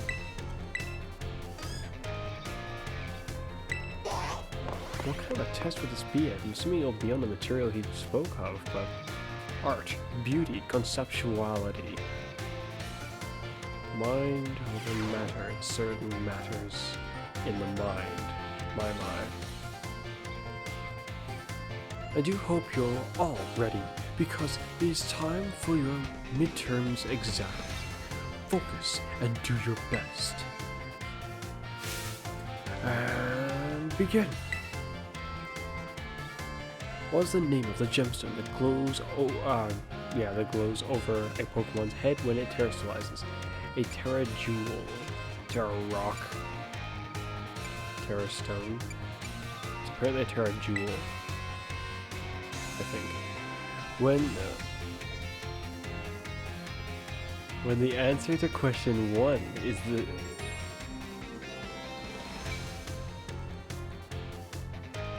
When the answer to question 1 is the shape of a flower, what does it represent?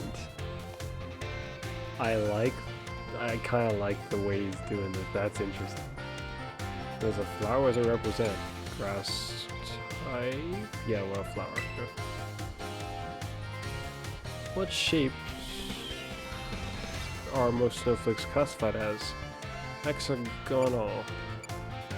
Square. Anyone who calls a snowflake a square is like, most of them are squares. I would have questions like, have you ever seen a snowflake in your life? Octagons. Shoot. I think it's hexagons. If it's octagons, well, woe was me for not remembering that very interesting detail, which I also learned in kindergarten, I think.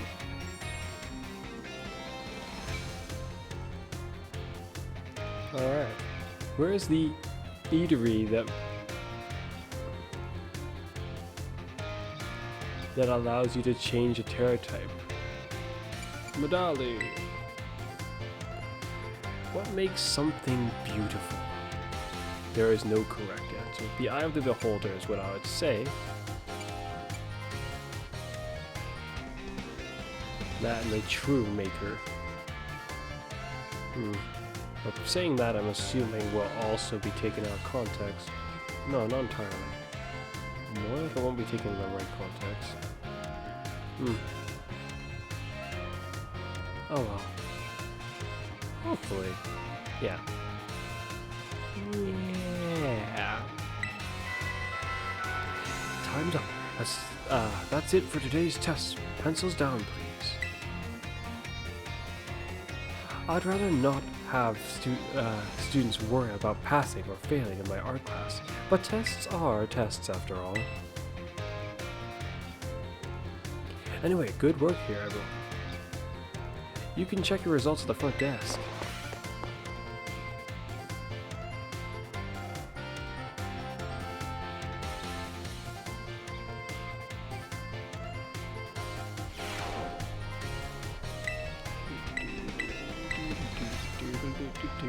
Of course, naturally.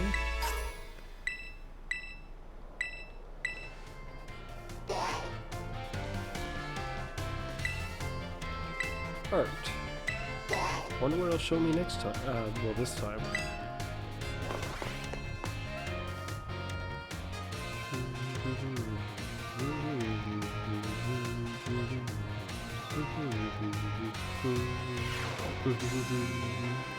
Hello, class. It is I, Hassel, yet again.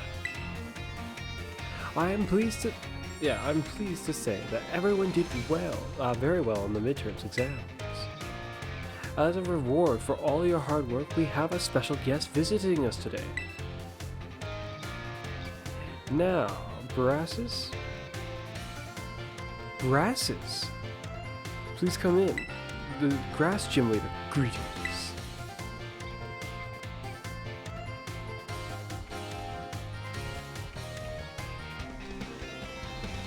I'm Brassus. I am an artist and I focus exclusively on grass-type Pokemon for my work. Brassus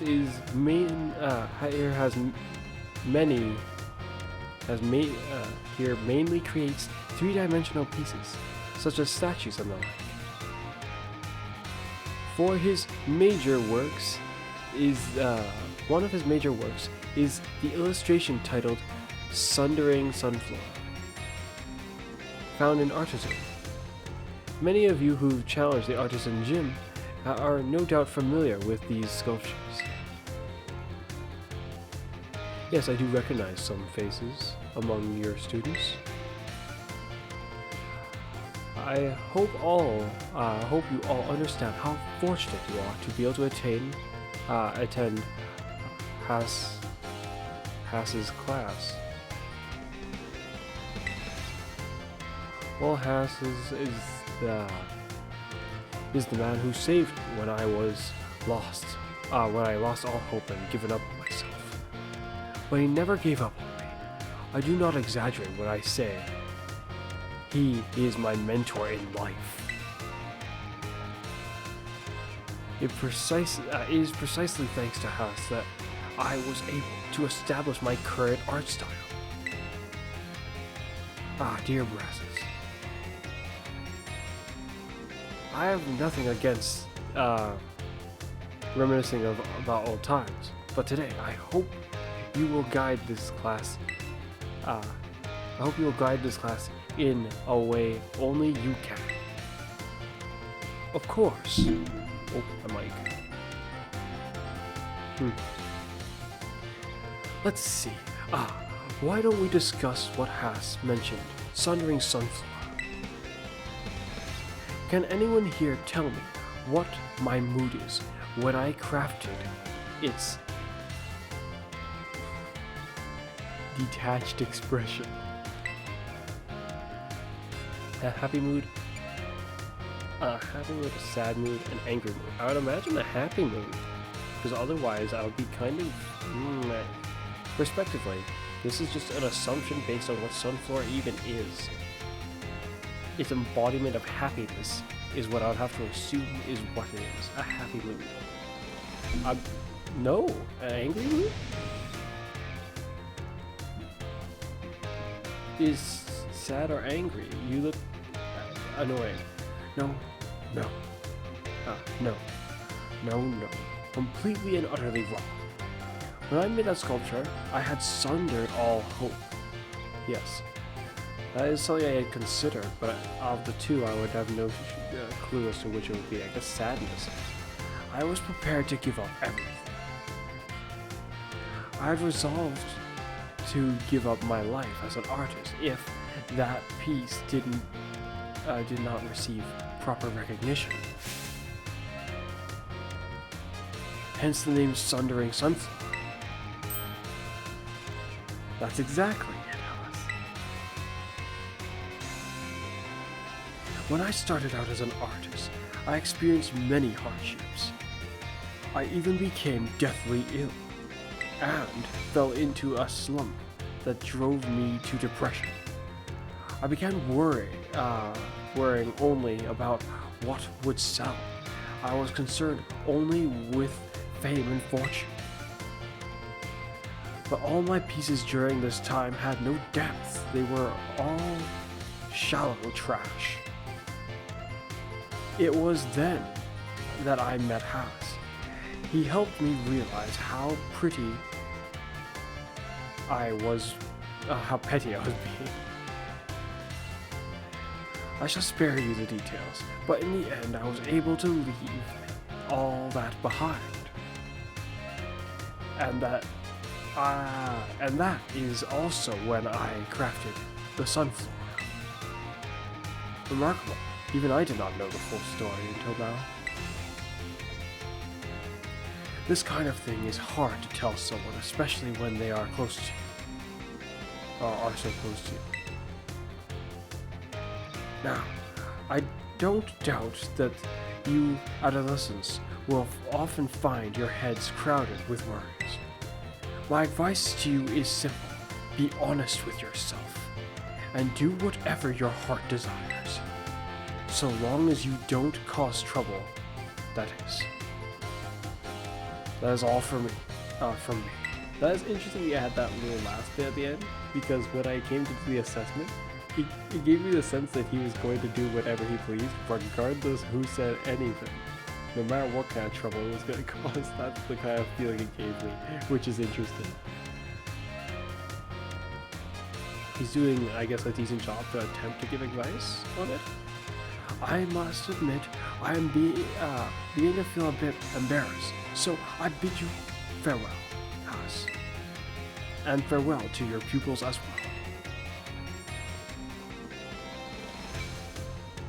well. Oh, Brassus, I can't believe it.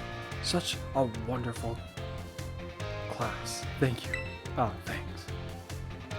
Wait.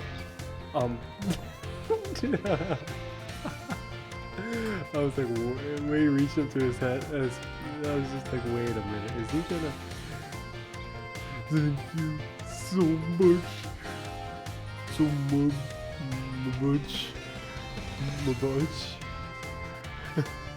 Wow, that really got mumbled. Wow, like...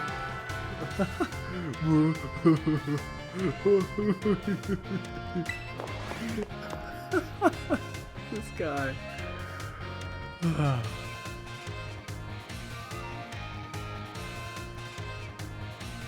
In some ways, it's impressive, his, I guess, conceptual understanding, despite how emotional he is. In some ways, it is potentially that led him to become conceptually inclined, so to speak. But I imagine someone who's that emotional might also be somewhat fragile, due to people typically taking it easy on them or something along those lines. And if not, if people were still hard on them, then they were potentially hardened in a way where they wouldn't end up being so emotional. The kind of result that is him in a realistic scenario, I would say would probably be very, very, very rare. That's my guess. But then again, he's only really getting emotional about happy things. So in a way, like emotional like that about happy things. So in some ways, it's not entirely too unrealistic to me, or too well, yes, it is still pretty unusual, I guess, to see something like that. But it's interesting. What an interesting character.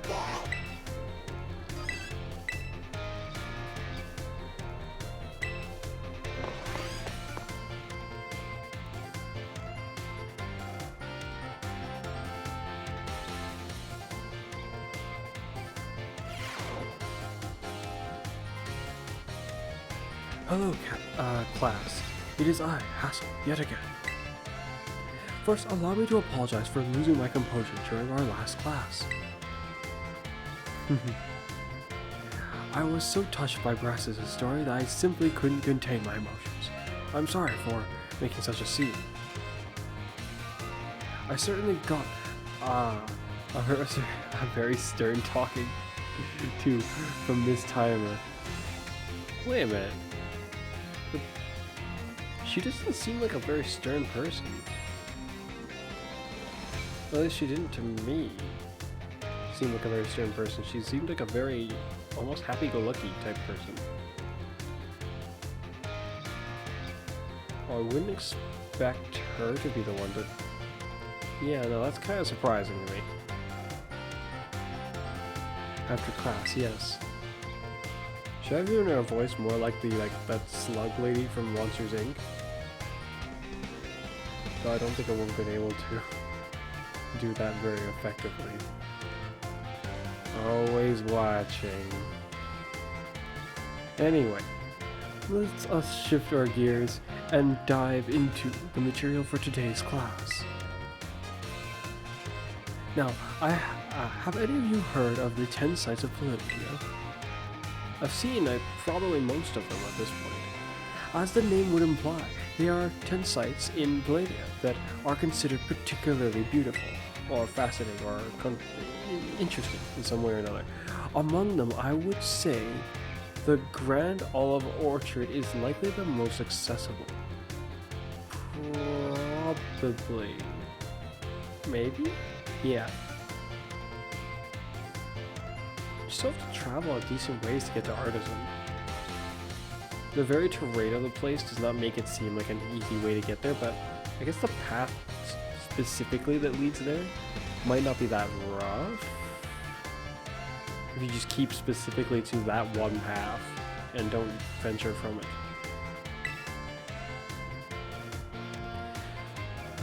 You can see fields afar, field after field from olive tree, of olive trees from the hill on the way to Cortondo. Oh, I was thinking of the wrong place. That one is easily the most accessible. Yes, that is true. You're thinking of the one to the left of where Mizagoza. You can see the field after field of olive trees from the hill on the way to Cortondo. 2 waterfalls are also counted among these 10 sites. Fury Falls, which is way over there, if I recall correctly, and we got the Casaroya Falls.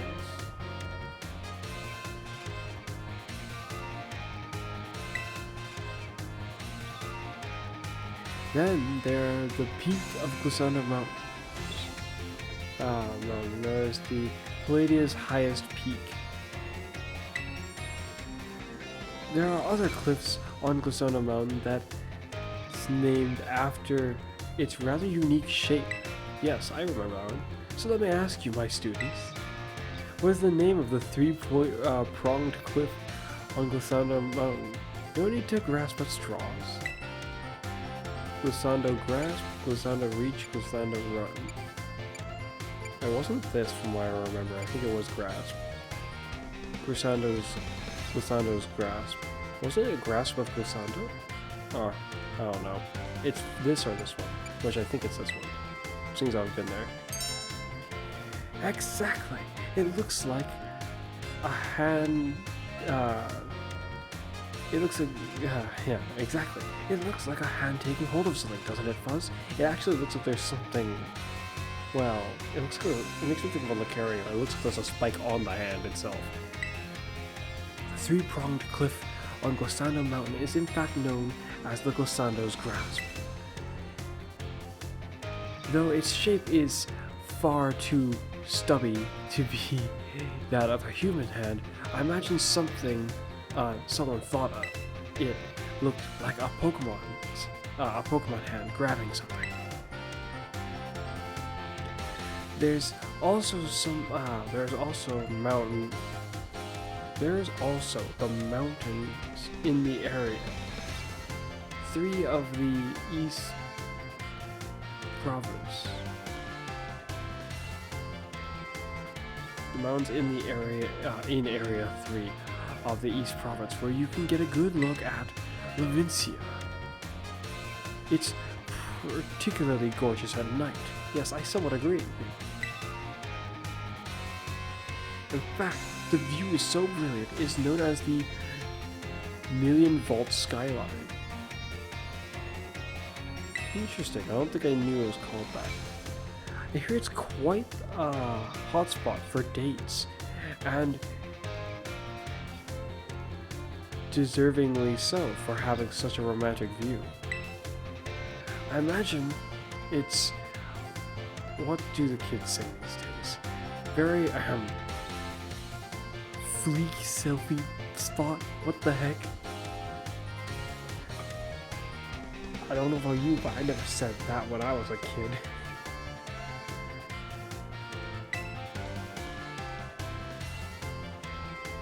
Of course, you may feel that not all 10 sites live up to their grandiose names.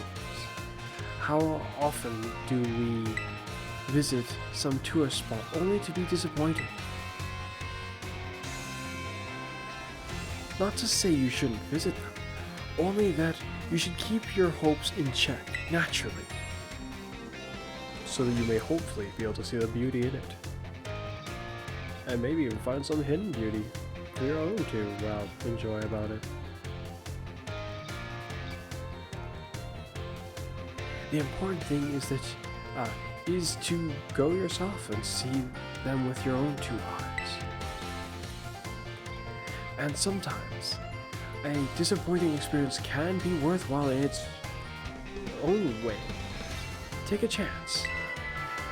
Yes, it could be, if there's like an upside to it. Depending on what you encounter, who knows? Something disappointing could lead to something else interesting.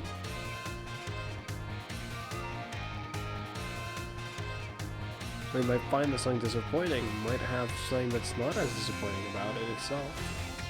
Or in itself, I mean. Well, that's it for today's class.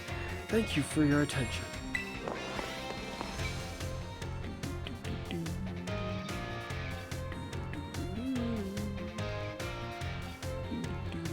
I wonder what his last class will have. I didn't expect him to bring in one of the gym leaders, but because one of them mentioned something about him, I guess this is not too surprising. Well, it's still pretty surprising to me, actually. I was not expecting that. Class will begin shortly. I sure hope so, if this purple crepe loading screen will actually go forth and load. Hello class, it is I, Hassel, yet again. My, how time flies, as they say. Indeed, our time together has certainly flown by. It's hard to believe that this is our last class. Now, our topic for today may feel somewhat unrelated to art,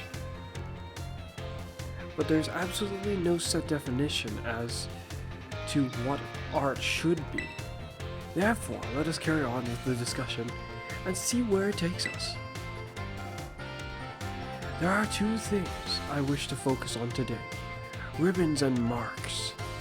Interesting titles, essentially. Both ribbons and marks are special honors that capture a Pokemon's qualities. There will be times where your Pokemon gives maximum effort or has a noteworthy experience. In recognition of these feats and accomplishments, it can be given a ribbon.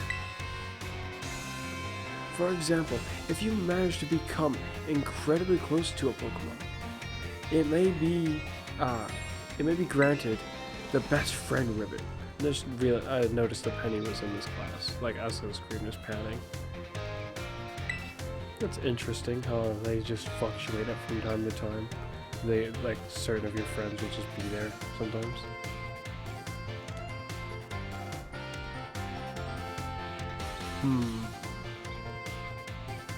Naturally, they couldn't have the members from Team Star do this as well, though, until you've beaten.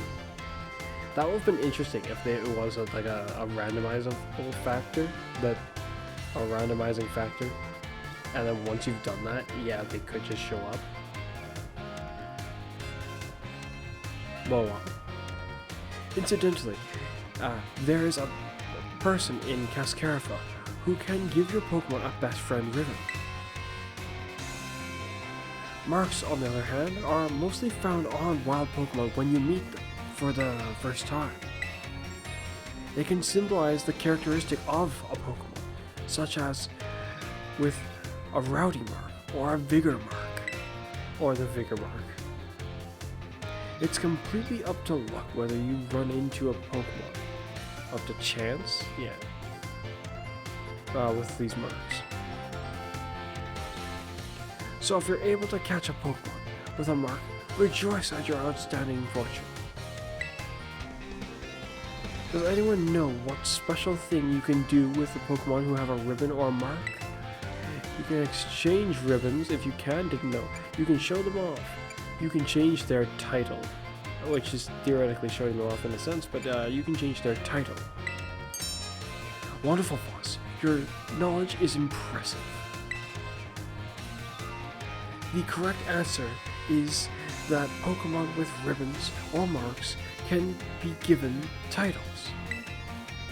What's more, they can be sent into battle, displaying the title of your choosing.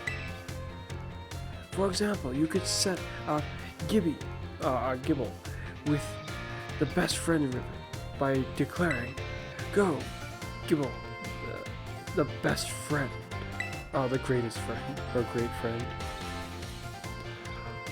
And while I know I just said that marks are generally found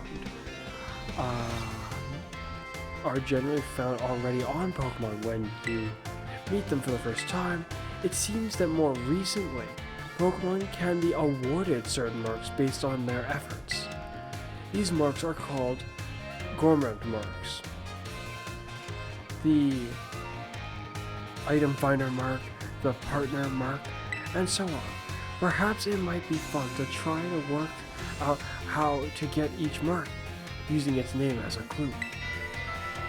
And well, that just about wraps up our last class. A bit of a slur with that, I guess. Or, yeah. Next is our final exam. Please review on our material closely, so that you will pass your on your first try.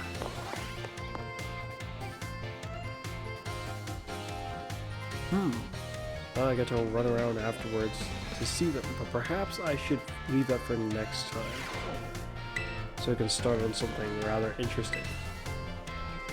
The final art.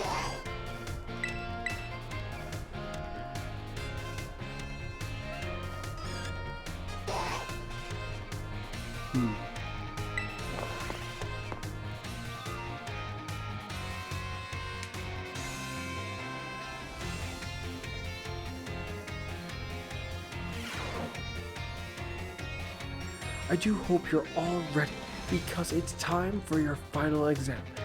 Focus and do your best. And begin! What's the name of the restaurant where you can change a Pokemon's Terra type? The Treasure Eatery. Treasure Trove. The Treasury. What's the name of Baras's signature art installation that we discussed in class? The sensitive sunflower, the sobbing sunflower, sundering sunflower. How many waterfalls are counted among the 10 sites? Shoot, that's at least 2, I think. 2.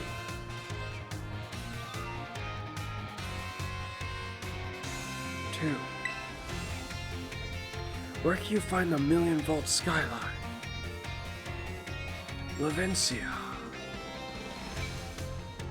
Yeah. The marks that a Pokemon has are present. The marks a Pokemon has are present when you first meet them, and none can be added later. False. Time's up. That's it for today's test. Pencils down, please. Thank you all so much for learning about art with me. The time we shared has left a mark that I will treasure, and I promise. Since it is my sincere wish that all of you go on to even greater, more prosperous futures, yeah. And that's good. And that's that. Good work, everyone. You can receive your test from the test results from the desk, the front desk. Yes.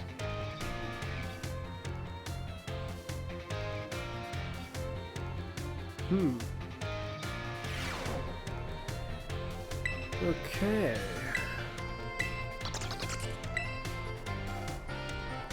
Of course. Naturally. Alright, I passed. Is there anything that happens once I've completed it all? Mr. Hassel is given these. Hassel. Why? Finished. You've now finished all of your classes and passed all of their exams. I have this for you from Director Calvin. Why not 5 extra large ones? This is ridiculous.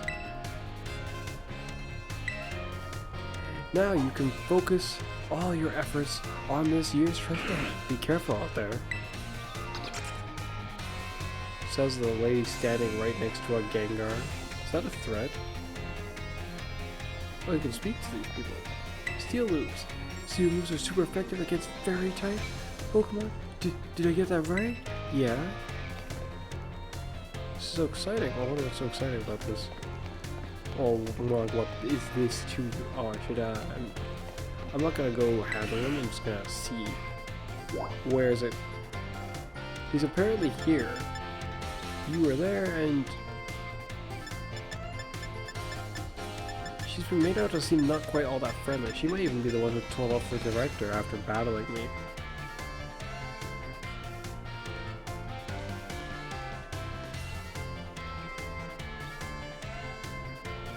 Ridiculous. Hilarious, but ridiculous. Let's get some more interesting. But some of us still just doing the same things. So I'm gonna go to my room.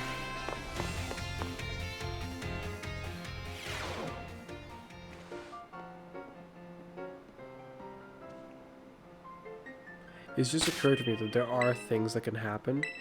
Or more, how do I put it? I don't want to accidentally trigger something by doing this. Whoa. Oh, okay. Your own personal kitchen. There's a bathroom, make sure you keep it nice and clean. So it has candy for putting other things to the side. Yep, there's a little garbage bin there too.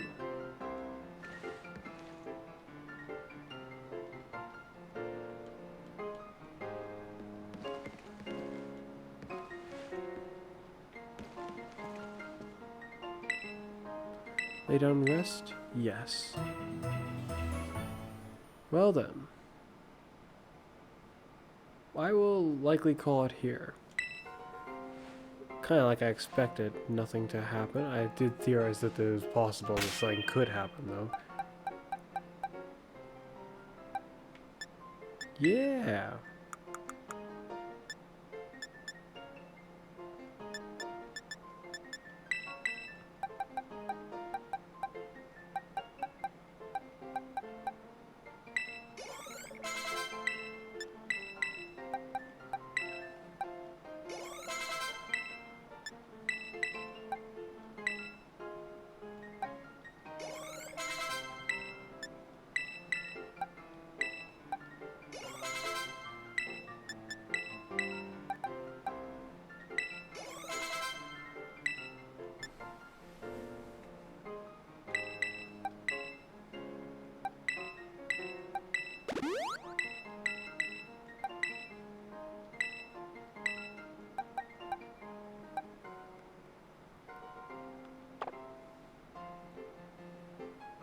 Endure doesn't seem like it has enough point to it. I think it should make you take less damage by doing it. Maybe it does, I just don't know. But I don't think so. I've got violet, so yeah, I guess that would be the one I'd do, and I'd put that. I didn't actually bother go through with the marking of these yet. He's still being sorted out, so that's what I'd put for it.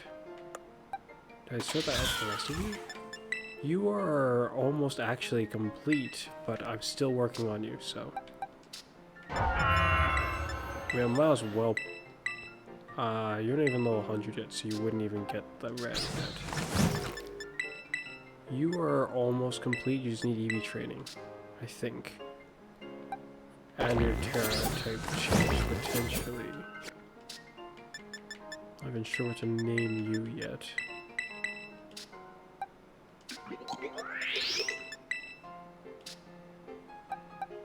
Don't know what to call Glamora. I have an idea what to call you, but I don't know how to spell it.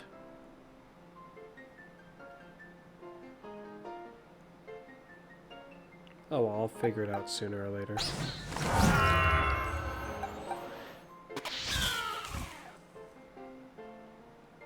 If the Terra types really are that way, then I gotta consider this more heavily.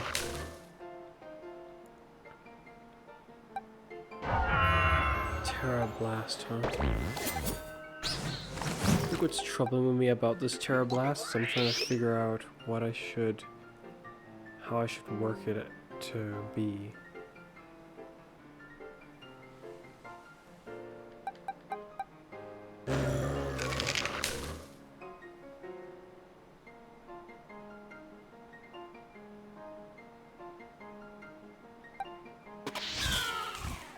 I mean, once they finally go from this game, I'm not even sure if Terra Blast will be a move that's ever going to be resurfacing again.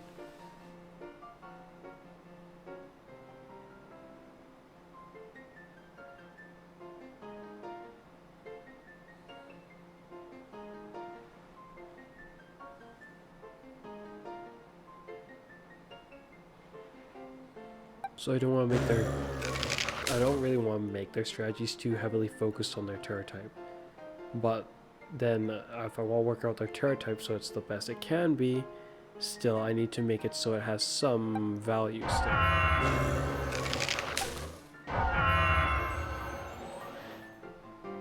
I think I'm pretty sure that I would still want to make his Terra type steel. I want to make your Terra type dark, but I don't see a way to make use of it, and that's what's troubling me, aside from just simply dodging weaknesses suddenly. That is a possibility, but it'd be kind of weird, because you don't have a move that matches that. You just be suddenly dodging weaknesses.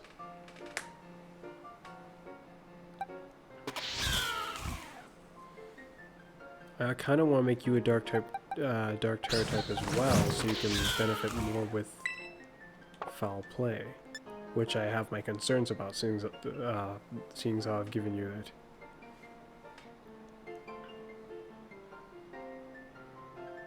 But being able to use it terrorized, like, would make it almost, unless I hit someone who's particularly bad with physical attack, like really bad, even if I hit someone who's somewhat not great with it, it'll still probably hurt them up to a point, and that's kind of that's the point that I have in mind. So I kind of want it to be the dark one.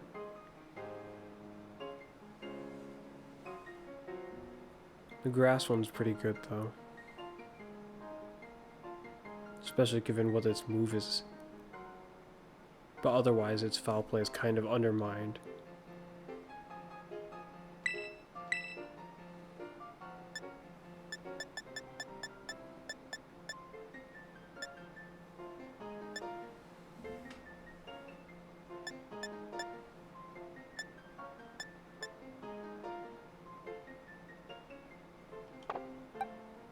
I want your territory to be dark. What troubles me is I also want yours to be dark. And unless...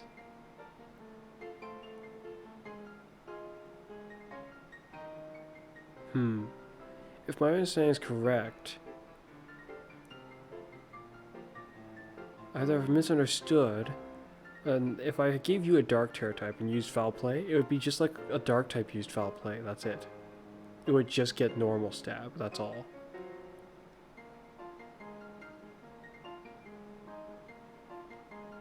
But if I can do that with metronome, I'll power up the moves. That might give you some potential. Some very, very interesting potential. So as much as I want to give you foul play, I'm curious to see if the normal one will work. If the normal one won't work, that would be extraordinarily disappointing. But I only know by testing it. Giving you a normal type was an idea I had to dodge, I guess, ghost moves. But it's not actually worth it, and you're a lot darker of a Pokemon than you are a normal, I guess. Dark could even be fitting for you. I could just make my whole team Dark Terra type. But that wouldn't necessarily go the best for you. It'd just be like a, I can become a Dark type. Whoop-de-doo.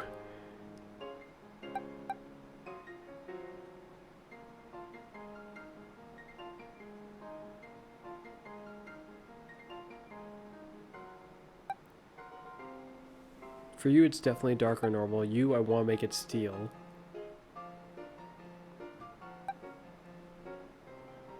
And for you, I want it to be Dark.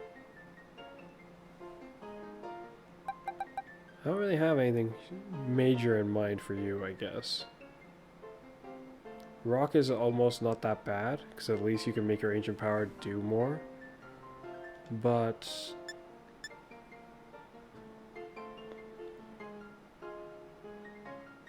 yeah, I think Rock is a decent one to keep you with for now.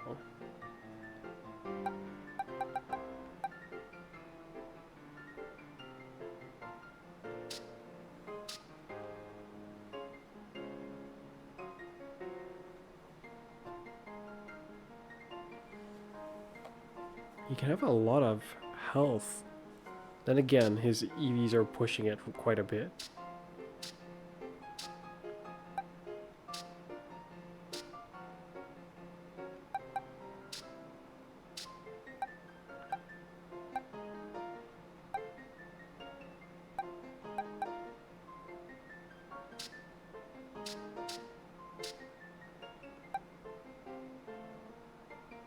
That'd be interesting if there was like a reverse version of the workout bands that like slowly ate away at that EV type. That's what's missing, if you ask me.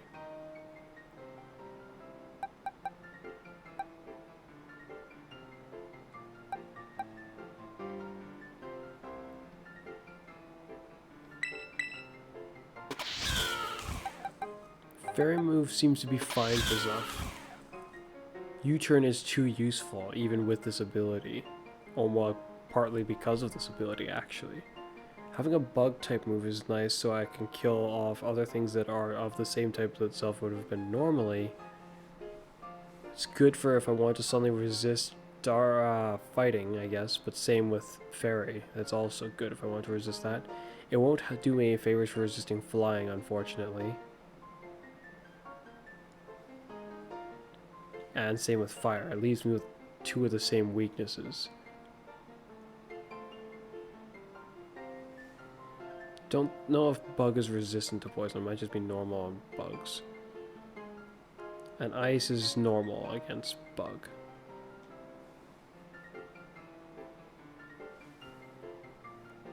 Resistant to ground. I'd be weak to rock suddenly.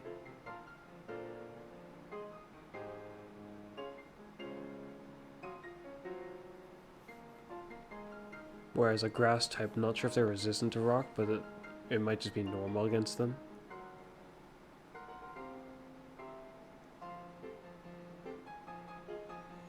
Dark being weak to bug, fighting, and fairy. Bugs aren't resistant to fairy, but fairy is resistant to bug. So going to the fairy type will also resist my dark problems. Grass Terror type might be just the one to stick with, as much as I don't like that, but that just might be the way.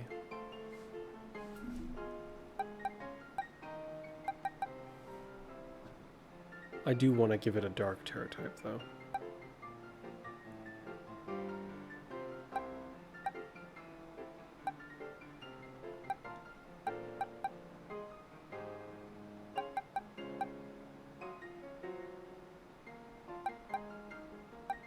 I actually wanted it to have a ghost terror type originally, if I recall correctly.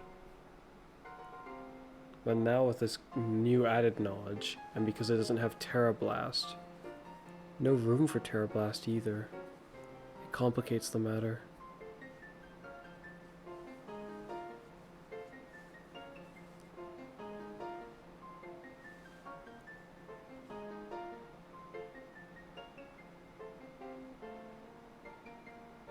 Kind of think it would have been nice if Terra Blast was just naturally the type of your Terra type, without you having to Terralize.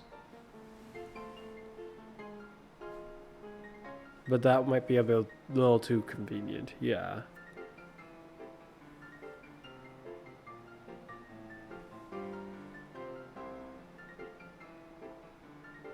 Terra Blast, assuming the move doesn't just disappear when we leave this game, it does have value still.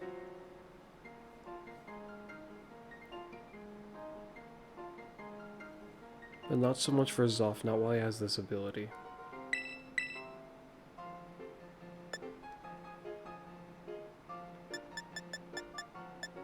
Yeah, I was gonna call it here, I'm just strategizing a bit. I wouldn't want to just turn it off and then start strategizing while no one can see anything. But it doesn't look like any other great ideas are coming to mind. Knock off is a move I could have Zuff have, but I think not. As far as dark moves go, I'm pretty satisfied up to a point, even though sometimes I get a bit concerned.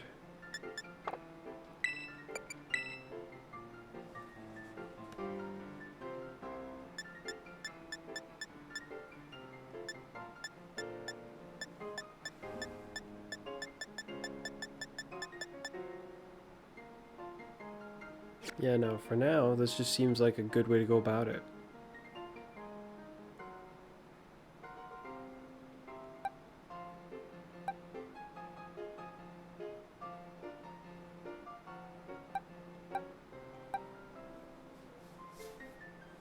Dark Terror type.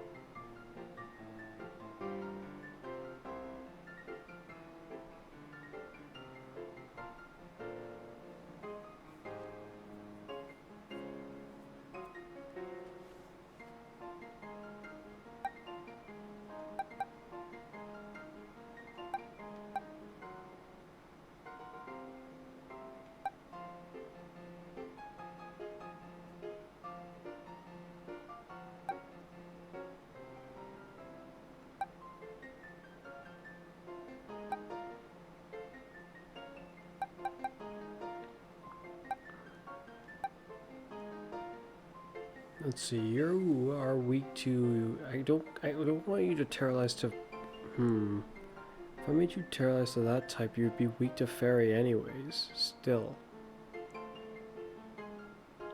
Like, what type is this? You're weak to psychic and fairy. That's like the only... Psychic, fairy, and flying. Psychic, fairy, flying, and ghost is what you're weak to.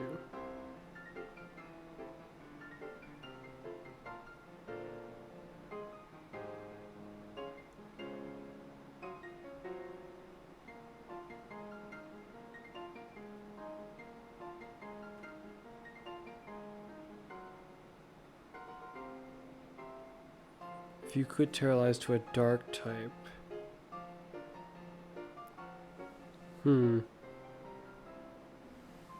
But no dark terror moves.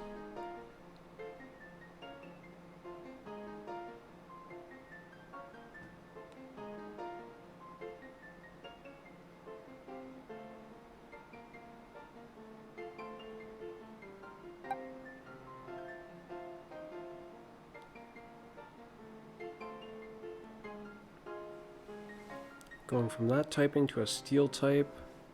Fighting is the only thing that would stay common.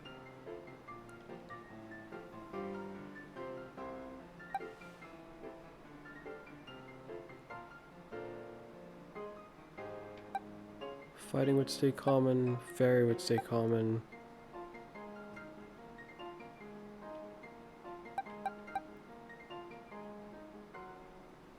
It would change, fighting would suddenly be good against you.